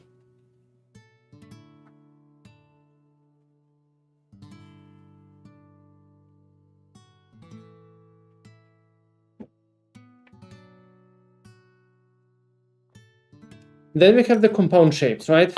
Let's deal with that. We had the numbers there, what those mean. 4 plus 5 is 9. 2 plus 3 is 5. 1 plus 2 is 3. And 5 plus 6 is 11. So we have 9, 5, 3, and 11. This means there's one offset. It's kind of like weird at this point that it's not 9, 6, 3, and 11, but 9, 5, 3, and 11. Maybe I'm missing something, but maybe this is kind of like an intentional difference. So we have 3 here, 6 here, but in the other compound shapes you have 5. They correspond, so the one that seems to be off is the one at 6. Instead it says 5 here. So this claims the compound shape of 5 goes into 6, which I just don't understand what the clue is there.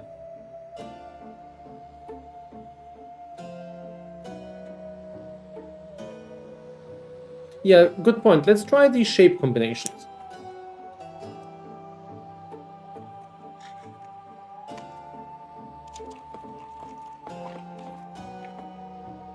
So we know the numbers, it's 2 plus 3, right?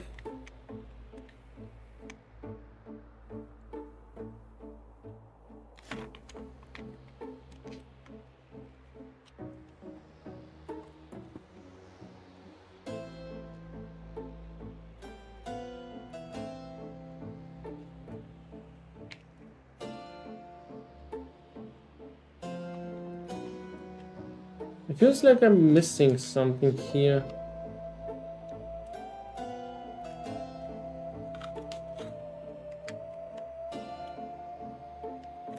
There doesn't seem to be any extra slot or secret here, but it certainly doesn't feel like I'm... Because I get this 2 plus 3, but right, I can't really... If I just click those two, nothing responds. So I can do that, I can do that. I can just click 2 plus 3. I can click 5 plus 6, 4 plus 5. None of these have a clickable combination. I mean, you need at least 2 combinations to click. But what if I try 2 sides? Like 2 plus 3 and 5 plus 6. What does it tell me? It tells me green. Oh, sorry, blue light. Or 1 plus 2 and 5 plus 6. It's off.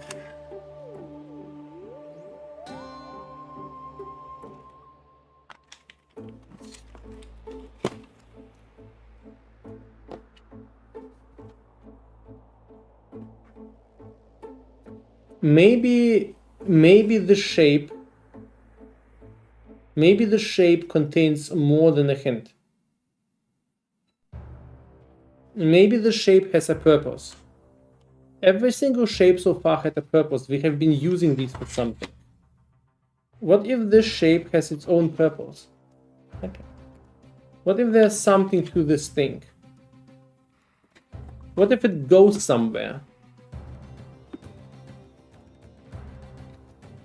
I mean, this little blob that I assumed was just for protection was used for something.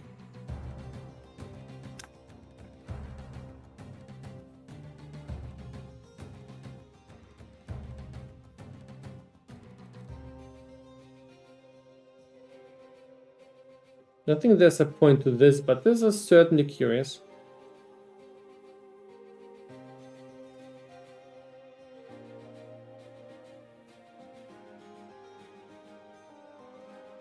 Hey Noogie. Noogie, thank you so much for the raid, much appreciated. We are going crazy trying to solve GGG's puzzle, and I'm not being very good at it. Not being very good at it, so in case you guys are not aware, first, I've received this puzzle box from GGG. This is a modified box by the Puzzle Potato guys from Germany. And inside the box there's either a divination card, key, or a unique key. One of them allows you to create a divination card, the other one allows you to create a unique item in combination with the POE team for POE2. Now for that we need to open the box, and we've been constantly and this has been a big problem so far, because first, I'm a dum-dum. Kimchi is harassing us all the time, and I'm not good at ways. Please don't spoil the solutions.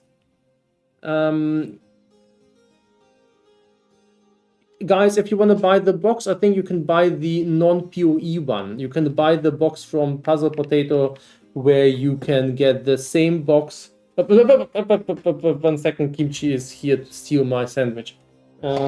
She actually bit a piece. You see this? You see this? No, Kimchi, this is also not for you.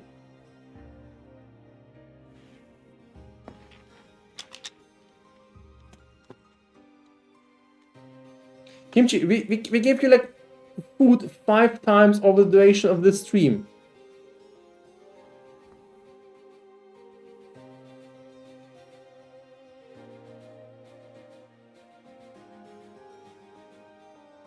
Kimchi, we're gonna embrace the tradition of yeet now.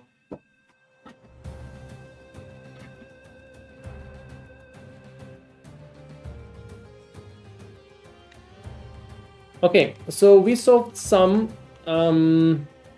This is a remarkable. Actually, let me eat the sandwich before Kimchi eats it.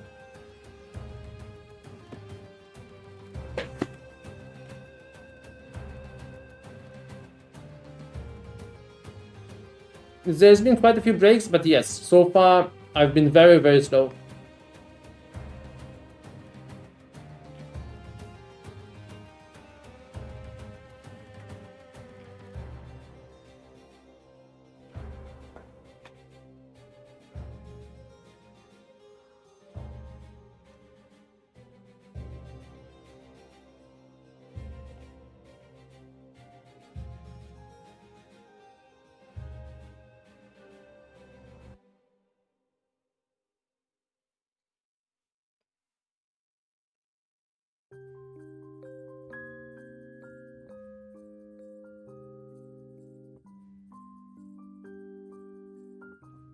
She tried to eat my sandwich. She even bit it. She tried to slap those things. She tried to destroy the box. Solve the box. Of course, to solve the box. Kimchi's a menace to the whole POE exile community. Guys, POE 1 release has been delayed to February because of Kimchi.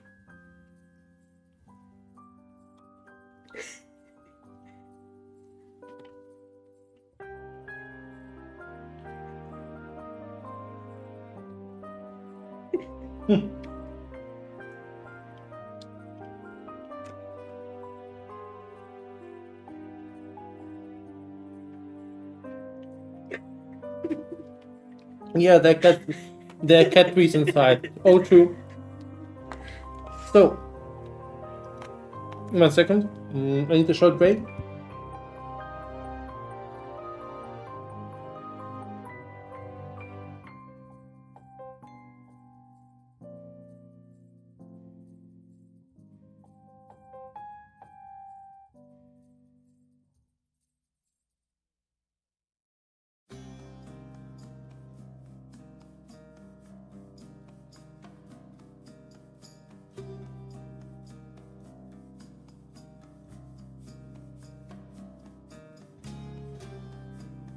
Yeah. Okay, I'm back. I got some coffee. The tablet is a remarkable. The latest version of the remarkable tablet. I use this a lot for all kind of writing things. If it's my D&D character, or if it's for PDF stuff, or for game design. So it's very, very useful. Right, so we know. So here's the thing. Here's what I think. I think the numbers are 3, 6, 9, and 11. I think this is right. Then we need to figure out their order and the clockwise and counterclockwise. For that, we need to use these shapes. The shapes will be used. The shapes can be then compared to each other. So let's try this out. So we can first kind of charge this up. This thing has this at the bottom, and then we have these combinations, and we can compare these against each other.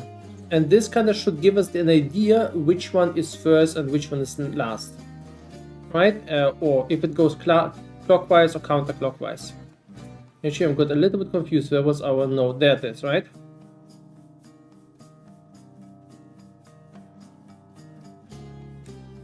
Okay, there we go.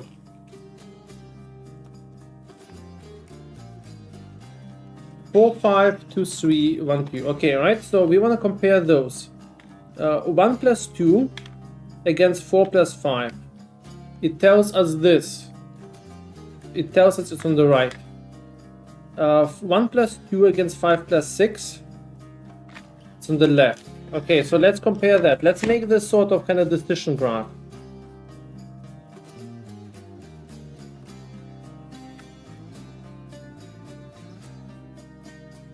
It's 4 plus 5. Kimchi, stop!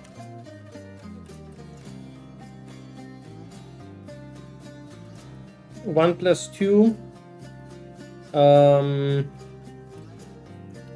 plus 3. I'm not gonna add them up because I actually need the specific combinations. 5 plus 6.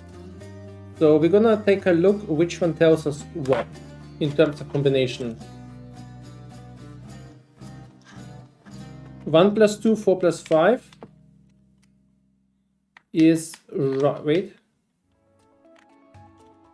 Left, right? 1 plus 2 versus 5 plus 6.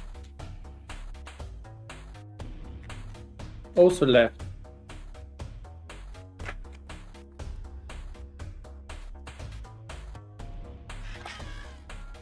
Two plus 3 versus 4 plus 5 is right.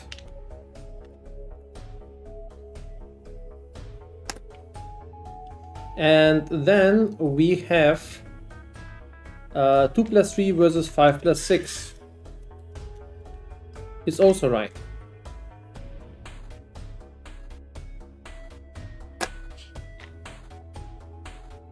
So this could be defined as rotate left, rotate right, rotate left, rotate right. It could also be a direction, but I would bet it's something like that. Also, these have been specifically hinting to us to certain locations. So 1 plus 2, this is why we need a 12 to orientate us correctly. 1 second, was I Did I align it right? 4 plus 5. Let me actually just check which one it is. 4 and 5. Yeah, it's this one. So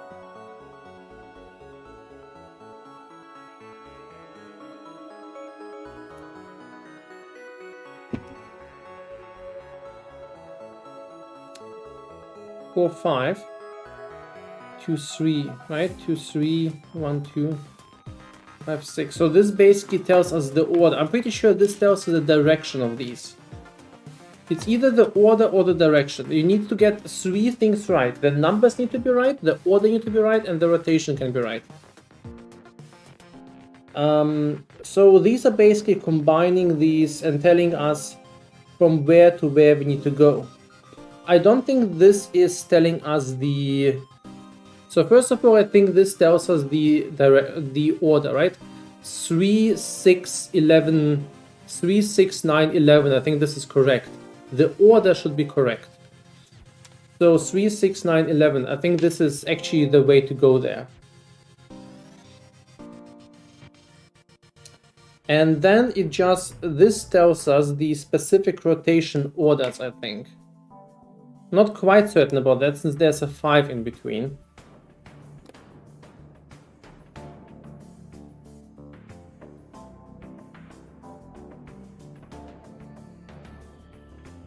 Actually, maybe we care more about these than about these. Maybe we need to take these numbers, convert them into the sums here, and enter the sums here. Maybe this is actually this is actually kind of a little bit more elegant even. So it's actually 3, 5, 9, 11. So 3, 5, 9, 11. And we get the rotation orders there. But they need to be sorted via the L and IR. So we need to be sorted this way. So I think the numbers could actually be 3, 5, 9, 11, not 3, 6, 9, 11. But I mean, it could even be 3, 6, I'm not sure, but the sorting is done using this. And the clockwise, counterclockwise might actually not be an issue. The counterclockwise, clockwise is this thing. Yeah.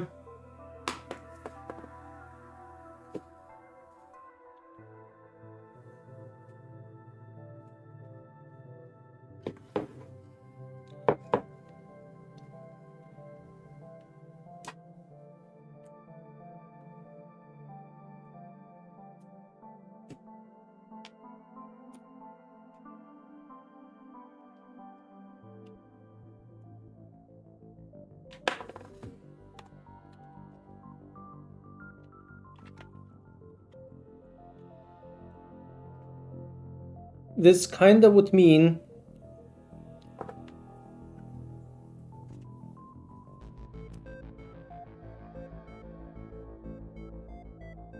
but they're the same thing. It's really hard to sort them this way. Let me just double check it. Maybe I was actually a little bit wrong there. 1, 2, 4, 5. 1, 2, 4, 5. 1, 2, 5, 6. Both L. 2, 3, 4, 5. Wait, 2, 3, 4, 5 seems to be L, not R. This actually might be the big difference here because it didn't make much sense before. Yeah. And then 2, 3, 5, 6. Yeah, this makes a lot more sense now. I think, in my head at least. Doesn't mean much.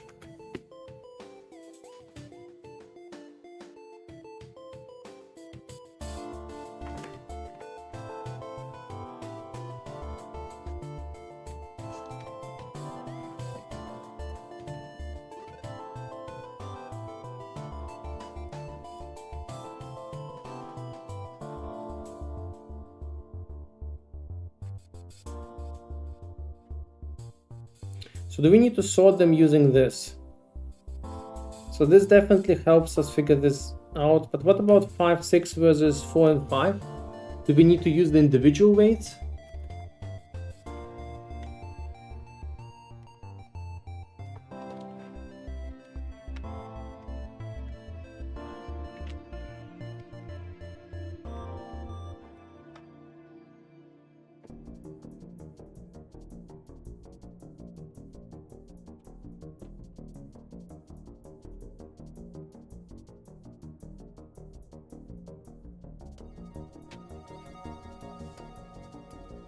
So I'm pretty sure it's...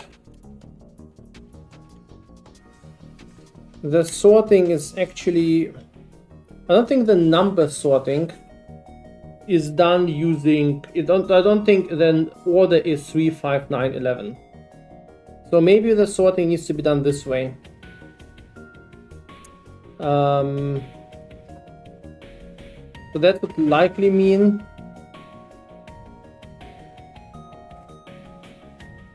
But the cats are all over the place. Guys? Sorry, the cats have been going crazy here. What's up with you today?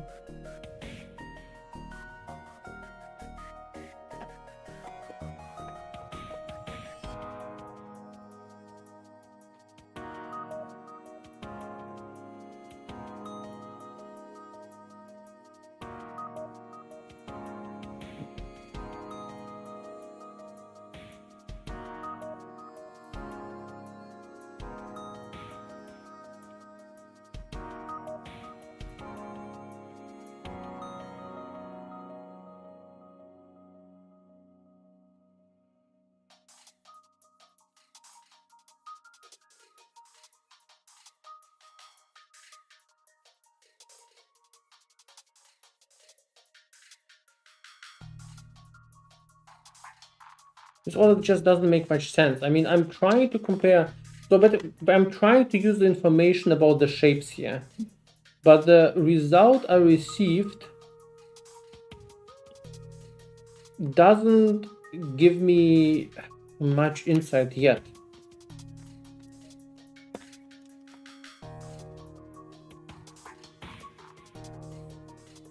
I mean, I'm comparing these two pairs, right? 1 plus 2 against 4 plus 5. Basically tells me this is... Well, it could mean this because this goes before this.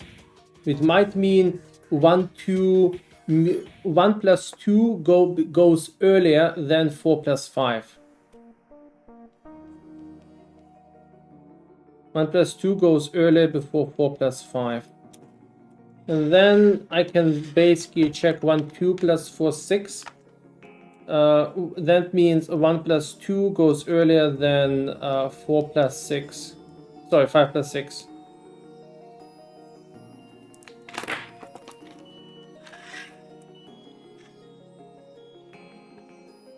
One, 2, 5, 6. Yeah, it's L. Now 2, 3. And Kimchi, no.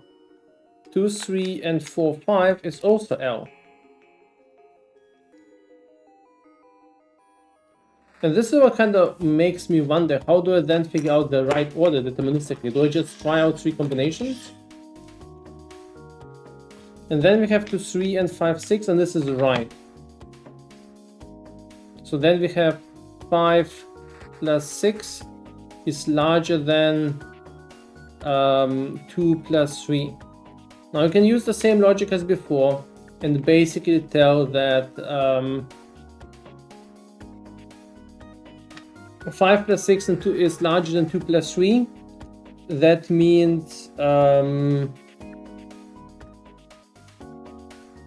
and this is larger than this, so we can basically sort them through, right? This helps us with sorting pretty much, I think. So that means we can put 5 plus 6 on one end. Then we can compare 1 plus 2, and this definitely goes before that. And somewhere in between, then goes 2 plus 3.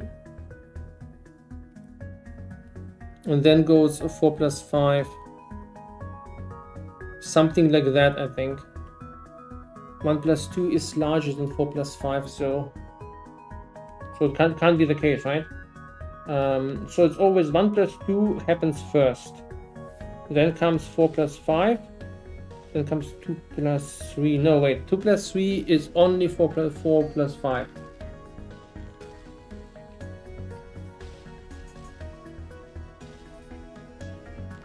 Yeah, 4 plus 5. and then 2 plus 3, something like that. This wins against both of these, and this only wins against 4 plus 5. Do I need to invert these, by the way? So this wins against both of these. This only wins against 4 plus 5 because we're being dumb there.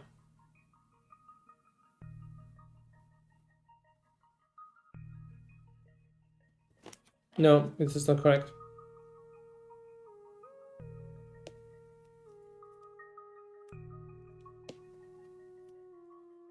This wins against 4 plus 5 and against, so we put the winning one to the right, to the left, sorry, and against 5 plus 6. Then 2 plus 3 wins against 4 plus 5. So the order, in the order, 5 plus 6 needs to go before 2 plus 3. So 1 plus 2 definitely goes first. Then we go into 4 plus 5 seems to lose everything. Then we get the order of 2 plus 3. Oh wait, of 5 plus 6, because that wins against 2 plus 3.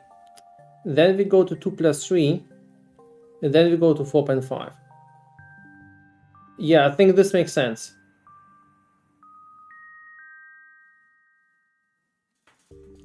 Yeah, so we now this should make sense. I mean, maybe I'm going crazy here, but I think this makes sense. And these numbers had certain meanings. This means the actual order is, wait, so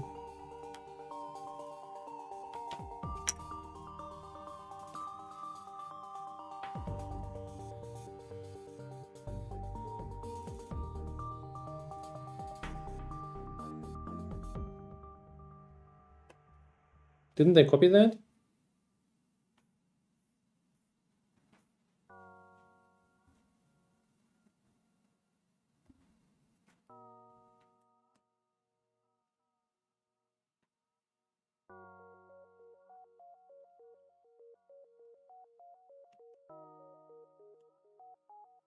Oops.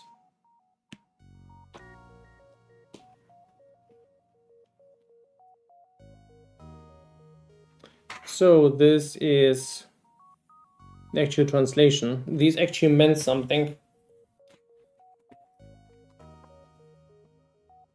Doesn't really matter. We'll have tried 2 directions. It really doesn't matter which one is larger and smaller in this case, I think. Right. So this one has been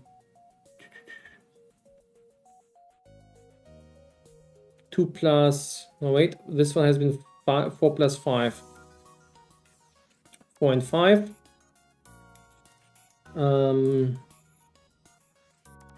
This is 3 o'clock. Then we have this one, and this one goes, this is 6 o'clock, and this is this thing combined with this thing quite clearly. So this is 2 plus 3. 2 plus 3 is 6 o'clock. Then we have this one, which combines the circle, and this is 1 plus 2 is 9 o'clock. And then we have the 11, and the 11 is, just to double check that, it is this thing and this 5 plus 6, this is 11, right? This is anyway 11 is the last number. So it's going to be 9, 11, 6, 3, or the reverse. Always in different order.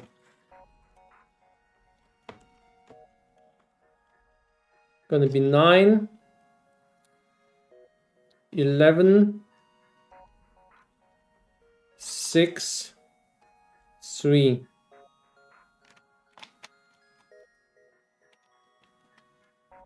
Or it could be the reverse. Let's try it again. 3, 6, 9, 11. Maybe. How do I reset that? Okay, let's try it again. 3, 6, 11, 9. 3, 6, 11, 9. Yep, worked. Very good. We got it. And we didn't cheese it by just trying out all combinations.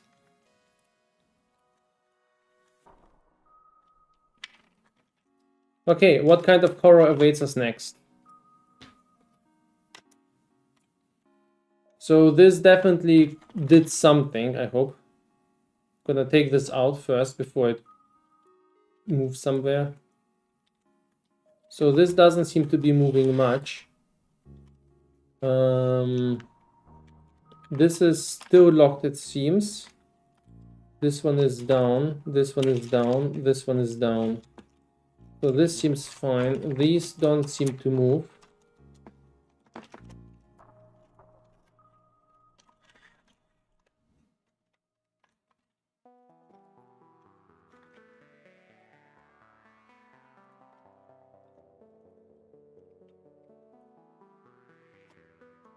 This one is opening now. Okay, this one went. So what does this change? It tells me arrow maybe on the other side.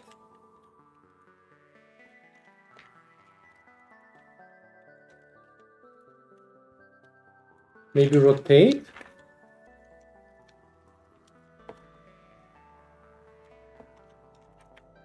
What is that telling me? Or maybe something here.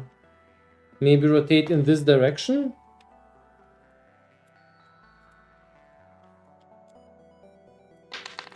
Thanks for nothing.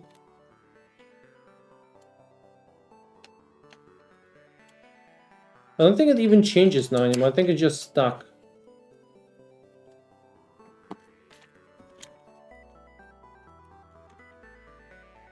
Maybe we need to spin this.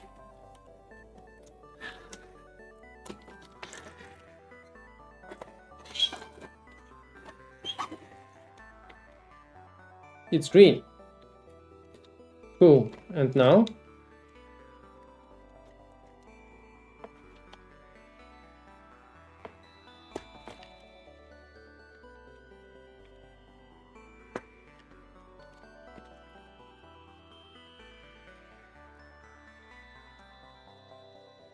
Undo symbol, redo symbol.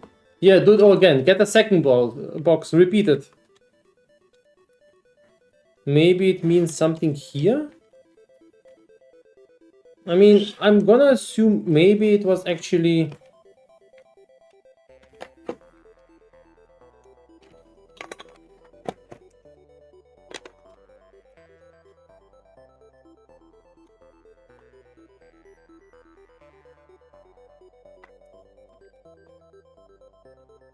I don't think it just meant rotate to green. I mean, we can rotate it.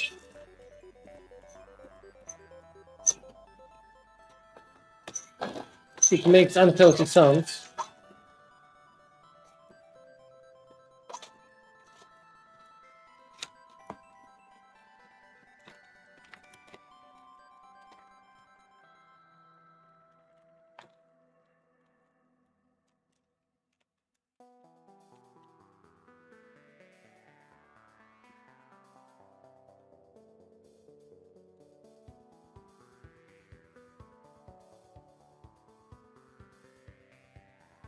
I mean, let's think about it. This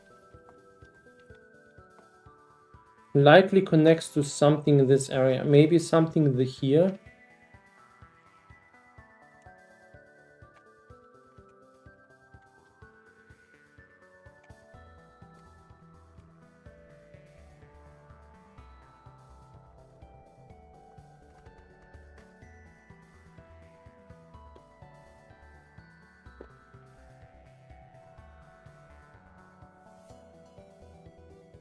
Yeah, maybe that's the case. Maybe I shouldn't get into the green mode. I'm not sure there. Wait. No, this can't be opening yet because I don't think I think it's way too early. We still have locks closed. Wait, this has a rotation symbol, but I don't think if that. Not sure if it moved before that.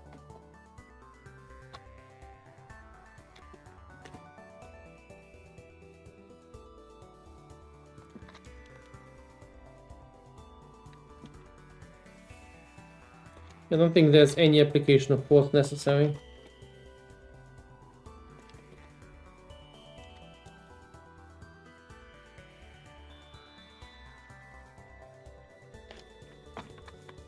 This is probably one of the last puzzles. I don't think this is the correct.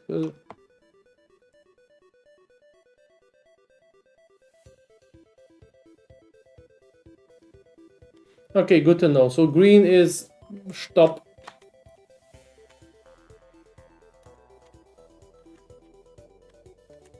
This horror thing is done. All right, let's go through everything again.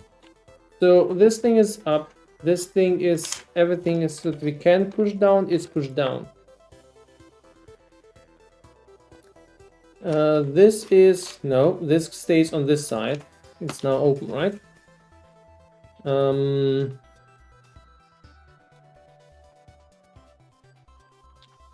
Nothing magnetic here. Can probably use as a crowbar, but I don't think this is the intended purpose. At least I would be surprised if it is. What is that? Oh, it's the start button. So this clearly looks like something like turn around would be my suspicion. So I mean, flip it over.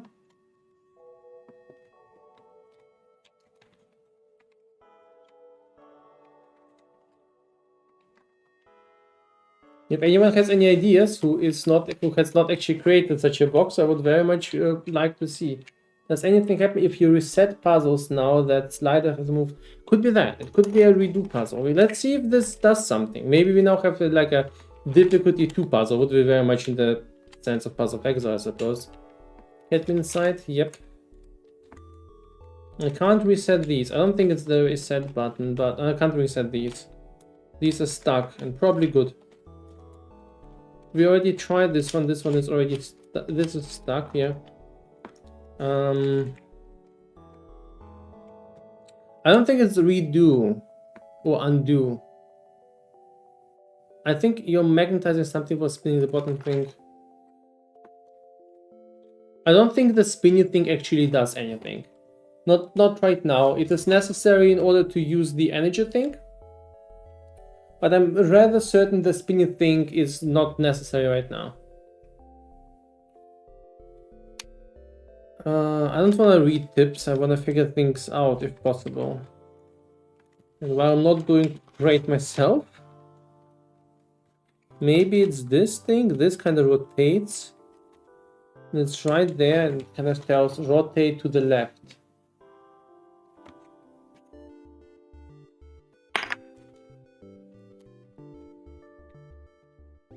That's pretty much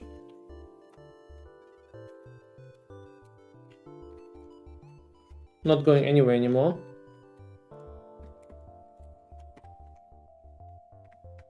Left of the clock still locked.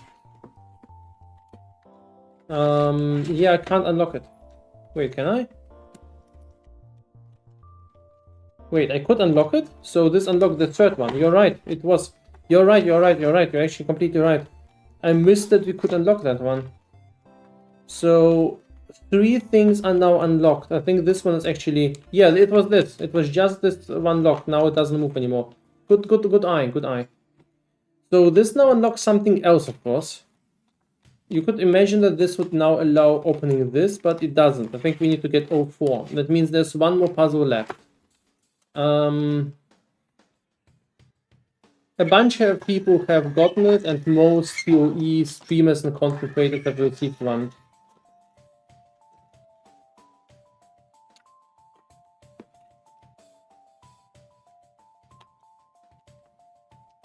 Just feels like there's some way to actually interact with it that we haven't discovered yet.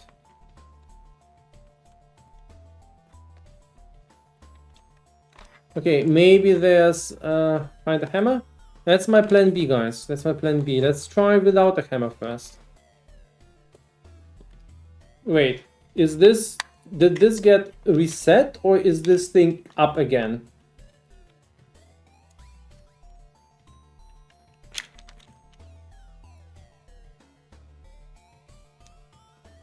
No, I don't think it's a coincidence. I think this thing needs to be solved again. I mean, I think I know the solution by heart at this point, but I think it was this to the top, so we can just confidently check if it's the case or not. This to 0 and...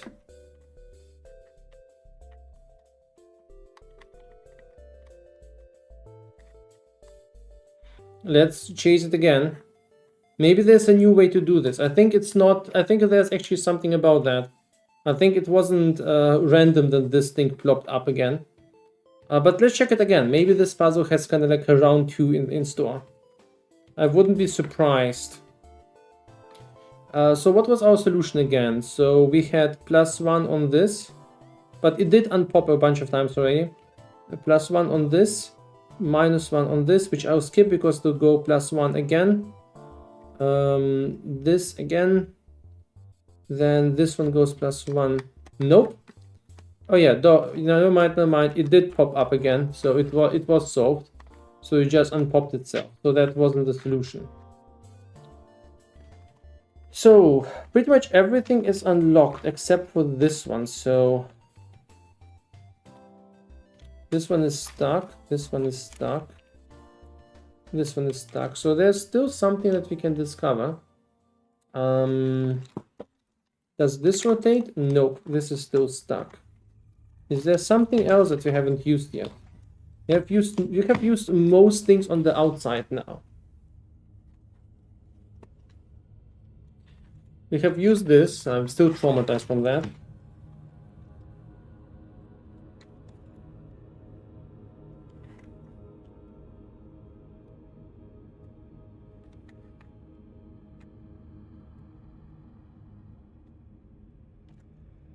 No, I think this is just to pop up this. Deep space, I think you might be right.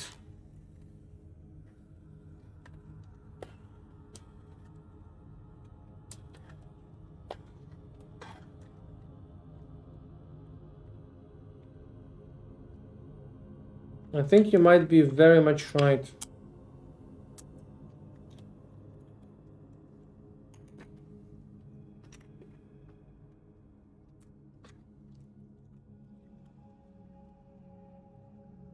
So maybe, look, there is something there. I think these ones are not there for no reason. I can barely see what's there.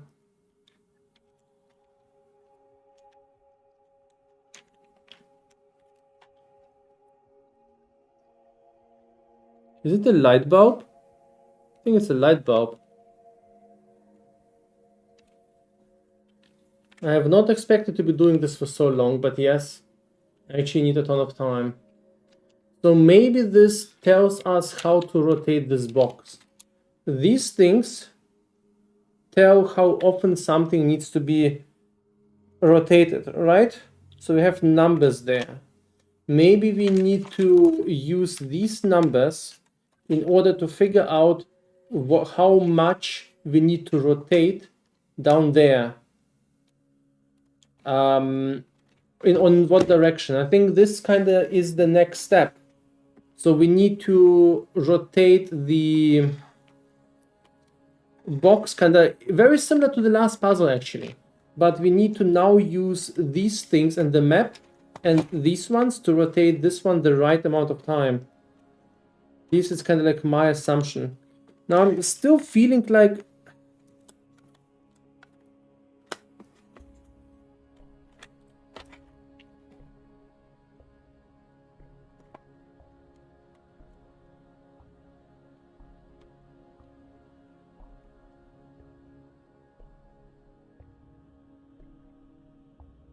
kind of afraid that this thing will break. But let's take a look at the... So there's nothing really interesting about the inscription, I think. I don't think there's anything that hints us at any sort of direction. But the symbols here shouldn't be random. Fully show the generator to the camera. Okay, so you see this is the generator, right? Here. I'm gonna try to get as much good of a view as possible. You can take a screenshot if you want. Now the important thing, there are in some symbols there. There is a swirly thing. There is a doom symbol. And there's also something that just looks like... That was the first symbol, I suppose. And the swirly thing... I think these are kind of weird. I think these have been the original symbols, but I think the POE symbols are just different. So I'm a bit confused about that. Yeah, these are POE map icons. These are POE map icons, but they're also here, and I think here they haven't been translated.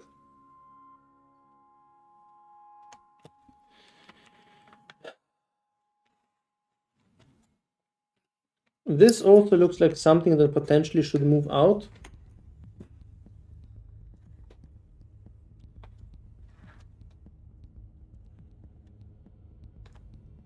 Perhaps the error shows now really mean... Wait, do the puzzle.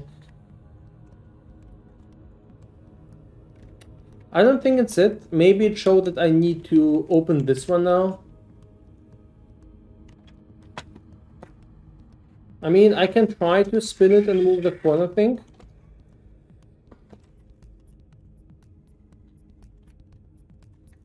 But I do not think this is the case. I'm pretty sure Deep Space is right on his assumption that this is the last puzzle.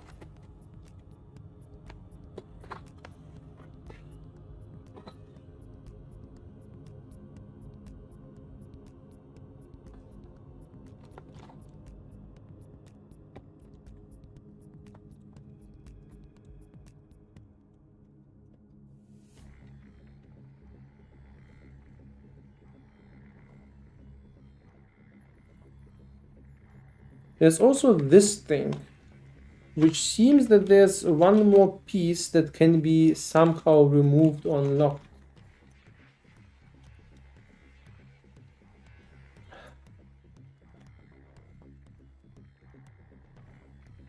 Wait, this is back to where it was. It's no longer unlocked. Is this reverted? Is this bad? I have no idea. And this is reverted again. Ah.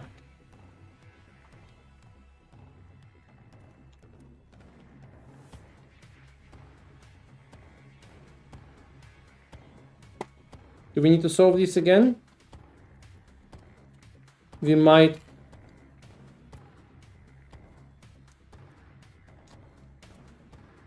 So it was 1 second. We had the solutions, right?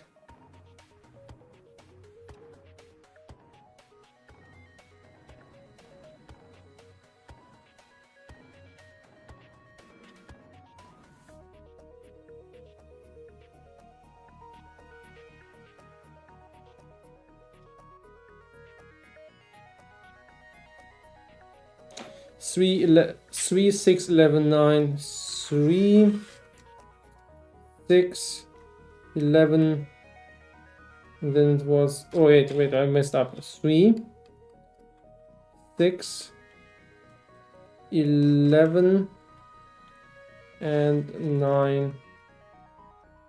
Once again, 3, 6, 11, and 9. Oh, come on. 3, 6, 11, 9. No, it doesn't seem to work anymore. 3, 6, wait. 3, 6, 11, 9.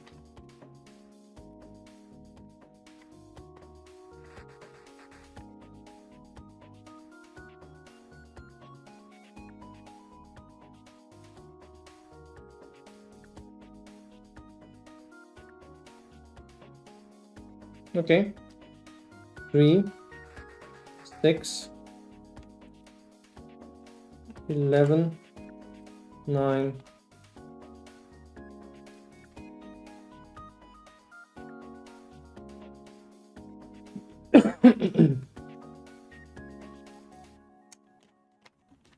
No, it's stuck.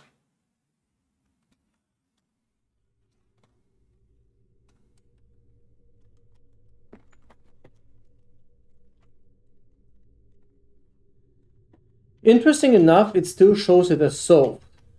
So I still have 3 of these open, but I still think I need to fix that. Maybe it requires this to be solved first. So this would mean this goes back to 1. Wait, what are the symbols here? Yeah, the symbols are just the normal ones. I don't think the symbols help us much.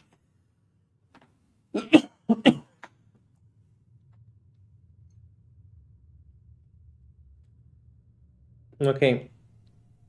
3, this goes to +1. This goes to minus, but this gets reverted again. So this one goes to +1. This one then goes to +2. And this is just, I think, 0.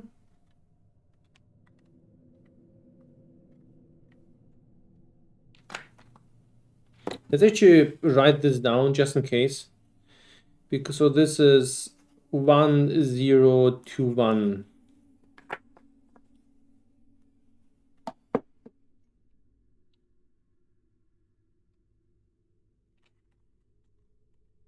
Okay, so maybe now this thing works. 3, 6, 11, 9, 3, 6, 11, 9. Doesn't 3, 6, 11, 9. We had this. Why doesn't it work?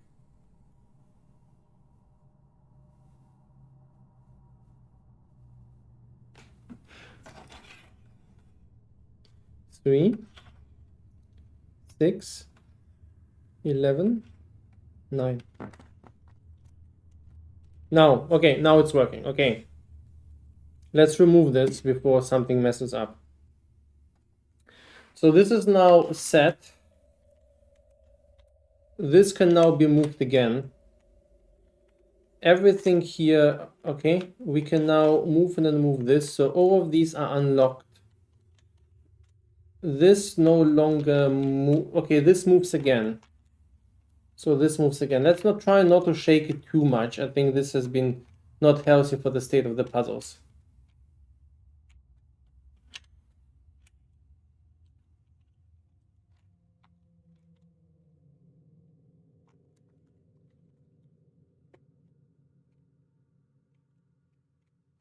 So we still have this sign. This means rotate, right? This is a very rotating sign. I do assume this might actually mean rotate this.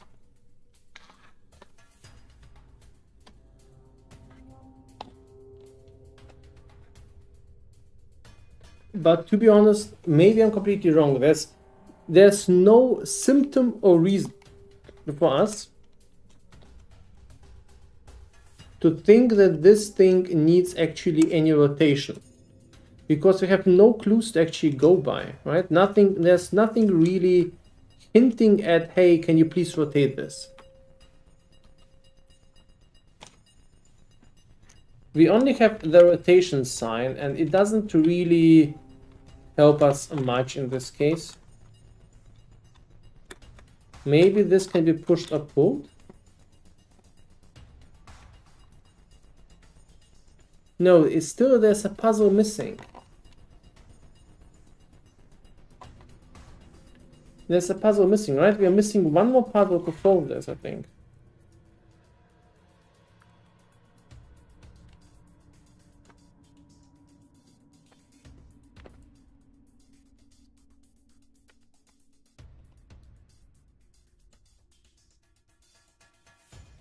Think of everything it could mean.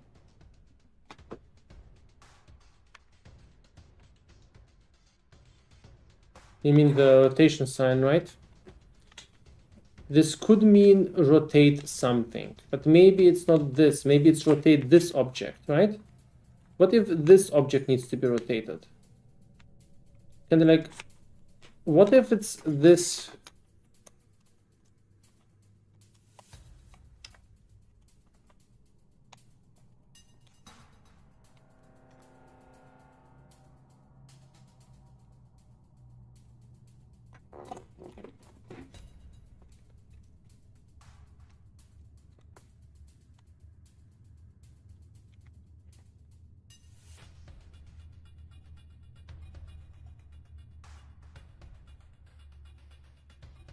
Wait, what?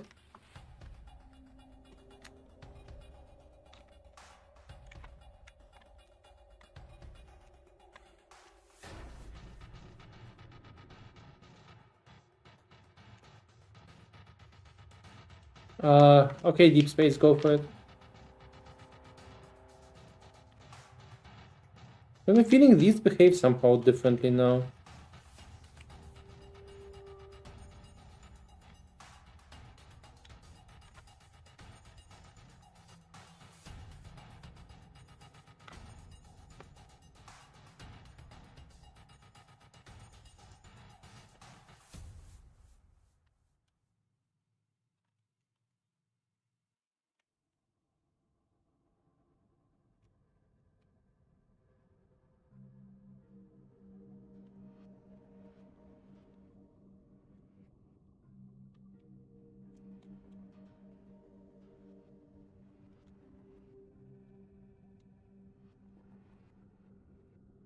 Inside the box is most likely either a key from GG that allows to design a unique with them, or a divination card, one of those two.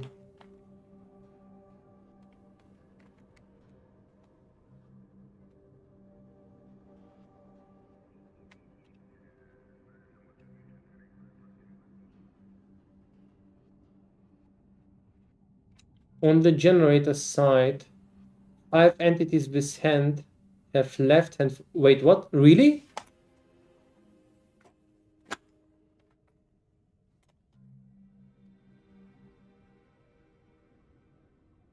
You're right. Wait. Left, left, left, left, left. This one is right. You're right.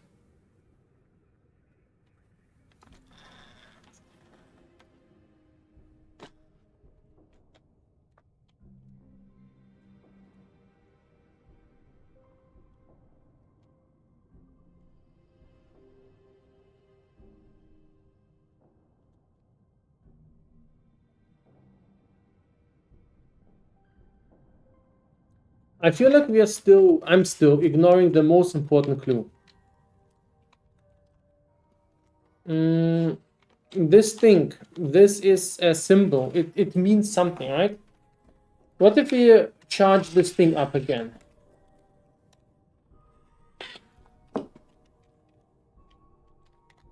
So we can still get the light here, right? But what is this even?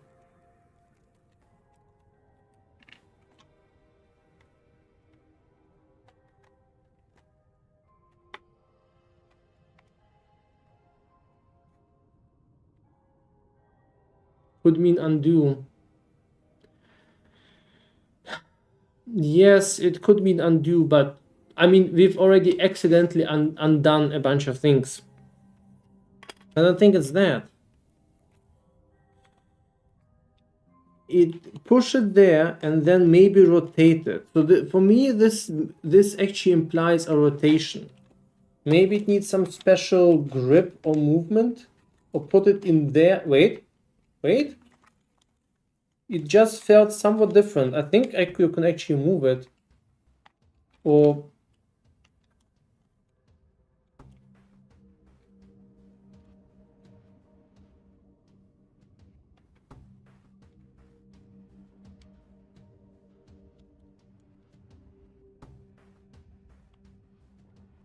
I don't think I should be pushing more.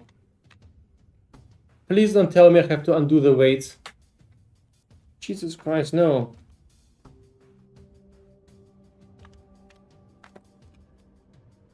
I mean...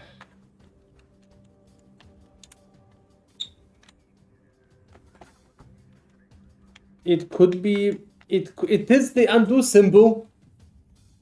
It is the undo symbol.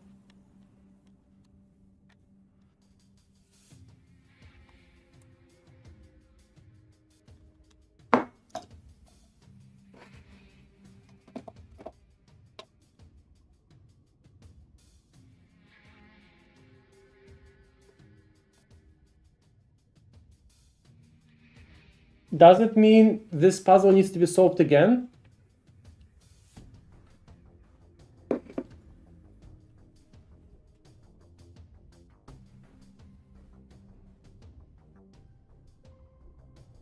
Maybe the undo wasn't accidental. I think the undo wasn't accidental. I mean, we have undone multiple puzzles. Maybe we need to undo all puzzles, or maybe this puzzle needs to be solved again in a different way. I'm not even sure how to undo this one.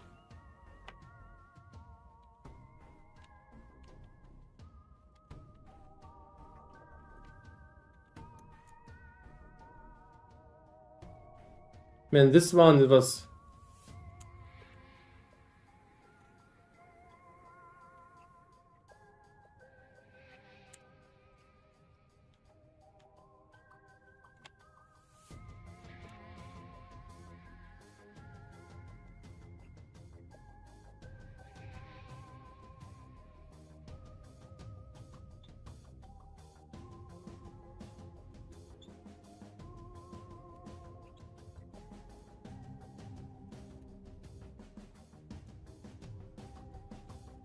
Yeah, I'm gonna swap 2 of these out.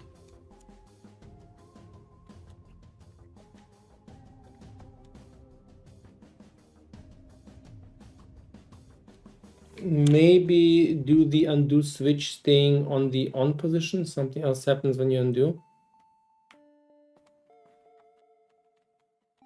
I can't move the slider back. You can move this thing, but I don't think it does much. I think it's just for the weight.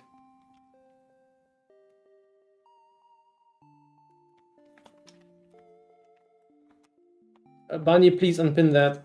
Oh, it's just the product, not the... okay, not the pins. Never mind.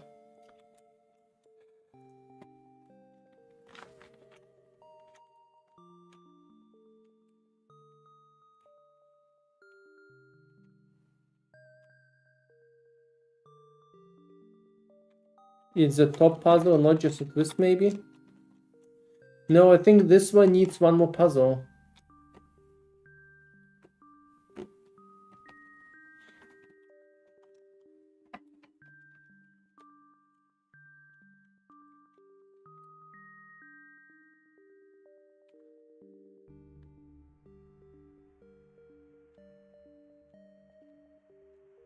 I think GGG's intent is that they will pretty much rouse the curiosity of the community by them solving these puzzles on stream and then making uniques and divination cards. And I think they will be probably making more of these or requesting more of these to sell with more divination cards and unique slots, because they already said they're gonna sell some divination card and unique slots to the community. Clock solving was solved behind the tree puzzle solving. Yeah.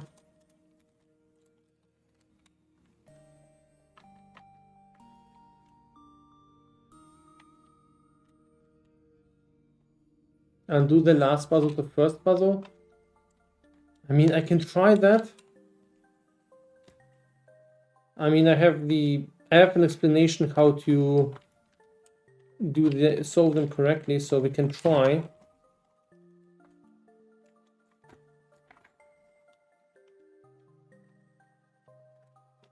We've done the clock. We've undone this puzzle.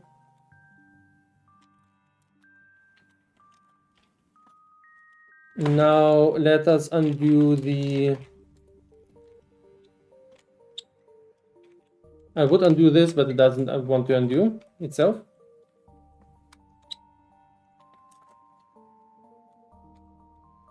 This is now locked. I can't change it anymore.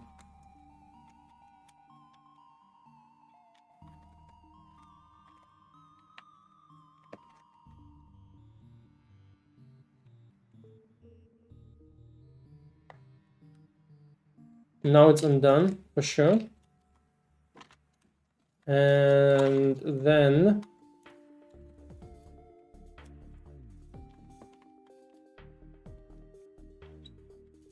this is undone as well. All puzzles are now undone. Yeah, this has been solution. The last one works now. So, oh my god. Okay, this is smart. But this goes through so much pain. You need to undo all of your painful solutions in order to get the last solution.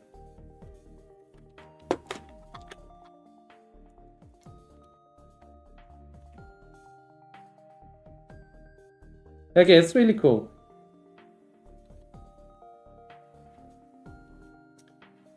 All right, one more puzzle.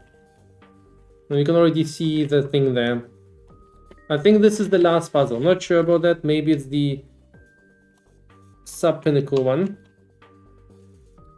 All right, so feast your eyes on this, guys. Yeah, I've been already thinking I need to be careful about the code, but it seems to be taped. So once I have the code, I'm sorry guys, I will probably enter it. All right, so S1, S2, S3, S4. Then there are buttons there. I'm gonna assume the buttons need the generator. Let us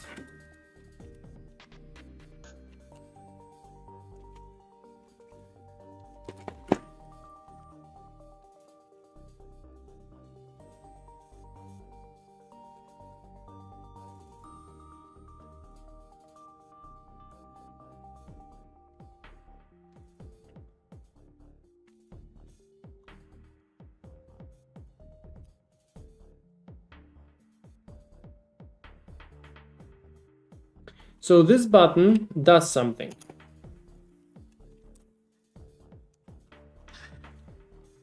And there's also the larger sign.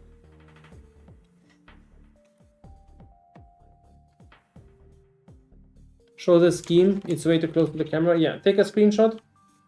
I'm gonna try to let you guys get the best shot. So first of all, make a screenshot if you wanna puzzle along. This button goes up the first light.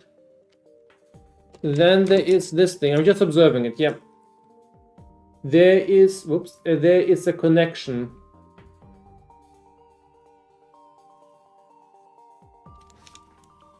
So let's first observe what we need to do.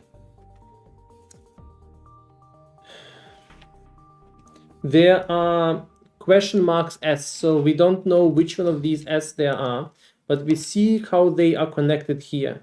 So we see that S1 is, oh god, it's been a while since I understood these things. Okay, S1 is connected to the battery, and to the, can be switched to click the light, right? So if we click S1, so this is S1, right?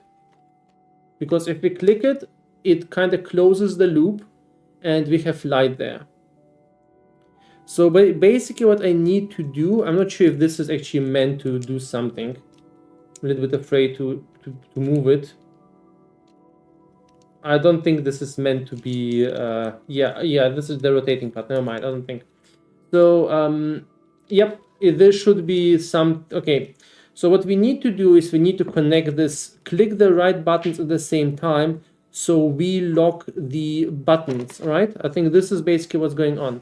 The tricky part is we don't actually know which buttons are which. So we can assign some of these. 1 second. Give me a second.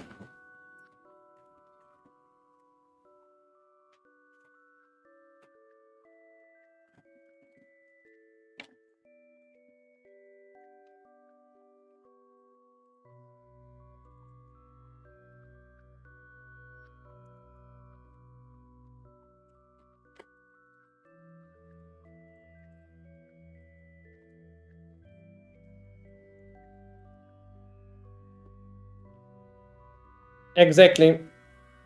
Yeah, exactly. We need to figure out which button is which, but we don't know if this is actually the last state, guys. Maybe there's more to it. Also, there is lock plus, yeah, lock plus electricity is unlocked. It's unlocked when it's up. It's locked when it's down, I think. Not quite certain if this is the case. Right, so let's go through this thing. So if we click on S1, let's just confirm it. If we click on S1, it should light up. So this is the one confirmation we have. Right? Then it lights up by combining itself with the pass-through S5. So what it basically means, if we click S5, we will lose the light, right? So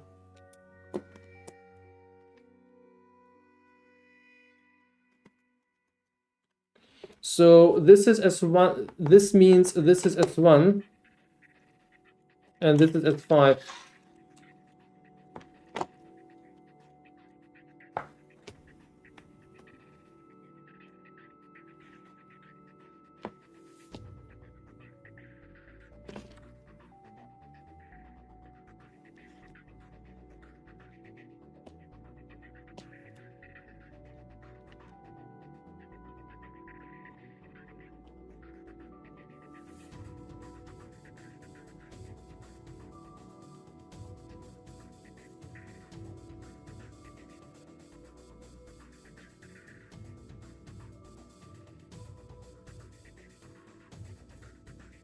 Wait, I think it was the one below. Why am I writing 3? I think I'm too tired. I'm keep writing 3 instead of S1.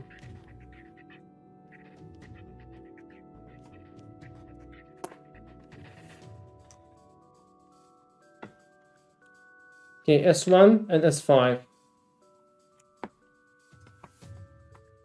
Okay, so what does that mean? So how would we figure out the next one? So for the next one, we need to click the not click the S1, click the S2, and then click the S5. So if we click the S5 and another button, it should start lighting up. So that means that means this is S6, right? So S1 goes here, then we click the S2, and if we click the S2, wait, let me confirm. So we want to line up S2, so we click S2, and then we click S5, yeah. So we just found S2. I just need to confirm which one it is. So S5.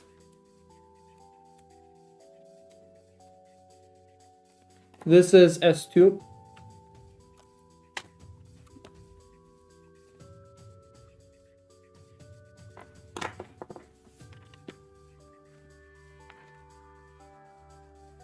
So we now know S2. Now we technically care about the last combination, right? But this is way too early for that. So we don't need to click S1, S2, S3, and S4. What we need to click is S8, S7, S6, and S5. So we need to know either all of these, or we need to know one of the two sides. That should be fine. Then we have the S3. To get the S3, so let's figure out the S6 first. S6 will only light if we click S2. 1 second, no. So to figure out S6, we need to see what light disables the light between S2 and S6.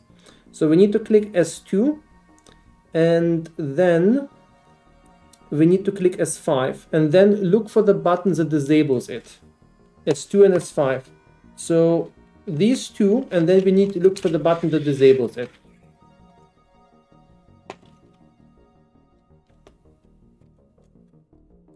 Two buttons disable that. Oh, that's this one. That makes sense, yeah. So this needs to be S6, right? Yeah, this is S6.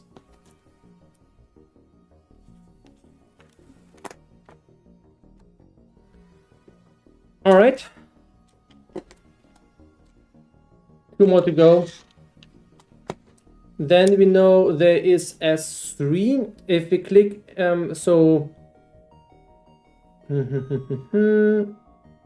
when we click S3, we want to see how it would light up. This is a little bit more complicated now, but not very much. So S3 goes to S7. And if you want S7 to light up, we need to click S6 and S5. So if we hold down S6, S5, and S3, there should be one light. We know now S6 and S5. So this is S3.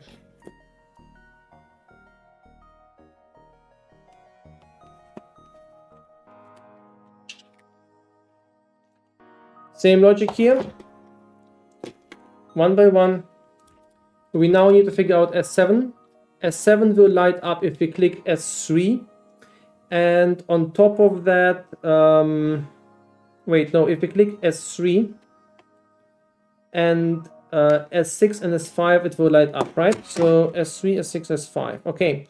Now one of these buttons will disable that we don't know yet. It's probably this, because this disables it. These two disable it for some reason. This is probably S7. Why does this disable it? What is this? Is this S? I'm a bit confused why this disables it.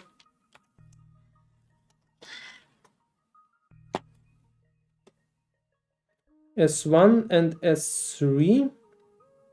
Wait, what am I pushing? I'm a bit confused. So, oh, wait. I think I've been pushing the wrong buttons. I need to just press S3.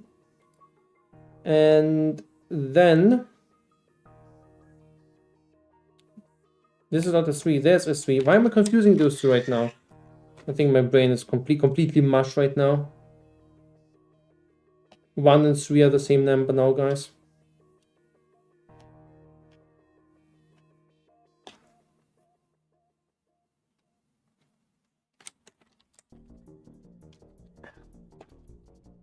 Okay, S3 is here.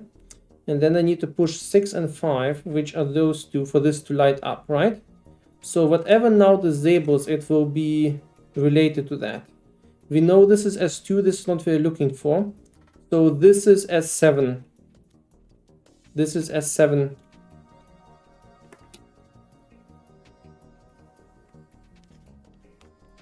Okay, and now we know it's very easily. We know 5, 6, 7, and one of the unknown buttons, one of this is 8. 5, 6, 7. It's either this or this. Or both? No? Wait a second, how is this connected again? Oh, never mind. 5, 6, 7, 8, right? Maybe it's not charged enough.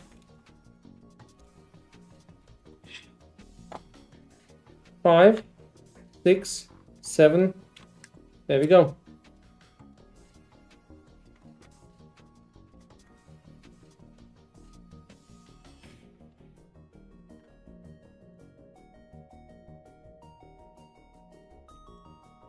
Is this a puzzle?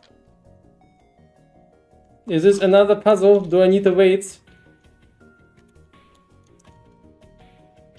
It might be a puzzle. Oh my god.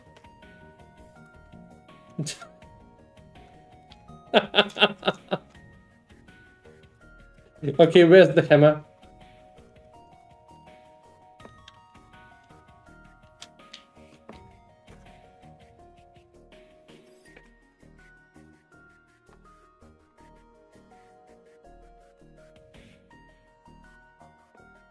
Okay, there's an arrow there.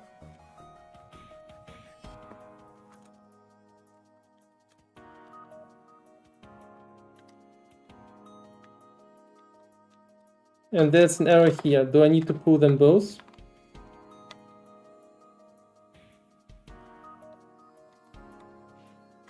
Wait, we've seen these arrows. It's the same arrow as this one.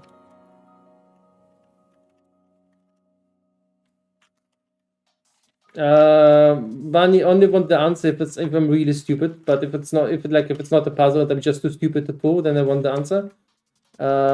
If this is an actual real puzzle, then I don't want the answer, I want to solve it.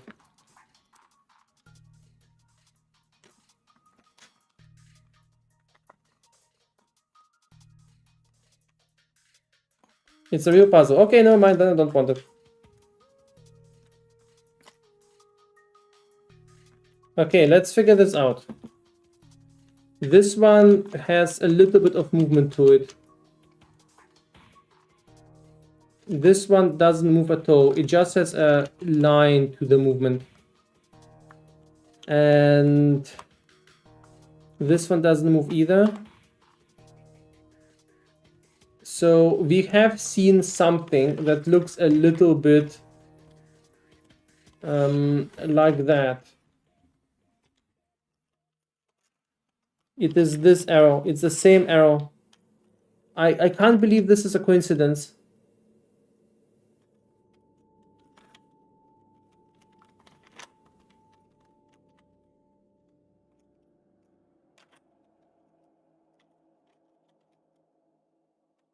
And it feels like it fits somewhere.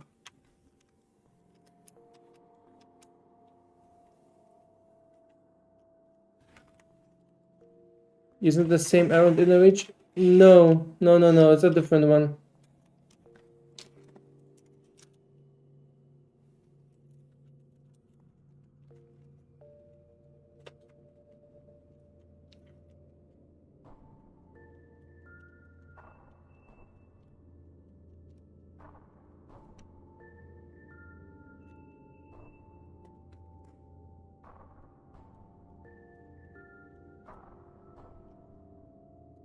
So it feels that this needs to go somewhere. Huh.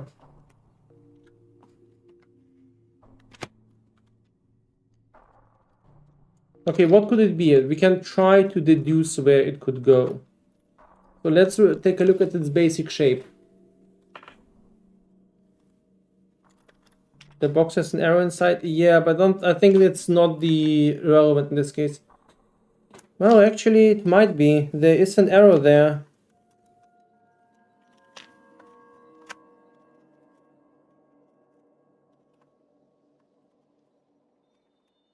The arrow, I think it's just the way you place the box down, because it needs some... Wait, I don't think it's more... I think it's more than that. Oh my god, it's more than that, isn't there? Look at that. There are magnets there. I think this is actually being held in the... I think we can...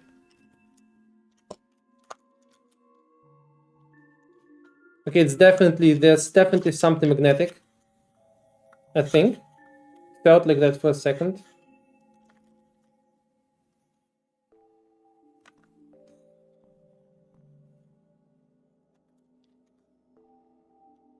Was I wrong? I thought it was magnetic for a second.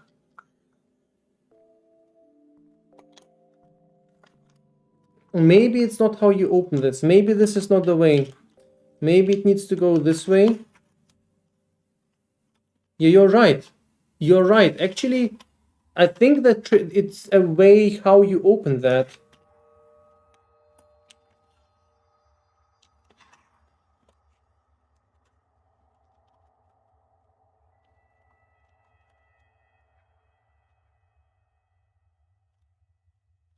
It kind of makes this snap thing.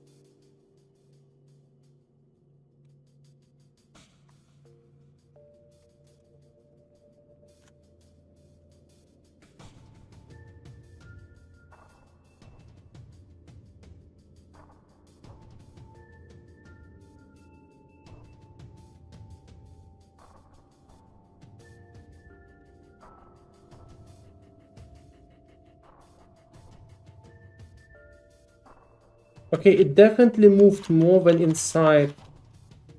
There is some magnetic trick to that. There's more than this, I think.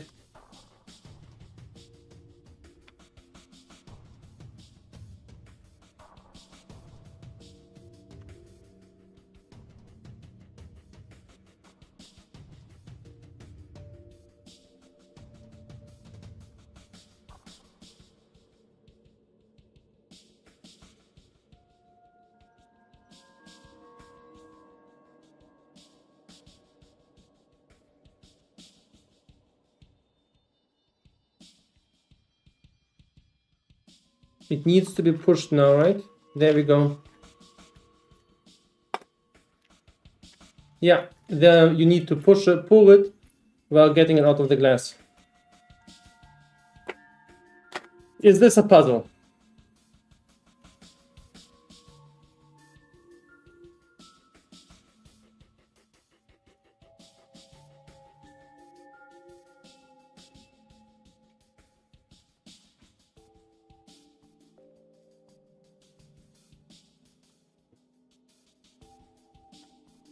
Let me quickly redeem that.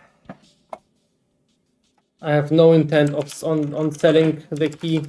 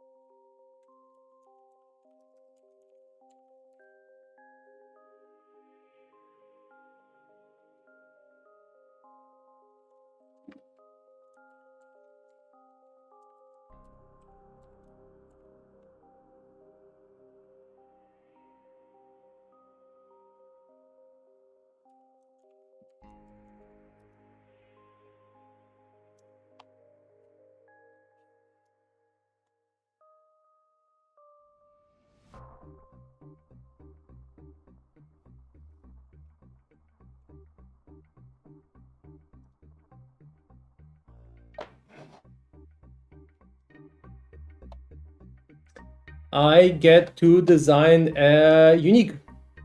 Very nice.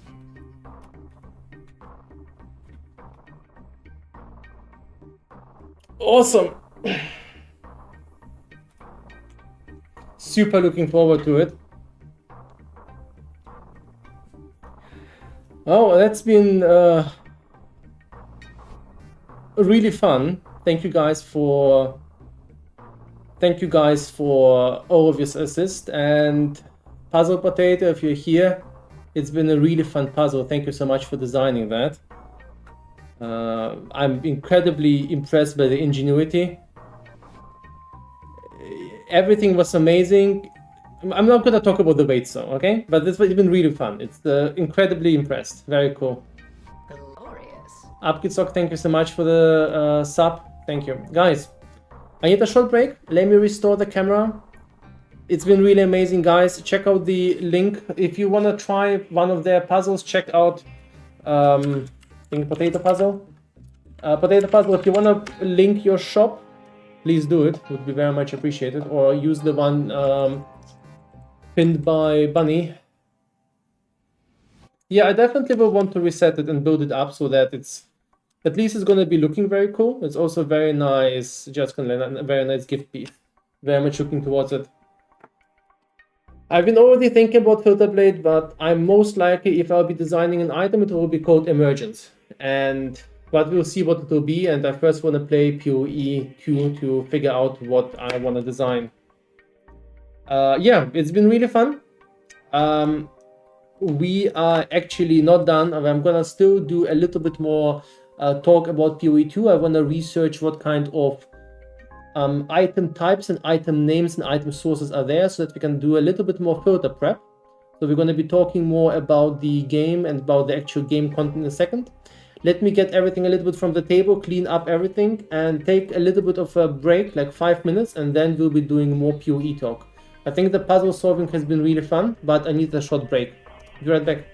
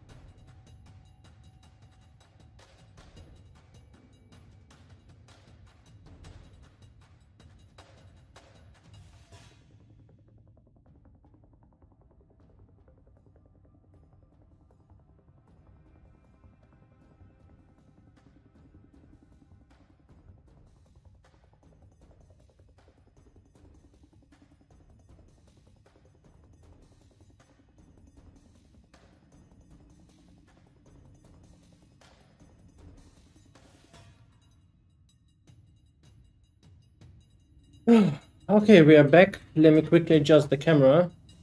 We had to move it around a lot, like everything on the table is a total mess. Yeah, that has been fun.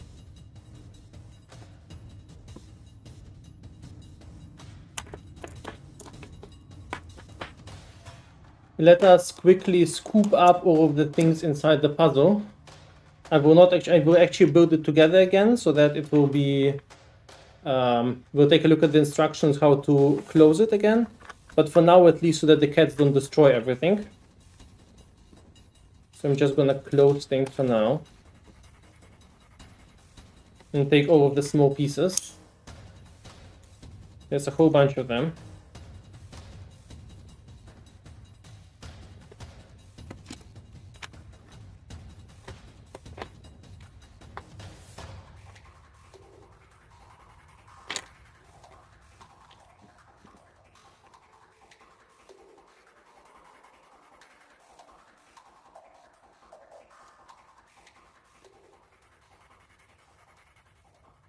The light is a bit eerie.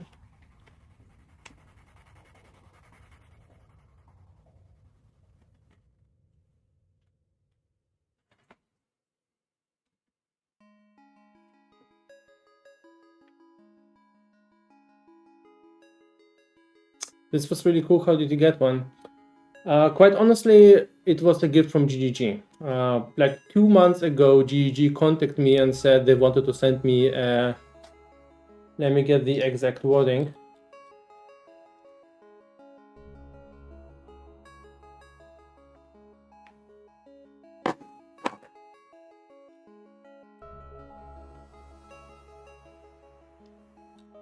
Access around the corner, and we wanted to send you a gift to celebrate its launch. That's basically what they said. Yeah.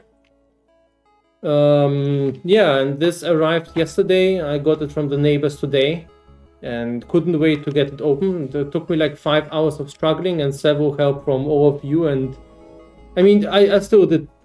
I was fairly stupid on the first puzzle. I wasted like 1 to 1.5 hours because I couldn't get the weight right, literally. Everything else was decently alright.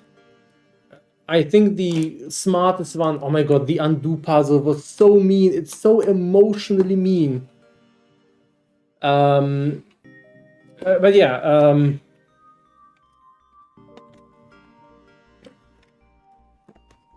it's really good. I can really recommend it. It was really fun.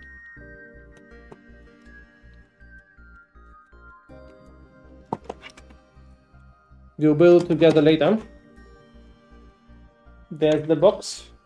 I'm gonna put it away before Kimchi tries to destroy it again. Kimchi loves destroying things. She's on the table here, waiting to cause carnage and anarchy.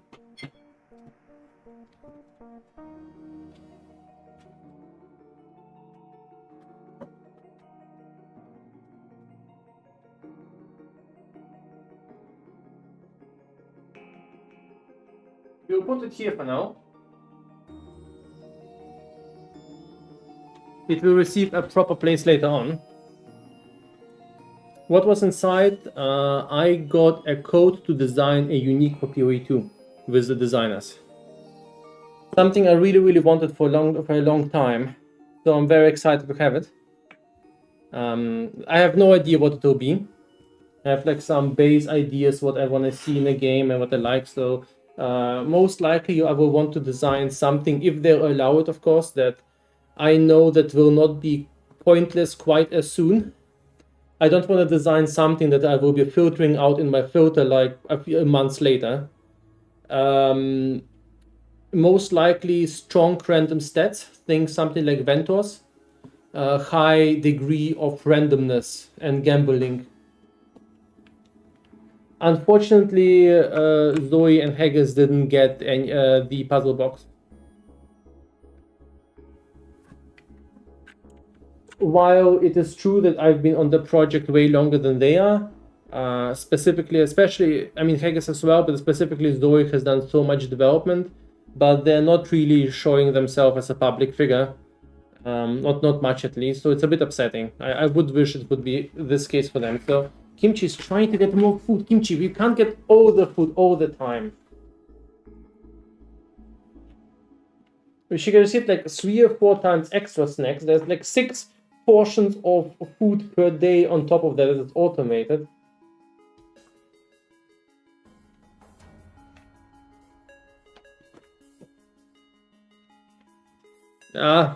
You know, it would be more fun to add a property like that. I mean, I can still do it in the code, right? I can put in the code like this item is always shown or never or always hidden, no matter what the economy says. And that's defeating the purpose. I mean, I'm using it non-stop to hide all your mirrors.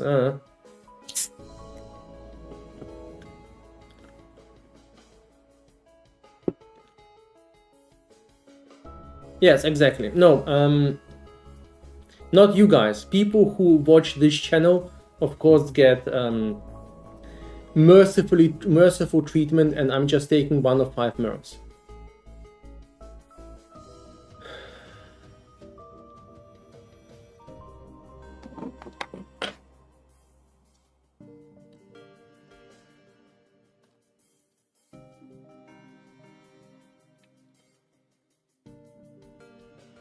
All right, so what do you want to do today?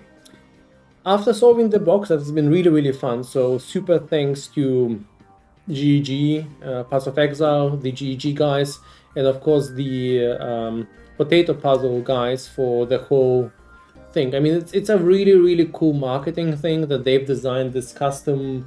That they took a very cool and intricate puzzle. I'm very impressed by the craftsmanship of this thing, and then designed a custom version of this specifically for PoE. It's really cool.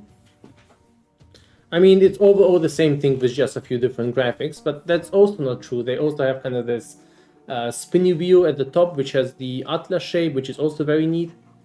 So it's definitely impressive.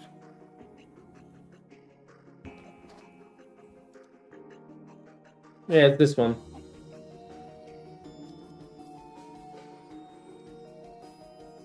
They replace the physics signs with map signs.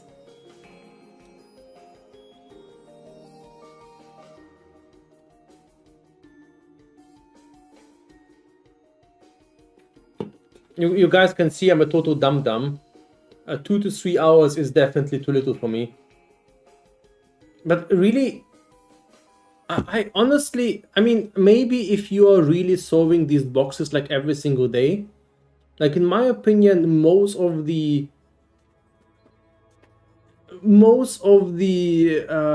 Indo Toby, thank you so much.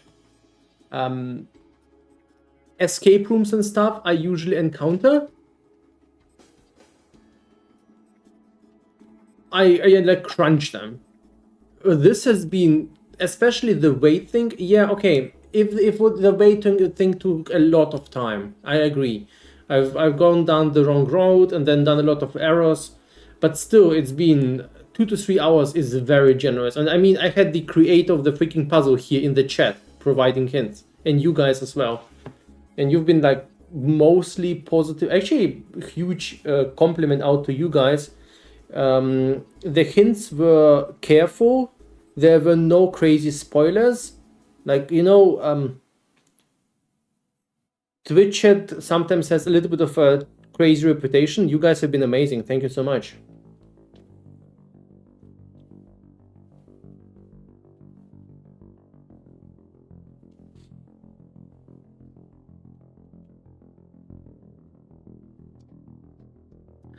Right, so we are not done yet. We will be looking at POE2 stuff today.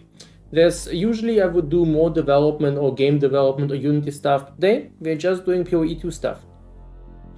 We'll be talking about POE2. We'll be building a chart out of different item types where they drop, how they can spawn, in what kind of form they can appear. We'll be just reviewing different things, talking about the content. So yeah.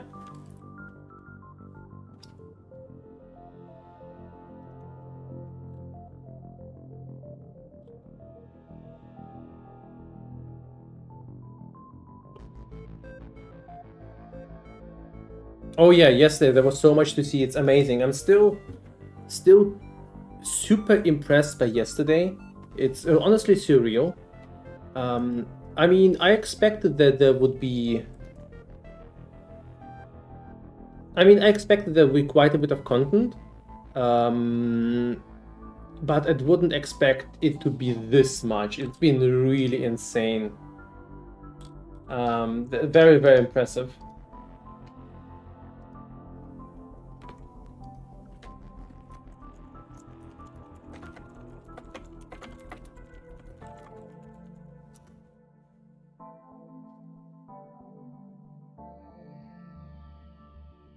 And you know, you can actually complain about, hey, we only have like half, 1/3 of the ascendancies or half of the classes, but Jesus, the things we've seen, you know what I'm impressed by?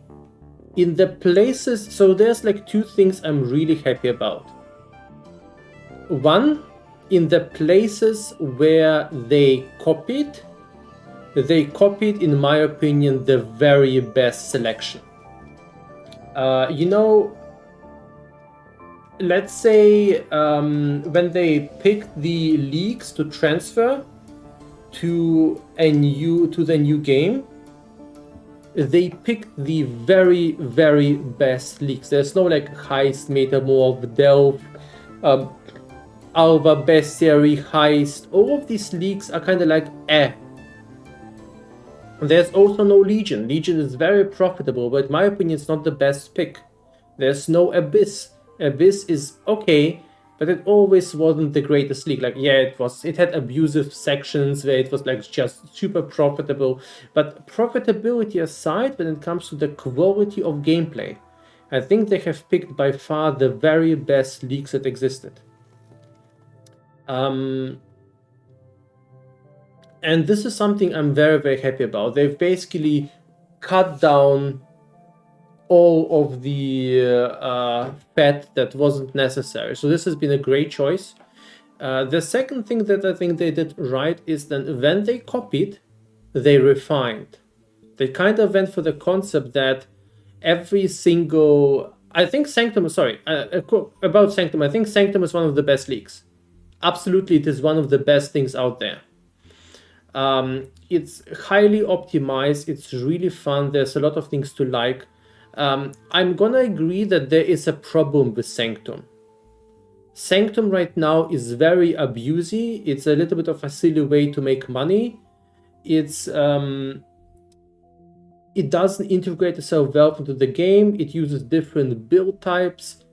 I'm not gonna say that Sanctum is in a great shape right now in the POE1 meta. What I would say is that Sanctum is one of the best leagues.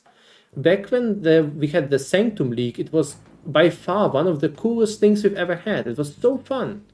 It's just that right now its spot as a divine printer is not good. So this is the problem.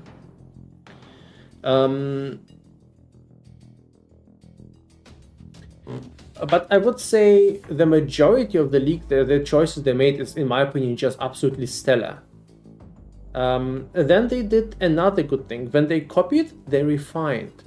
They have given every single league its own special reward, its own special uniques, and its own dedicated pinnacle boss. Did we see the crafting option rewards? Maybe not, depends. So, is it new?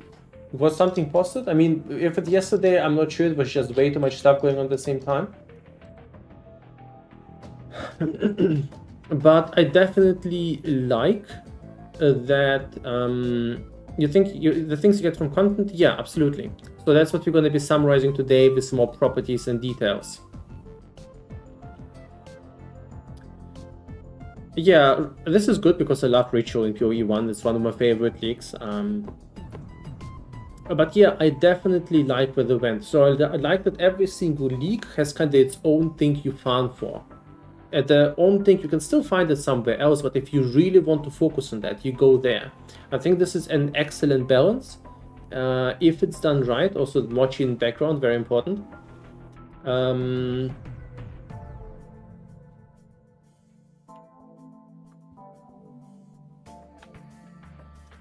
And I like the fact that they added a pinnacle boss fight per league. This is something I'm really impressed. So when they copied, they refined and they only copied the very best. And on the other hand, I really like that they did not copy so much. So let's take a look at their sentences. I'm actually really liking that their sentences feel like interesting flavor choices. You know how their sentences feel like in POE1?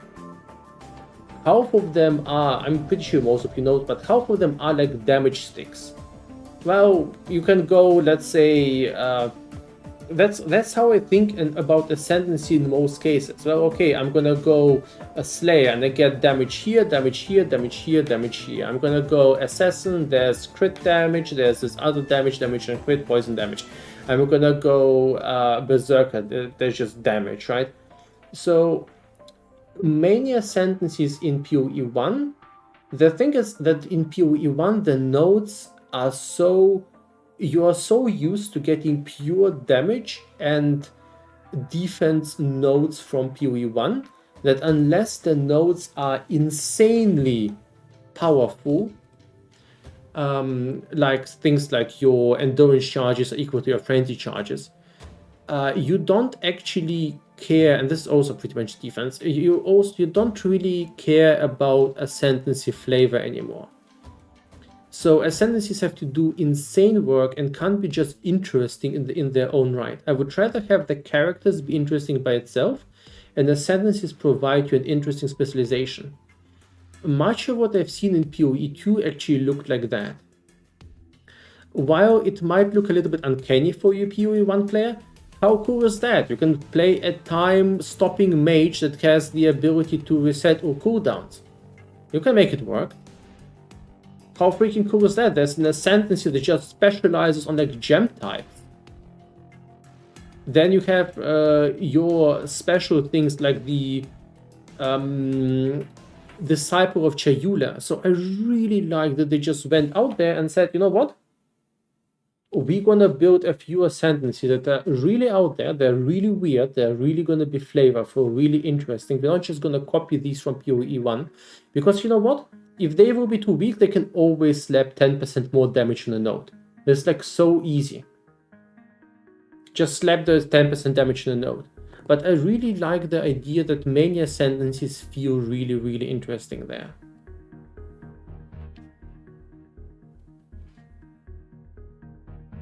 There's been many times in the POE1 meta where ascendancies have been purely picked because the numbers have been just insane.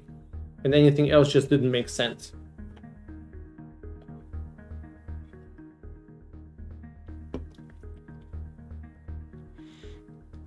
So yeah, and on top of that, I'm really impressed by the number of skills. And the number of quality skills, I hope. This is just something really incredible. I'm super looking forward to just play around with all of these new choices. And yeah, sure, the gameplay might be a little bit slower. And in the end game, I bet like 3/4 of these will be irrelevant. But the whole idea that you have so many things to play around with, so much things to discover, I think it's going to be amazing.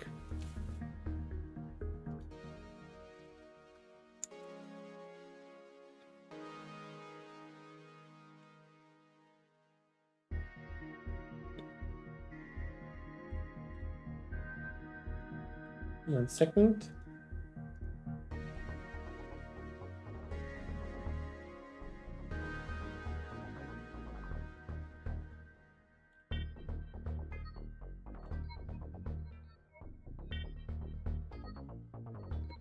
Mercenary looked really good.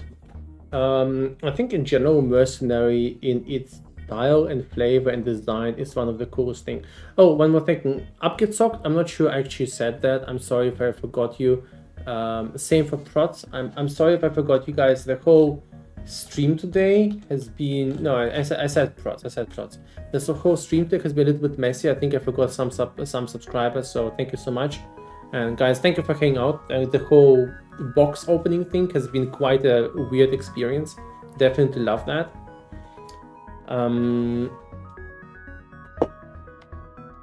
Right. Or what do we will do now? First of all, I'm gonna give you browser sound. And we're gonna go to YouTube and we're gonna look up the endgame crafting provided by POE. Just gonna open the video. I'm gonna start scouring it for details.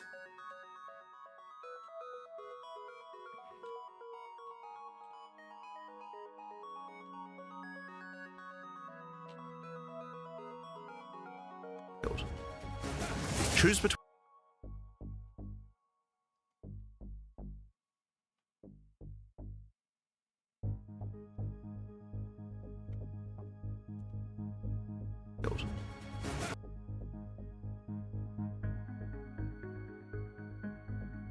One second. Doing some final adjustments here. Alright, so can you already say if there will be Photoblade support straight from early access launch? I can tell you there won't be. This is unfortunate, but for that I need to know the game and I need item data. Those two things are something I don't have yet. We have done all the technical preparation to support multiple filters in Photoblade. This was probably the hardest part, way harder than actually writing a new filter. So we've done as much work as possible, but I guess we will start without a filter. I think it's also GG's wish. I've talked to them a couple of times, and they want the game to be tested without a filter first. And you know, a couple of weeks in, I'll come out with a couple of with the first filter version. Now there might be some resets. The filter blade might be having a little bit less functionality there because, well, I think it's clear why. But this is kind of my goal right now. So,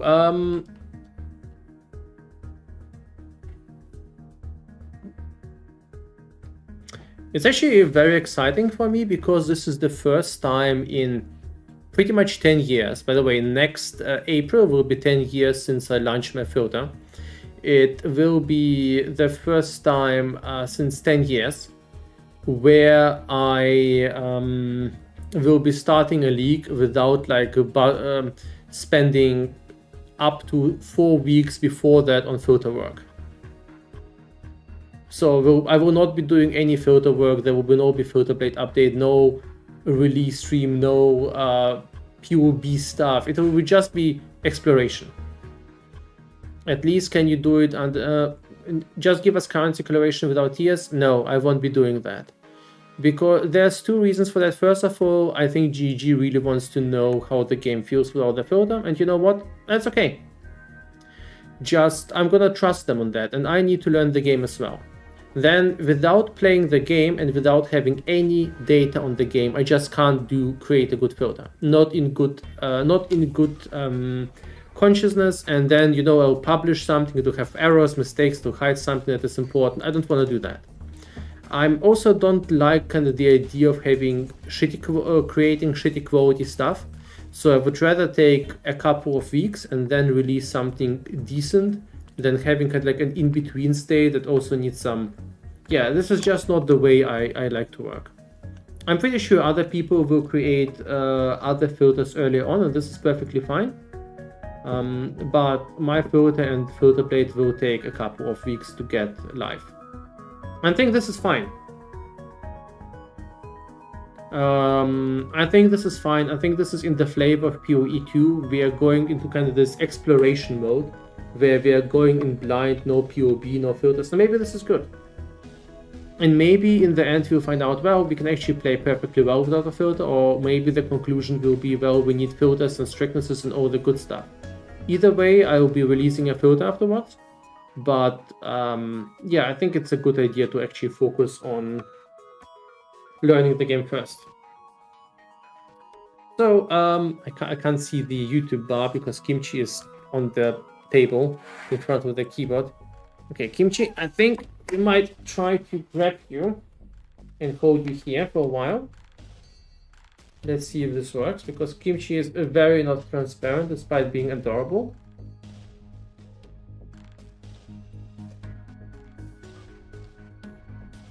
Right, so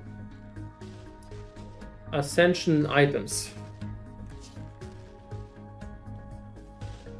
Well, let's start reviewing the video again. I'm just gonna pause here and there and make commentary on different sections, and we're gonna skip the cinematic, we're gonna skip the trailers, we're gonna go through the classes here. Choose between I am the blizzard or I am the thunder. To Tell me how the volume is. Can you hear? Is it too loud? Is it too silent? specialize in cold or lightning. And I shall rage will allow you to turn into an unbound avatar. Oh, sorry. Each time you apply a status ailment to an enemy, you gain Now, early access will initially have 6 classes available. Let's have a look at them. How is it now? I tuned it down a Monk tiny bit. is a fast and furious melee fighter. He dashes in and out of combat and has mechanics that involve building up and keeping momentum. Like all classes in POE2, you'll want to use a wide variety of skills to mix and match different combos. Okay. To Okay, get so new skills, you will first need to find skills. generally speaking, Monk is, I feel like, a very impressive class. So we have these uncut skill gems, and they have levels. So let us start building up a little bit of a chart.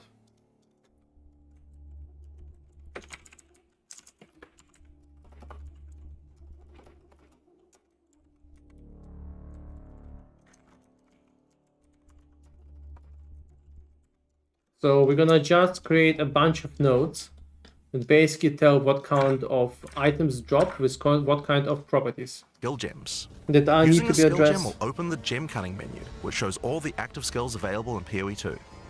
You can choose an existing skill to level up, or choose to engrave a new one. Since this is a level 7 skill gem, even if you pick a new skill, There's it will so much immediately stuff. be level 7, so there's no harm in trying out something new. The monk primarily uses the quarterstaff.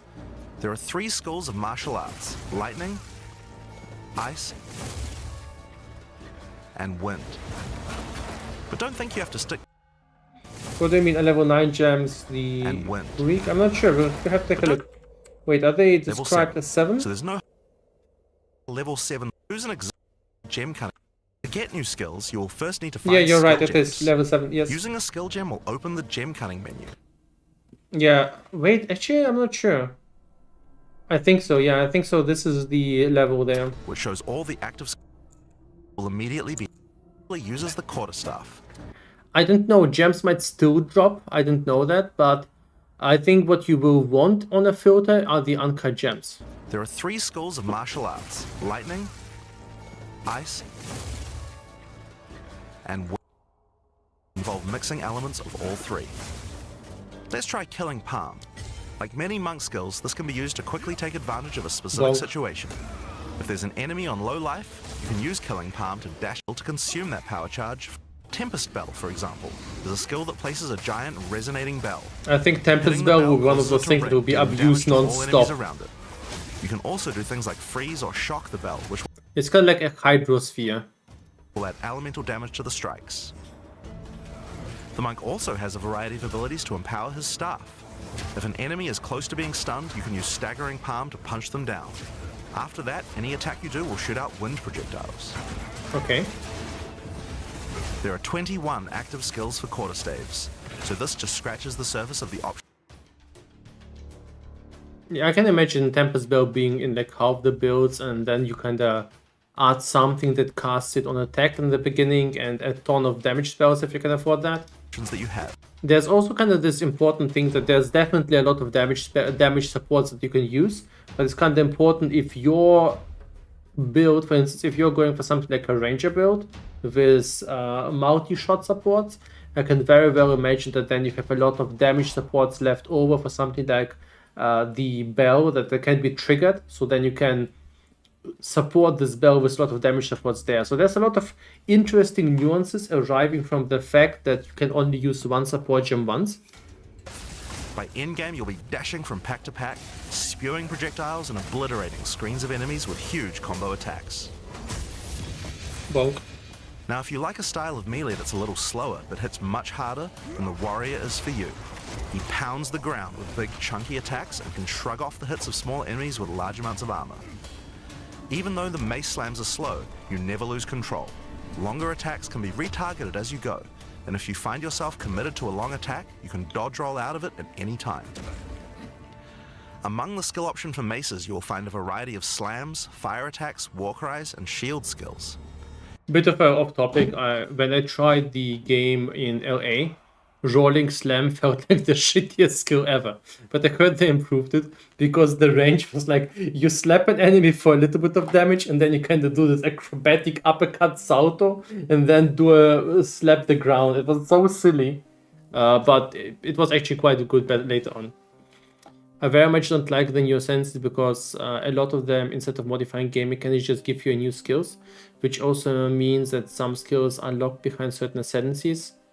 Temporal Rift, yes, which kind of goes against one of the core concepts of PoE, but obviously need to actually play the game. Yeah, I agree. I see what you mean.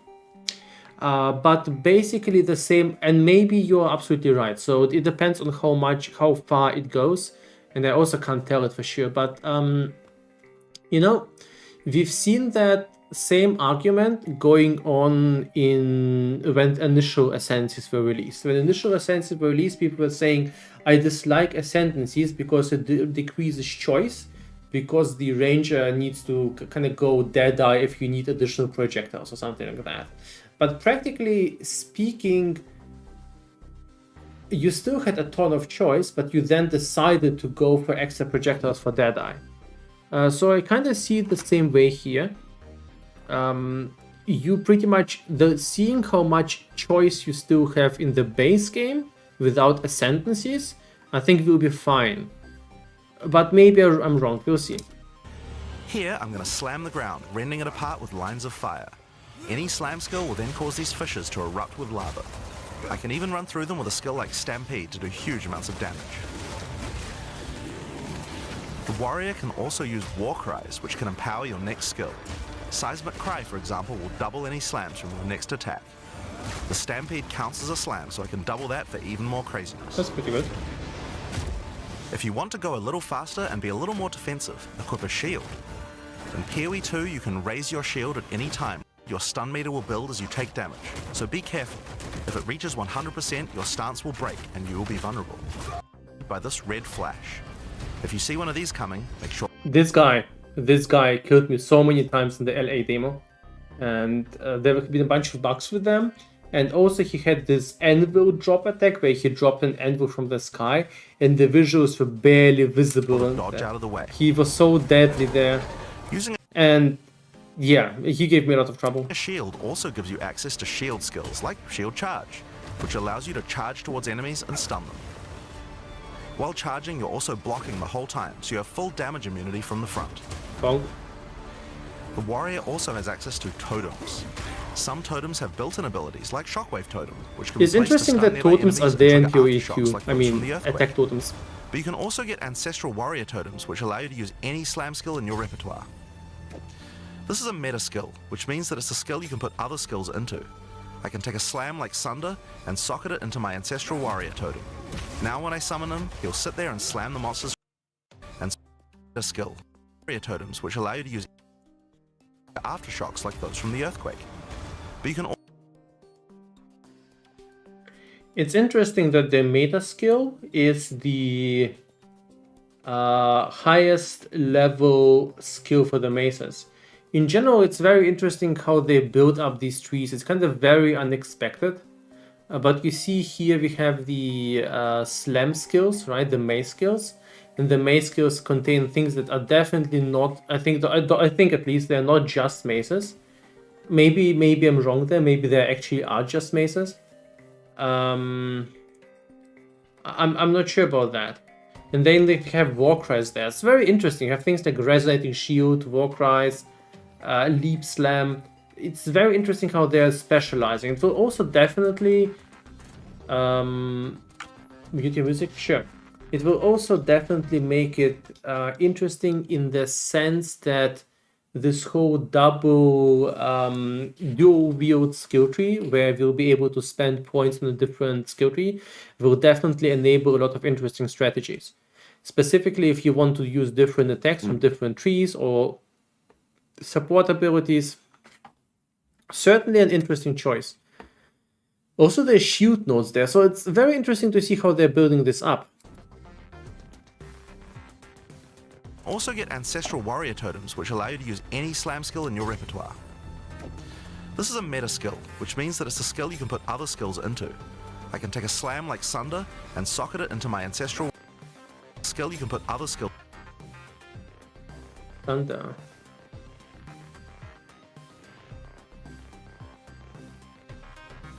It just has an interesting visual to it. Into. I can take a slam like Sunder and socket it into my ancestral warrior totem. Now when I summon him, he'll sit there and slam the monsters from a distance. There are 20 active skills for maces, so there's a lot more to try out. But by endgame, you're going to be dropping hammers from the sky, leaping fearlessly into combat, and separating the very earth you stand on. That's fair. Time for some ranged attacks. The ranger is primarily about the bow, but we wanted to make sure that she feels agile as well. In POE2, you can shoot while moving.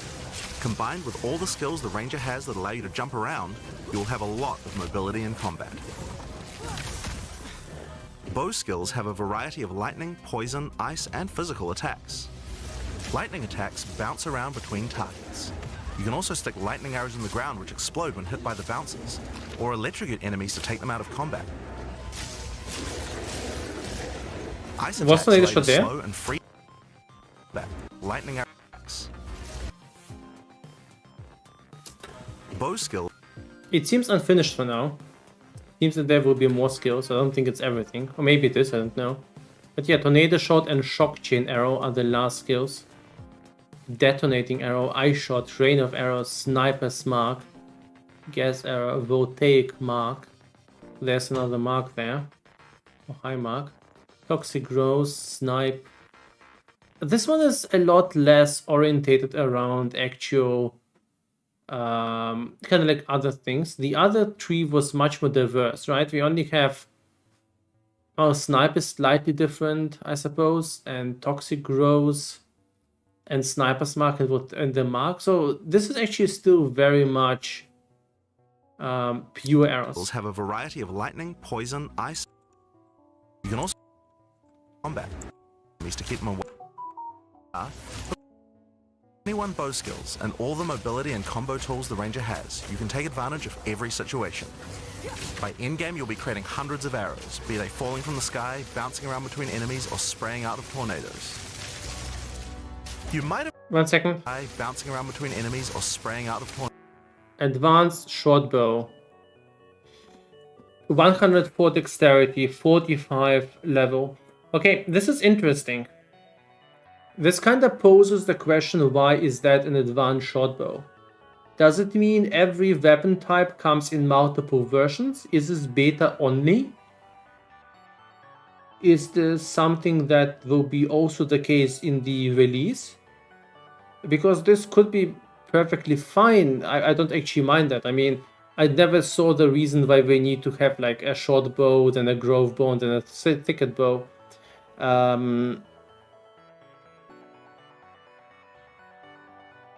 It's interesting, so.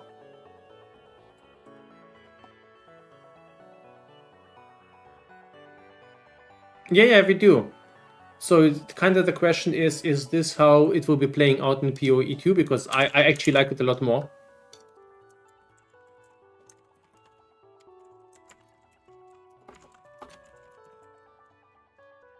This is kind of like an open question.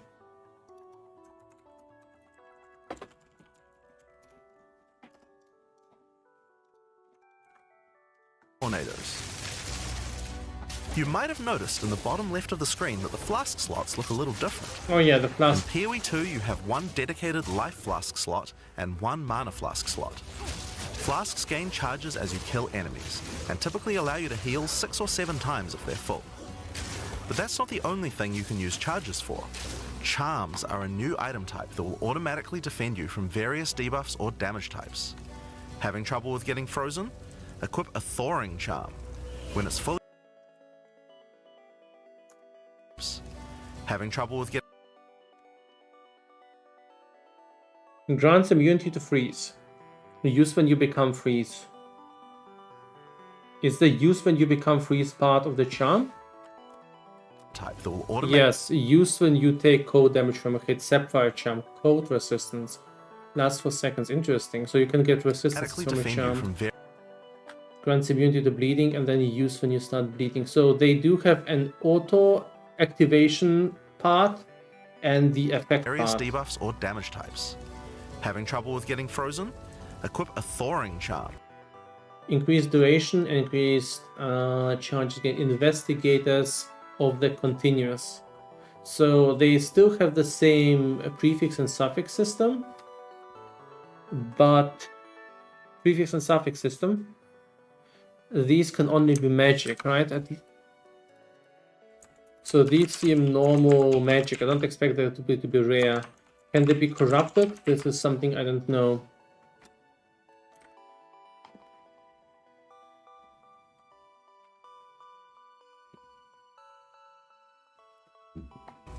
When it's fully charged, Yeah, normal it will filling. make you immune to freeze for 3 seconds if you get frozen. To recharge them, just kill more monsters. You can gain more. The belts have a charm slot. Plate belt. So this will be probably one of the highest quote. So that probably means that basically anything below the max charm amount will be barely usable. More slots for Okay, wait. Look at that. The belts are the same visually. To recharge them, just kill more monsters. We are taking a plate belt. You can gain more slots.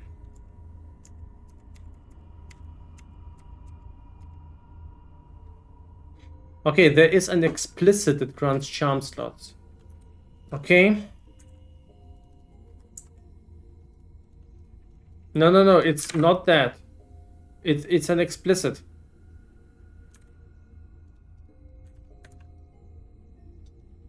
So belts, charm slots, amount explicit. So I suppose getting 3 charms will be done by having a rare and expensive belt that has like +2 charms, or maybe this is a base type. Slots for charms by upgrading your belt. The mercenary charms by upgrading your.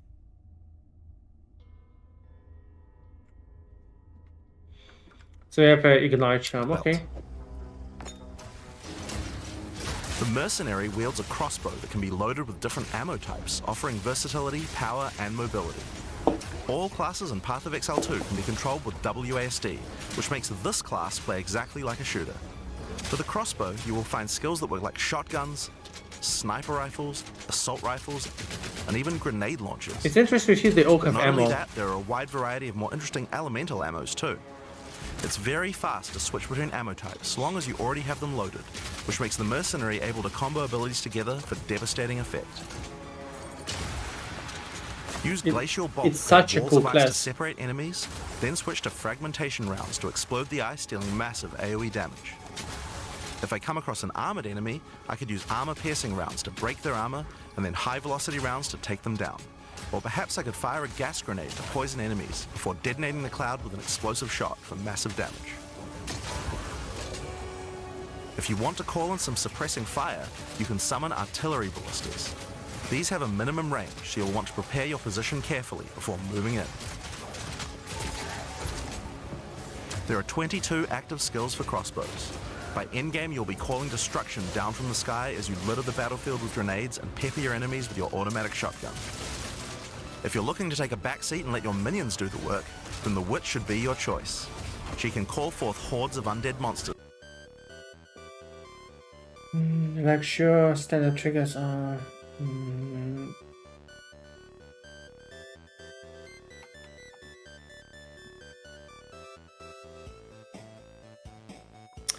Little off topic, but is there a slight acceleration to movement after taking on overthinking? I can actually imagine this is true because they're using similar tech in POE1. After you attack or after you attack, your certain movement skills are accelerated. I just want my shadow for traps throwing. Yeah, traps seem to be something that will take a little bit more time. To fight for her while casting powerful chaos spells that debilitate her enemies. Occult skills are some of the most varied in the game, with skeletons, noxious spells, specialty minions, curses, and sacrificial magic. Before we talk about minions, we'll have to talk about a new resource in Path of Exile 2 called Spirit. This is a Spirit Gem, which allows you to pick from a range of persistent skills. All It's interesting that this one is sorted basically by class. We have Witch, Sorceress, and so forth. A Grim Feast, Withering Presence, a Blasphemy, Barrier Invocation, Cast on Minion Death. This is so cool. Cast on Crit. This is a Witch thing. I think this works differently from what the Cast on Crit we know. And a Sacrifice. classes have a variety of these skills which can add some Arctic Armor, Mana Remnants, Raging Spirits, Custom Shock, Custom Freeze, Custom Ignite, Blink, Elemental Conflict. very interesting effects, like Arctic Armor, which does cold damage to enemies that hit you, or Raging Spirits, which summon fiery skulls each time you cast a fire spell. For the Witch, though, we'll want to be using our I like how they have like these two things, and they are completely different on the interest grade. Oh wow, you summon fire spirits that auto attack your enemies when you cast a fire spell. That's awesome. And then when you get hit, cold damage. You get slightly cooled. Spirit to create permanent minions. These minions will be revived automatically when they die, so you don't have to worry about resummoning them all the time. Here I'm using the skill screen to allocate which minions I would like in my horde. You can see the spirit cost of each one. Skeletal warriors are cheap but weak, useful for tanking damage and distracting enemies. But I want more heavy hitters in my army, so I'm going to unsummon some warriors and instead add skeletal arsonists. Permanent minions come with special active abilities called command skills. You can order these guys to detonate your own minions for even more damage and area of effect. If you want a bigger army, you'll need a scepter. Didn't I remove music? Oh shit, it's still playing. Sorry. This new weapon type is imbued with even more spirit, allowing you to summon even more friends. And if you want an even bigger army than that, you can take advantage of corpses to summon true hordes of minions. But what can a witch do while her army is at work? Well, she has a range of chaos spells to spread disease amongst your enemies, or bone skills to impale them. Or, you know, you could curse them to make them weaker so your horde can take them down. There are 25 active occult skills. By the endgame, you will be the leader of a fearsome army of the dead, consuming everything in its path. The sorceress bends the elements to her will, using them to unleash devastation on her foes. This classic spellcaster weaves a flurry of elemental magic from afar. The elemental skills have everything you might expect and more. Fireballs, icy explosions, lightning storms, you get the idea. Each spell is unique and has many different ways to build and combo with others, even between different elements. For example, Flame Wall conjures a burning line that not only damages enemies, but also empowers all projectiles that pass through it. If you place a wall and fire lightning sparks through it, they'll gain extra fire damage. It's a good idea. What I like is the split of Witch and Sorceress. I'm a little bit confused because they've been showing gems and there's now just this elemental gems category. And it's kind of weird because in the early access I've seen it was Gold, Fire, and Thunder. Idea to take advantage of the ability to automatically swap weapons when you use certain skills. Having a special staff with bonuses to fire skills and another with bonuses to lightning skills can really power up a combo like this. I got killed because of that in the New Zealand demo. It's been really fun, but they've put the Frost Nova on the other stave. And if you would want to defend yourself with Frost Nova, you would try to click it, and then you would go into the short cast animation. It was way longer before that. They've made it a lot shorter now. And they also, you were super stunnable. So doing the switch, you would die all the time. You actually, if you disable it, was actually super smooth, but I'm glad they improved that. The sorceress can also take advantage of powerful trigger gems. For example, you could grab the Custom Ignite gem and use it with Firestorm. As you ignite enemies, a counter will go up in the top left corner. When it's full, a Firestorm will automatically be cast at the enemy that was ignited. There are 25 active elemental skills. By endgame, you'll be firing off projectiles left These and bow right as you lightnings rain look down so elemental storms on juicy. your foes. Now, those are the characters that will be available at the start of early access, but we will be adding 6 more character classes with just as many skills and options as these. There's a lot more to come. There's one more important thing to mention about skills. Even though we talk about them as belong to each class, in reality there are no restrictions. You can use all these skills on any class so long as you have the attributes. For example, a poison ranger might want to try out using occult curses to increase her poison damage, or a monk might want to trigger elemental ice walls to use with his glacial cascade combo. The possibilities for cross-class combos are practically unlimited. We're looking forward to what kind of things you guys might find. Now, Path of Exile is a game known for build customization, and we haven't even scratched the surface of what is possible yet. So let's talk about support gems. Path of Exile 2 has a system of support gems that can be combined with your active skills to dramatically change the way they work. If you find a support gem, then right-clicking it will open up this screen. Here you will find Just take a look. What does it suggest? gem, then This is very early, right? So you get added lightning damage, pin, poison chance. right-clicking it will open up this screen. Here you will Chain. So early. If you find a support gem, then right-clicking it will open up this Accuracy, mana leech, maim, chaos damage, Screen. cunning strike. Chain. Multiple projectile. Well, it depends how strong the disadvantage is, but it's quite good. Cursing current, maim. Wait, wasn't that vicious? Oh, it's a different skill. Weapon damage, mobility, neural overload, overcharge. Here you will find a variety of EOE, faster projectiles, multiple projectiles, weapon elemental damage, neural overload. recommended support gems for Interesting. each of your skills that you can pick between. Do we still have LMP and GMP? I didn't see the GMP yet. For example, Maybe later? this is a multiple Yeah, it's recommended one. projectile support gem and can be used to add multiple projectiles to any skill.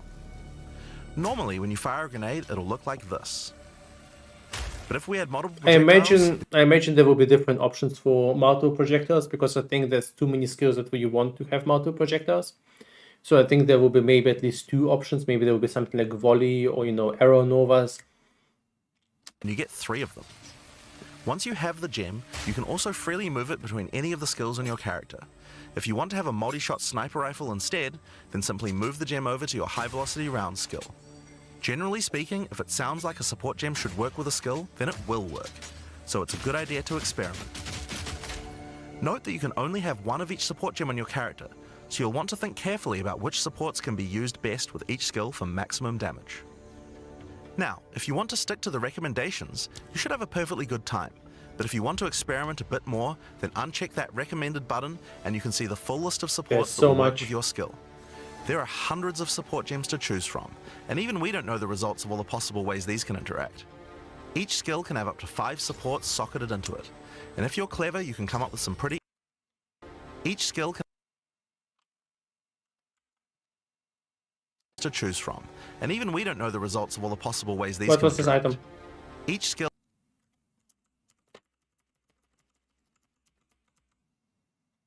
Greater Judah orb. Is the other one not a greater one? Each skill can have up to 5 supports socketed into it. And perfect Judah orb. Okay, so the Judah orbs come in tiers. Other skill gem with 4 sockets. Alright.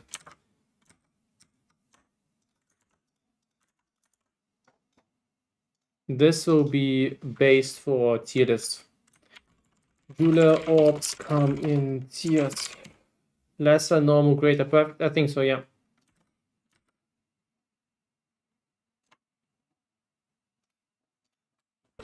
And if you're clever, you can come up with some pretty interesting ideas. Now, all of this is just scratching the surface. You can make frost vortexes, break people's armor, make minions explode, make skills repeat, make enemies set each other on fire, cull enemies, or pin them to the ground. Supports let you drastically change the behavior of your skills and create your own unique build, or at least follow someone's OP build guide. So, speaking of builds, let's talk about one of the most iconic Path of Exile systems, the passive skill tree. Yes, it's huge. There are over 1,500 nodes on there. Now, a lot of people open the tree and can get a little intimidated at I'm actually first. skipping The most of that. regret Those are very basic things and I'm most interested in the items. works and what skills you're using that your gear might need. But you lose 50% getting past a boss. It might be. Items in Path of Exile can be broken down into 4 rarity groups: normal, magic, rare, and unique. It's always a short bow. We don't see actually an advanced short bow version here. The stats look very much POE1. There's not much variation to that. Yeah, they showed King of the Misted Eggboss. I've seen it as well. It's interesting, and probably it's kind of like a fake version of scene. We've seen that he kind of does that. I think they do the same thing in POE2 that they do in POE1, where you will be encountering the endgame encounters during the campaign, just to kind of get a feeling for them. Plus Proj skills is nice, but nothing really interesting. But everything else here is actually pretty typical. It's all good. No complaints here.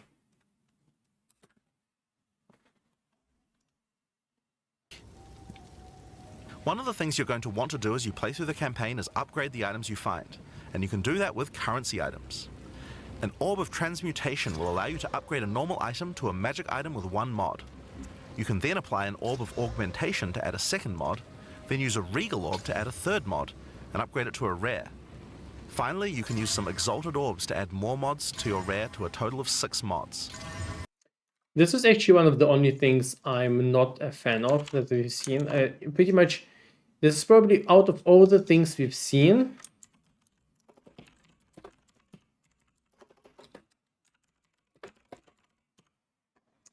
I think they've been mentioning divines, yes. From all the orbs we've seen, I'm not a fan of the new crafting system. So this is, I'm telling this with a lot of care. I might actually be very much not correct about that. Maybe the new crafting system is perfect and will be perfectly fun. But here's why I'm not a big fan.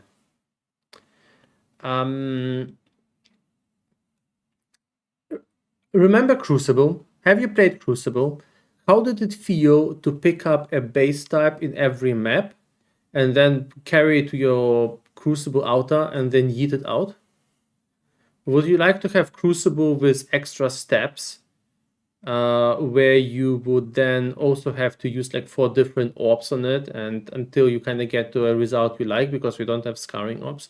Now there's meta crafting things and there's more options, and obviously you can just collect a bunch of crossbows first that have sockets or the right quality and then use them all.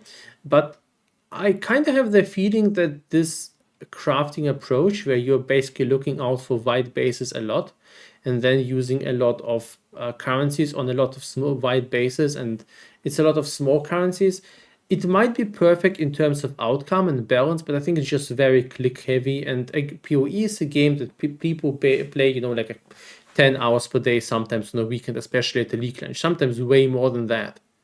And something that basically works like that can become very much a nuisance. So this is something I'm not so sure about, and this is one of my only complaints about the whole presentation. Don't get me wrong, I'm absolutely loving the majority of the things we've seen. It's absolutely awesome. This one I'm just not certain about.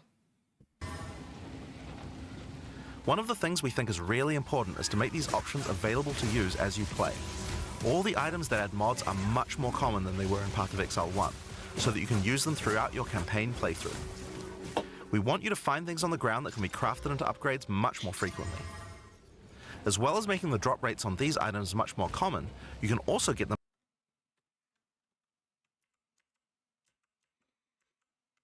them by disenchanting unwanted gear at the magic item vendor. If you disenchant magic items, you can build up to an Orb of Transmutation, and by disenchanting rares, you can build up to Regal Orbs. Another important area of crafting items in POE2 is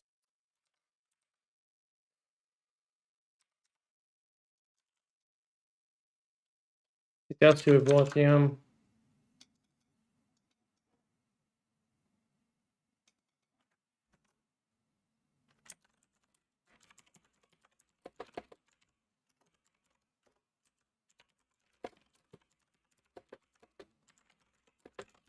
There's something I need to figure out.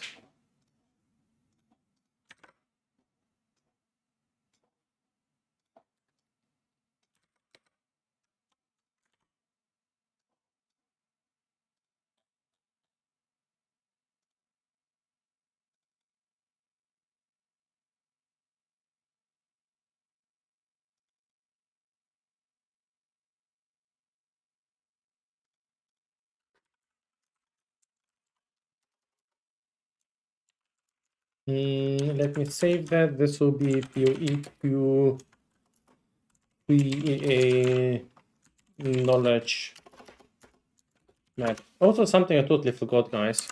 I'm actually streaming at the same time. I have to YouTube, and I completely forget to. So what's going on there? I completely forgot to check like comments since an hour or so. Oh boy, am I even live yet? Yeah, I am. Sorry guys, if you've been saying something completely missed that.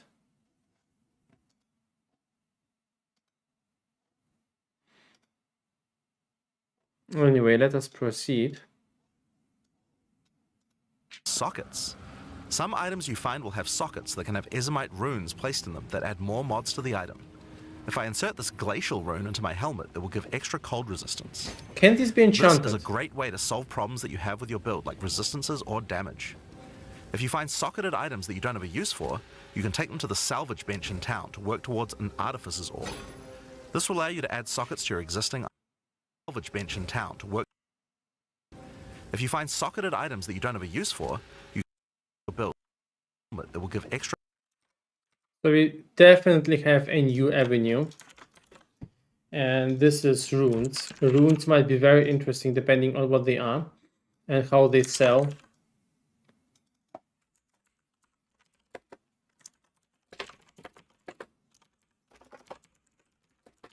The runes have additional uses, and they might be related to the expedition thing. So maybe there is something like rune words, I don't know.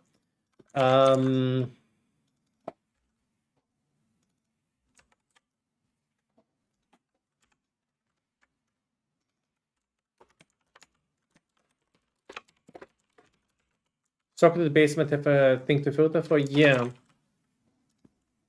I agree. Socketed bases filtering might be interesting. Those items which have base stats, try master your special ones. Yeah, I've seen that, but there might be still some uses for runes. Extra cold resistance. This is a great way to solve problems that you have with your build, like resistances or damage. If you find socketed items that you don't have a use for, you can take them to the salvage bench in town to work towards an artificer's orb. This will allow you to add sockets to your existing items. Body armors and two-hand weapons can have up to 2 sockets, while the rest of your armor and one-hand weapons can only have 1 socket. You can also salvage.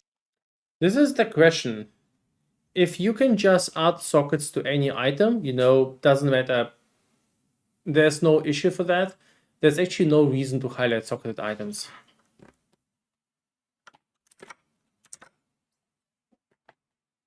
Bow martial weapons or crossbows? Yes. Items with quality to create items like armor scraps or whetstones. These will allow you to increase the quality of your items for an up to 20% boost. If you don't So you basically have the choice of salvaging, disenchanting, and selling. want to disenchant or salvage your items, you can always sell them for gold. Gold can be used to buy items from vendors, and we've tried to do a lot to make sure that the items they have for sale are actually useful. Every time you level up, they get more stock, so make sure to check back often. Other vendors offer a gamble. Pay a flat amount of gold and you'll get a random item of a specific type. This could be a great way to improve your gear, if you're lucky. Gold is also used to respec your passive skills. Take advantage of this system to experiment with your tree and rework it as required. The other thing you might want to use gold for is the currency exchange. This allows you to exchange currency items with other players on an open market, in exchange for a small gold fee. Now, all items in Path of Exile are freely tradable. We never bind anything to your character, except... Now, all items in Path of Exile are freely tradable. Alchemies. We never bind anything... Wait, does it work the same way as we know? Now, all items in Path of Exile are freely... 4 modifiers. So if you want more modifiers, you have to use exalted orbs. tradable. We never bind anything to your character, except... Doesn't seem like it's worse for alchemists, but okay. gold. Now, most gear in Path of Exile I 2 think is Chaos randomly Orbs are generated, different but enough. there's another type that isn't. Uniques. Gear in Path of Exile 2 is randomly generated, but there's another type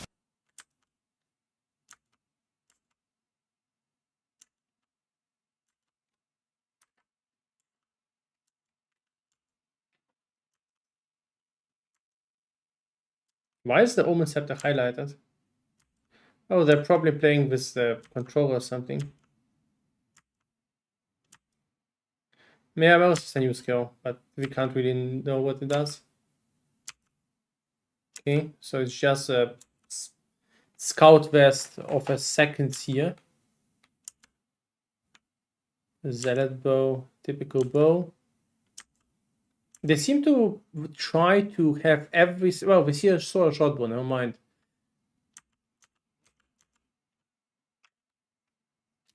Uniques. They are especially rare, each with a handcrafted set of unusual mods. By the way, I've seen these boots before, and this is one of the worst items I've ever seen. I mean, it's perfectly okay to have some poor items for campaign only. Mods which can dramatically change a character's build. They're not just better rare items, they can do much stranger things that can fundamentally change your character. Corpse Wade will make any corpses you This run one's through better. explode into clouds of poison. The Sands of Silk is a body armor that changes your dodge roll into a blink. But it should be noticed they're showing leveling items. These are like early leveling items. So this is like you get decomposed and it's level 11. The Sands of Same for this thing. I think this actually might be very cool for leveling because this means you'll be Silk is faster, a right? body armor that changes your dodge roll into a blink, morphing you into sand as you teleport past your foes. This kind of And of movement course, some speed. uniques are just pure hits of dopamine, like Quill Rain, which just turns your bow attacks into full auto by doubling your attack speed. Each unique is something that you can build your character around. We try to make sure that most unique items have a potential use This looks so awesome. The graphics is really well done here. at endgame, even if you find them early on. And as you can see, every single unique item comes with custom art to match. The last character progression system that you can do during the tests that you must complete to unlock your Ascension class. We'll explain these trials. What can do Yeah, for your we're gonna skip through the extensions. They are very interesting, but I want to take a look more at item-specific things. We might want to take a look at the... No, not Ascension sure. and Path of Exile 2. Now let's skip trials as well. Let's go for the endgame part. He can tell you all about it. Hi, I'm Mark Roberts, Game Director on Path of Exile 2. Well, one thing that Path of Exile is known for is having a lot of distinct endgame content to choose between. Each endgame mechanic needs to have its own progression system, areas, bosses, rewards, and player power that can only be gained from that content. We are going to be adding a lot more over time, but for Path of Exile 2 we decided to start with 7 distinct systems you can progress through. This is the Atlas, and it serves as the core of the endgame for Path of Exile 2. It's infinite and expands in all directions. Now, we are not going to spoil the plot too much here, but corruption from the beast has blighted the land, and your objective is to help fight it. In the center of the Atlas you will find the Ziggurat, a temple in which the Val research the fundamentals of space and time. Here, we can open portals to nearby locations and begin cleansing corruption. Okay, I complained about this on Twitter already. Please tell me what you think about it. So I think this mechanic that they're introducing is actually pretty cool. I think this whole idea with you're traveling on a 3D map and you explore areas and the place you play matters, and you can use like towers and the exploration. It's like Delve++. I think it's a good system. I like it. There's a lot of things I like. But I really dislike the visuals. I can't even tell you why, but this looks somehow very uncanny. I can't tell you what is wrong. Maybe it's the perspective or the cheery graphics. Maybe it's I'm not sure what it is. I really dislike the visuals of this map. It feels completely wrong in PoE for some reason. Am I the only one that feels that way? It just doesn't feel like it's something that is, PoE like. It feels like it's something from Civilization or Heroes of Might and Magic, I suppose.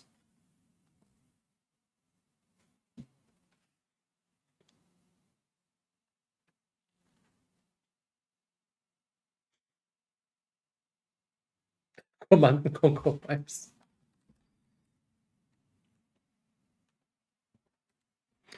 Well, we'll see Deep Space. I hope you're right. And finding resources. Okay. In order to power the portal device, we will need waystones. Each waystone has a tier which will determine the level of the monsters that you will face. To go to an area, simply click one that is adjacent to an area that you have already completed. Insert the waystone and click. So we have waystones. There's definitely a new. So we'll start here with our kind of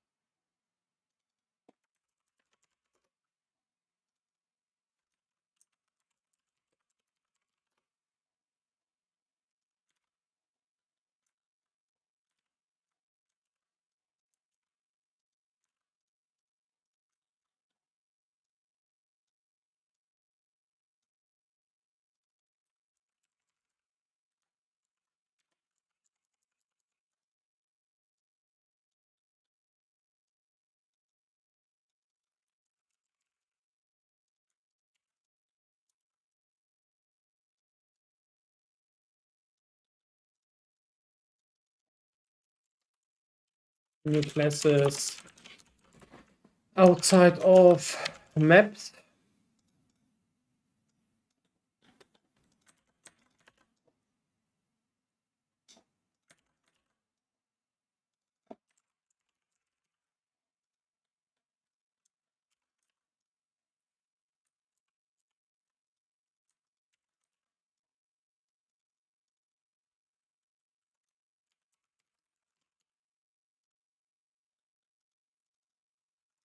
They have waystones. Waystones are POE1 maps? No, they're not. Not exactly. Waystones are the key to open a map. They're not the map itself. This makes actually an arguable difference, because that means you still need the right location to open a waystone. This can be better or worse depending on how you interpret it.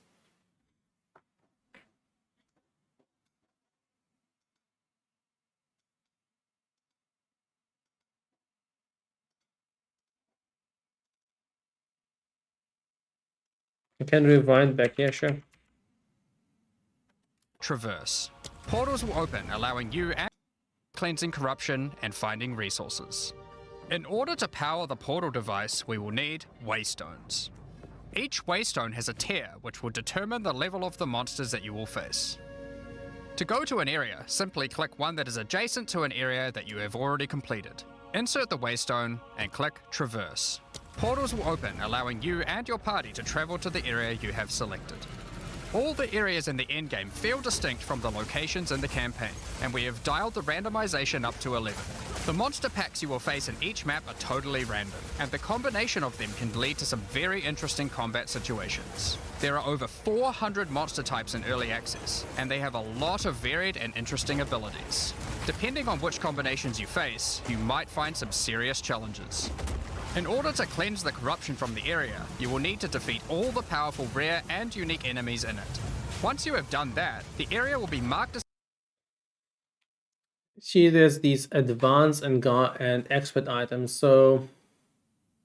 Yeah, totally random sounded weird to me. Maybe it was wrongly said, because in POE1 it's not totally random either. They actually have biases, but we'll see. So waystones do have a highlight, very similar to map items in POE1. It's exactly the same logic. It's a little bit terrifying to me how little I mean, maybe it's not their priority, or maybe they expect me to do it in a way, or maybe they say it doesn't matter. But I wish they would put a little bit more effort into actually putting the base, giving the items a little bit more of a base highlight. Something like Uncut Gems or Lesser Jeweler Orb certainly could use a bit of a highlight. And I'm not... Actually, it's interesting that they reverted their decision with the gold color. They're now highlighting gold pretty much the way I am, minimizing its highlight. Previously, it was always kind of this yellow gold color. Maybe it's a temporal state. I don't know. It might just be unfinished. is completed, and you will be able to travel past it to progress deeper into the world. If you die, By the way, that fireball was pretty cool. then the map can no longer be run, and you will have to find another way around to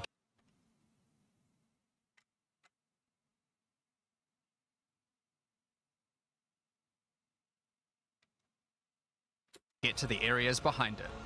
There are also all kinds of other random encounters you might run into as you play maps. One such encounter are precursor artifacts. These are ancient, corrupting monuments that irradiate the monsters around them. The monsters that feed off the corruption are drawn to their power. If you defeat the monsters and cleanse the artifact, you will get a powerful temporary buff. Some of the buffs make you faster, others rain lightning or fire around you, and some even give you increased experience or help you find better items. You can also find strong boxes. These enigmatic chests guard piles of treasure, but are always mechanisms to unleash powerful spells or dangerous debuffs. There are different types of strong boxes containing different items, and you can even use your currency items to craft them on the fly. It's so a you very, can very optimize slow the strong contents. box. But be careful of opening one you can't handle. But the cloud effect is cool.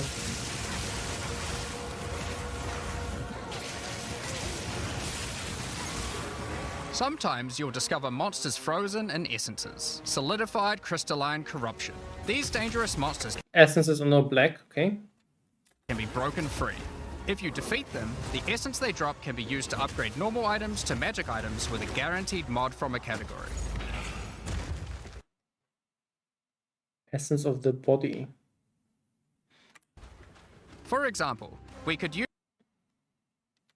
It's one speed modifier. It has speed modifier, not just, it doesn't grant. Yeah, it's a. I wonder how it will work, because it's very different from how we know essences. use this one on some boots to ensure a movement speed mod. Nice, 35%. Rarely, essences will also drop that allow you to upgrade magics to rares, adding the guaranteed mod.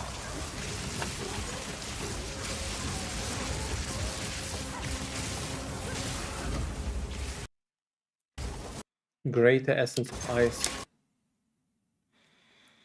So that means essences pretty much come in two versions. One that gives you a dedicated augment craft pretty much, and one that gives you a dedicated Drago, right?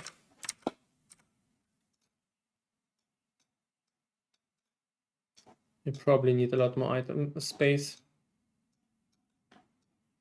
So Waystones, what we know, they will have rarities, probably corruption, probably tier.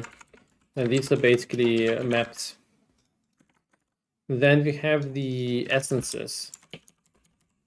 These are pretty much a harvest, augment, or regal.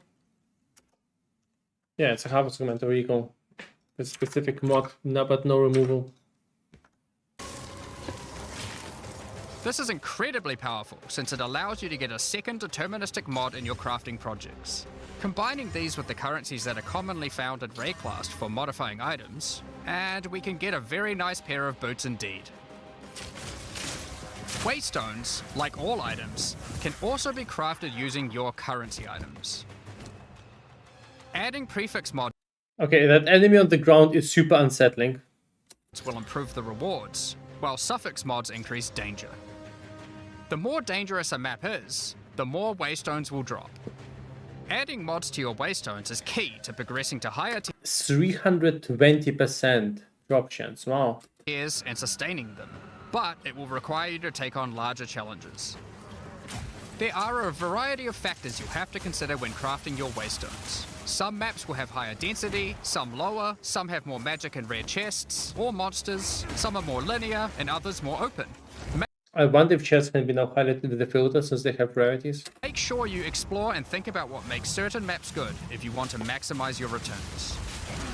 As you cleanse corruption from higher and higher tiers of the Atlas, you will gain points that you can spend in the Atlas tree.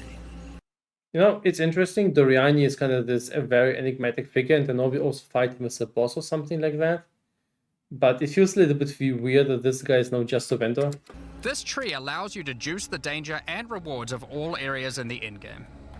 You could increase the number of monsters, the number of rares, the number of precursor artifacts or strongboxes, even the quantity of item drops. As you explore the in-game world map, you'll notice various different biomes, from snow-capped mountains to dense jungle valleys. Most maps are restricted to certain biomes. As you continue to explore deeper into the Atlas, there are all sorts of things to discover. These cities are constructed by different peoples of Rayclast, and have specific items that can be found there. These strange structures marked on the map don't appear to do anything for now. Perhaps you'll work out how to use them later. You might find unique maps like Untamed for now. Perhaps you'll work out how to use them later. You might find unique maps like Untainted Paradise, an undisturbed island full of beasts that give an extreme amount of experience. You may even find a lonely man just enjoying his retirement who will give you a unique item for free. In addition, you can find special areas that would make a good spot to set up camp. Clear these areas of their hostile inhabitants, and you'll be able to claim them as your own hideout. You can decorate your hideout as you see fit, and invite various NPCs to join you there to create your own personal base of operations. These mysterious precursor constructs are dotted around the Atlas. Next challenge. There are lots of things to find. This adds extra modifiers to the maps in the region, increasing difficulty and rewards. Here, slaying monsters in close proximity to each other will cause the vestiges of corruption within them to merge together, forming powerful and grotesque abominations. You may have noticed while looking at the Atlas that some of the areas have these icons above them. The icon... I wonder if there's some sort of Scourge boss, because we haven't seen much of that before. Indicates that the area contains some kind of special encounter. This icon indicates that the area has a powerful boss. Because only 1 in 4 maps contain a map boss, we are able to make them very powerful and very rewarding. These bosses come from the campaign, but have had their difficulty increased with changes to AI and some of their abilities. It's worth noting that because you can see where the bosses are, you can choose to take them on or avoid them. If you do choose to hunt bosses though, then you will be rewarded with special points for the boss hunting section of the Atlas skill defeat. Okay, we know this part. Specialized Let's types talk of about content. the Bosses are not the special only content. If you played POE1, you might be familiar with Breach. For POE2, monsters, Fabric of Reality. Opening it will allow you to see the demons and otherworldly monstrosities that lie in wait on this other plane of existence. By engaging with a breach, you'll create a bridge between their world and Rayclast. The faster you can kill the monster, find clasped hands that will open and drop more items if you run over them. These can be a good boost to the rewards of the breach, so keep an eye out. One of the rewards that you may find while fighting monsters from Breach are tablets. Tablets are special items that can be used with precursor towers to add more encounters to the Atlas. Okay. Breaches will drop. So now we have tablets, and tablets seem to be pretty much leak stones. Tablets are leak stones of a leak flavor, can be crafted.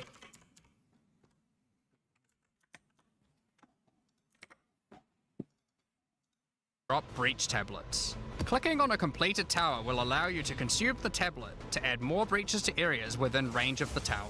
This makes all the content in the Atlas self-sustaining. Want to do more breaches? Find the tablets, add them to your towers, get more breaches, getting more tablets. Soon your Atlas will be covered in otherworldly domains. In addition, like all items in PoE, you can craft them. Use your currency to add mods to your tablets. Actually, now to think about it, it's not that powerful as I think, because their scouring orbs are gone. Sure, you can craft them up, but there's no scouring orb. That means your crafting opportunity is actually way lower there. They don't actually need to corrupt everything, because you don't have all the chances to redo that. And Chaos Orbs had some downsides, I think. Do we think towers are all the same range, a different range? I can imagine they're different range, but I suppose we have to find out. Allowing you to upgrade all the breaches in range. Tablets can have up to 2 mods. These mods do things like adding extra rare monsters, extra clasped hands, or even monster density of breaches, allowing you to keep them open longer. Often you will find multiple towers near to each other with overlapping areas of effect. This can allow you to rarely juice the mechanic by stacking the mods from multiple tablets. In your fight to hold the breach demons at bay, you may want to use the powers of their world against them. Each in-game mechanic always has player power that can only be gained from that mechanic. and Breach is no different. In Breach, you will find catalysts, items that can Okay, so then you have the catalysts. Catalysts are one of the only items that have the same name and effect. Catalysts, this is a breach item. And they pretty much do the same as before. increase the quality of rings and amulets by improving specific mobs. You can also find Breach Rings, a special base type that can have its quality improved by catalysts up to 50%. In this case, you could create a ring with around 170 life. Breach Rings can become some of the strongest rings in the game, giving you some good motivation to face the demon hordes. In addition, each endgame mechanic needs to have a pinnacle endgame encounter. While killing Breach monsters, you may find Breach Splinters. Collect Yeah, it didn't sound like it affects spells, right? Did they explicitly say how it works? Ring amulet, yep, Breach, you no will bells. find catalysts, items that can increase the quality of rings and amulets by improving specific mobs. You can also find Breach Rings, a special base type that can have its quality improved by catalysts up to 50%. In this case, you could create a ring with around 170 life. Breach Rings can become some of the strongest rings in the game, giving you some good motivation to face the demon hordes. In addition, each endgame mechanic needs to have a pinnacle endgame encounter. While killing Breach monsters, you may find Breach Splinters. Collect enough of these and you'll be able to create a Breach Stone. Using a Val technology called the Realm Gate, you can use your Breach Stone to access their domain and bring the fight to them. In this twisted domain, Well, breach rings are good, but I think it's also important not to overstate their usefulness, because they get 30 quality more than normal rings, but you also lose the implicit. So they're good, but I'm not sure they're that amazing. you will find nothing but a single massive breach. Triggering it will reveal hordes of breach inhabitants. You'll be able to fight. I don't think there's anything else left here. This The rest unique system will give you more breaches. Wake you with a mystical. But there are many sites built by the mysterious king Okay. in the mists. ritual. If you encounter this symbol on the atlas, then you know that the area contains ritual altars. Ritual altars demand tribute. Every monster you slaughter Ritual in a simple, circle but amazing. It has the omens, right? can be want to find more altars. Each successive ritual you do within an area will spawn the monster's revive. You'll be fighting. What crafting? Crafting Your next auto will add only prefix modifiers. Okay. items that affect other crafting items. Have an item with good prefixes but bad suffixes. This omen Dextro. Orb of Annulment will only affect suffix modifier. That's really good. will help you to remove the mod you don't want.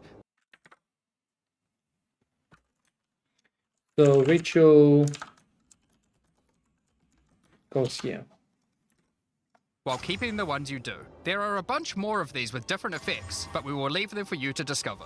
Now don't forget that Ritual will also drop tablets, which can be used to specialize into getting more rituals. If you want to get to the pinnacle boss of Ritual, then you will probably want to use them. They can also be crafted to grant mods, making your rituals more rewarding. The pinnacle encounter of Ritual is the King in the Mists. Feared by the Asmeri people, he is said to have brought eternal darkness to the wild you can get for defeat. Maps have been touched by and sent us, and you will find spread out across the as profitable as it is terrifying. Everything you kill will increase the rewards that drop. However, the deeper into the mist you travel, the stronger the monsters are. Be careful not to overstay your welcome. Rare and unique enemies will become vessels for terrifying demons, who will manifest out of them to unleash powerful become monsters are. Be careful. Ah, that's a room. Careful Okay. not to overstay your welcome. Rare and unique enemies will become vessels for terrifying demons, who will manifest out of them to unleash powerful attacks on you. The mist also offers a strange crafting material, distilled emotions. By combining these emotions, you are able to instill your amulet with a notable from the passive skill. So this is basically blight oils, right? That also work on maps. And omens are basically deterministic crafting enablers.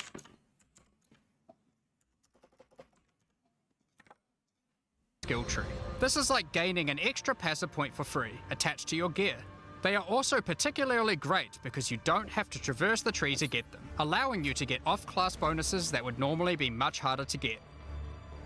Distilled emotions can also be used to instill your endgame maps, applying Delirious to them and adding additional difficulty and rewards, allowing you to further juice your endgame maps. The tablets you can find from Delirium can be used to further improve it, increase pack size, make the fog dissipate slower, or improve your progress towards the pinnacle encounter of Delirium.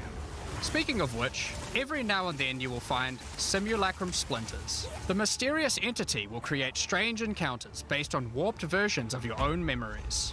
Monsters and simulacrums come in waves that get progressively more difficult. You will receive loot at the end of each wave, and you will have to make the decision to leave now or continue on, facing up against even tougher foes from the mist.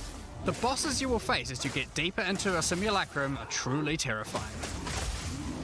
If you can complete a simulacrum, you will gain points for the Delirium section of the Atlas. Okay. And they want you to know where relics can be found. Place explosives as big as brought the corpses of.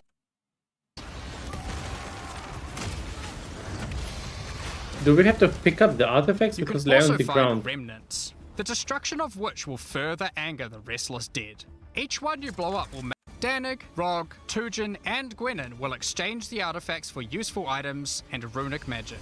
You can also find tablets to increase the number of expeditions and the rewards. This one increases the radius of explosives, while you might discover a logbook. These are special. Here you can create an extremely long chain of explosives and go through a very high number of remnants. But be careful, many remnants have mods that can really brick your build, so you will probably want to avoid these ones. If you add too many remnants, you could easily make the encounter harder than you can handle. There are all sorts of interesting things buried under the ground in logbooks. You might find dripping caves and hidden pirate caches, but the most powerful encounter is unique rewards, as well as points to spend in the. We didn't see anything that actually expedition grants, right? We didn't see any specific expedition reward. This is interesting. Maybe they haven't announced it yet, and maybe it's locked behind the vendors. Expedition section of the Atlas tree.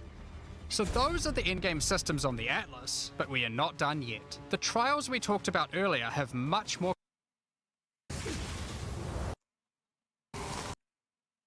There are only be accessed at endgame.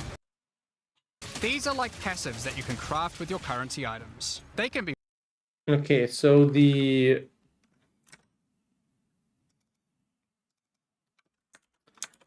then we have the Sanctum, and this one grants you jewels and also relics, right? These are two things that are actually very interesting and special, and also the entry key is relevant.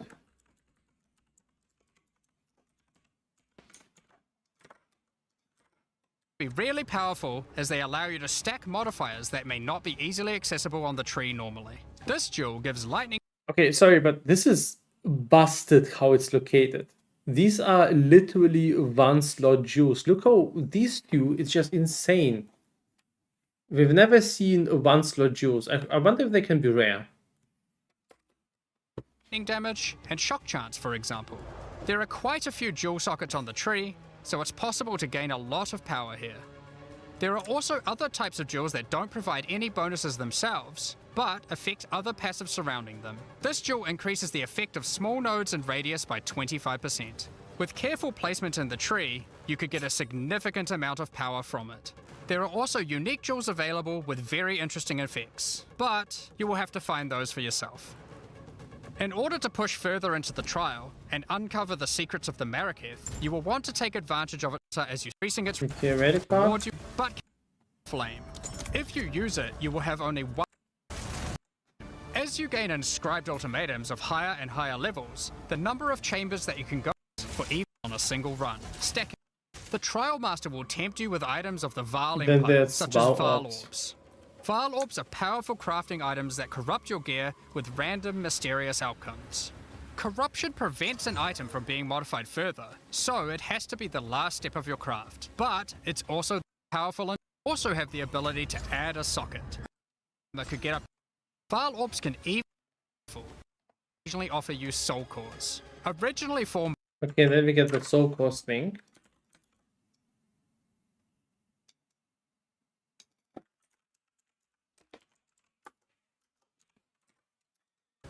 The Trial these are Master basically will also occasionally improved offer you runes. soul cores. Originally formed by Chaos, the Vile sought to replicate soul cores through. Soul cores are powerful socketable items. This is insane. It And gives blood plus magic spirit. to power their civilization. Soul cores are powerful socketable items, with mods that can. There is, of course, a pinnacle boss. The final chamber will drop keys to this mysterious door. Some say Deadly this fate. is where the Trial Master himself resides. Perhaps you are willing to take the risk to find out. Had enough yet? Because there is still just one more thing. The most difficult content in Path of Exile 2. While mapping, you might come across this fortress that has emerged from underground, surrounded by an enormous maze riddled with danger. Is the maze preventing something from getting in, or something getting out?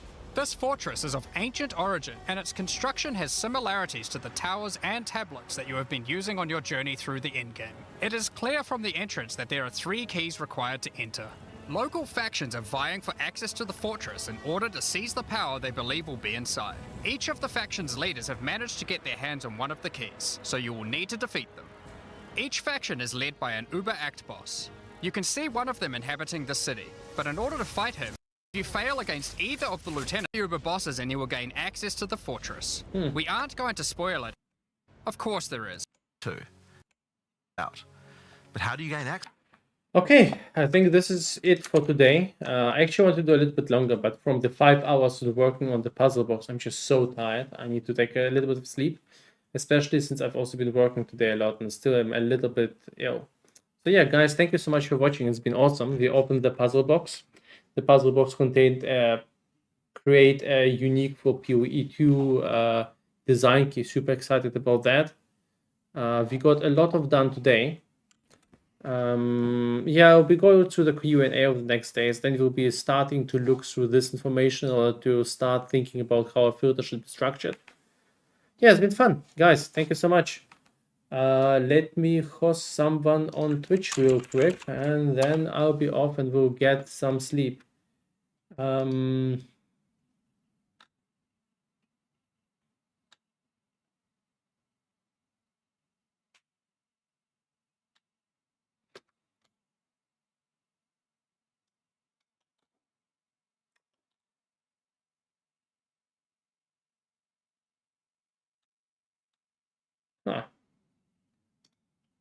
Well, you know what? I'm gonna throw you over to Lily.